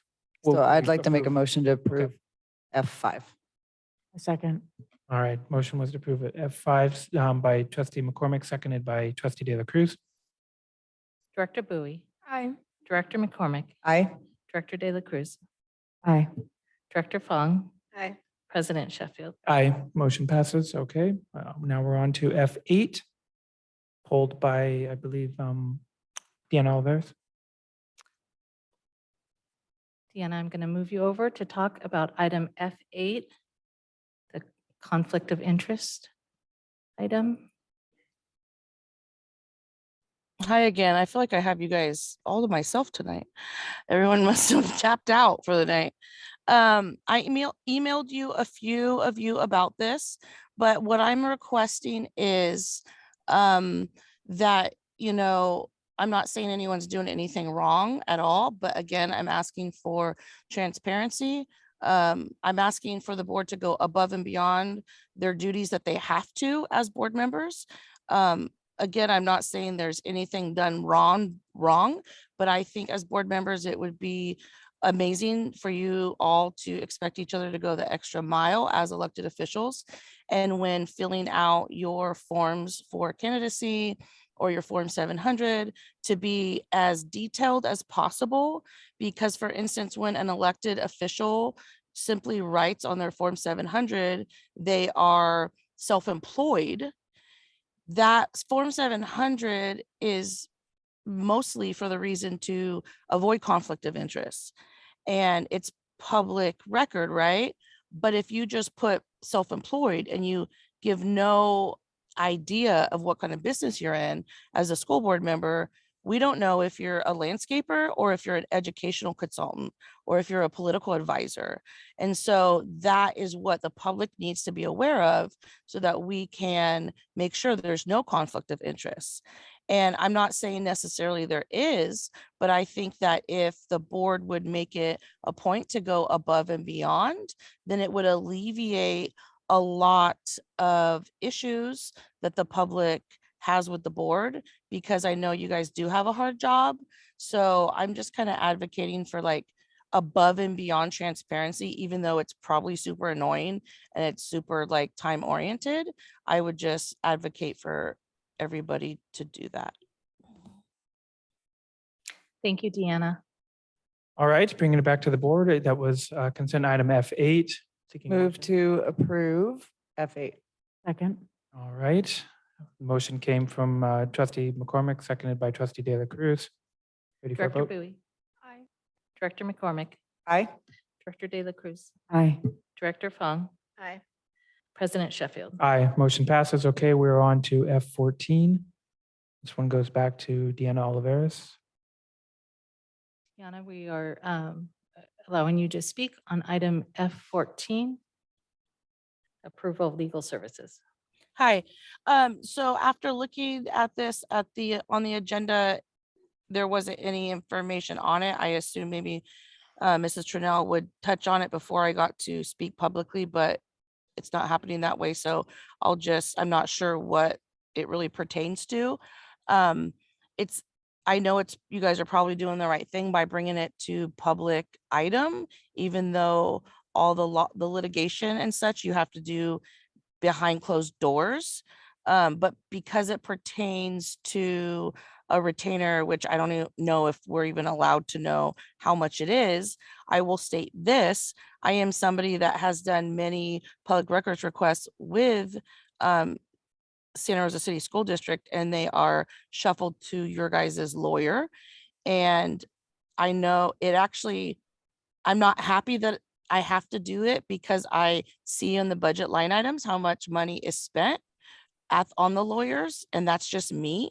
So again, I think that if there is more transparency, the district wouldn't have to be spending tax dollars on lawyers to do public records requests. So again, if you went above and beyond with transparency or met with parents that had grave concerns like me, then I feel like parents like myself would not have to feel the need to do public records requests if we got enough respect to have a phone call or meet or did town halls, or if you all took the time to ask for stakeholders' input a little bit more or a lot more and visited campuses than you have done in the last 2 years. Thank you. All right, bringing it back to the board. That was consent item F14. Move to approve F14. Second. All right, motion was made by trustee McCormick, seconded by trustee De La Cruz. We are ready for a vote. Director Bowie. Aye. Director McCormick. Aye. Director De La Cruz. Aye. Director Fong. Aye. President Sheffield. Aye, motion passes. All right, we are now on to our G items. G1, approval of minutes of the regular board meeting held on August 24th, I'd like to move to approve the minutes of the regular board meeting held on August 24th, 2022. Second. All right, motion was from trustee De La Cruz, seconded by trustee McCormick. We're ready for a vote. Aye. Director De La Cruz. Aye. Director McCormick. Aye. Director Fong. Aye. President Sheffield. Aye, motion passes. Okay, we're on agenda item H, board member requests for any information. Are there requests for information tonight? We have trustee Bowie. This is for like dual enrollment students. So I was wondering if we were able to take a look at the list or the document that qualifies which JC courses are weighted and non-weighted when they get transferred from the JC to the high school transcript. And then I just wanted to see if that list can get updated. Great, thank you. Are there other requests from board members? I just want to say thank you for the update on ethnic studies that we requested earlier. Very thorough, really appreciate the highlighting of those teachers who are leaning right into this new subject, and just to say thank you for that.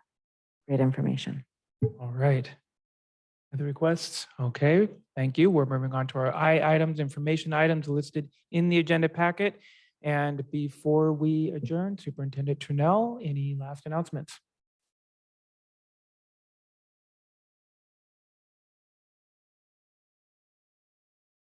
I just want to take a moment. Thank you, President Sheffield. There are so many people who work behind the scenes to make sure these meetings go smoothly as possible. Oftentimes working to get power cords and other things to make sure that everyone is well taken care of. And so I just want to thank all of our team. And I want to highlight our translators who have been in person and online. Not only are they here the whole night and multiple people, but they are also working with us on weekends, late nights, whenever there is an emergency. There is a team behind it to make sure that we have all of our materials translated. So just big kudos to our team for going above and beyond to support everything that we do. Thank you all. All right, well, with that, we will adjourn. Wow.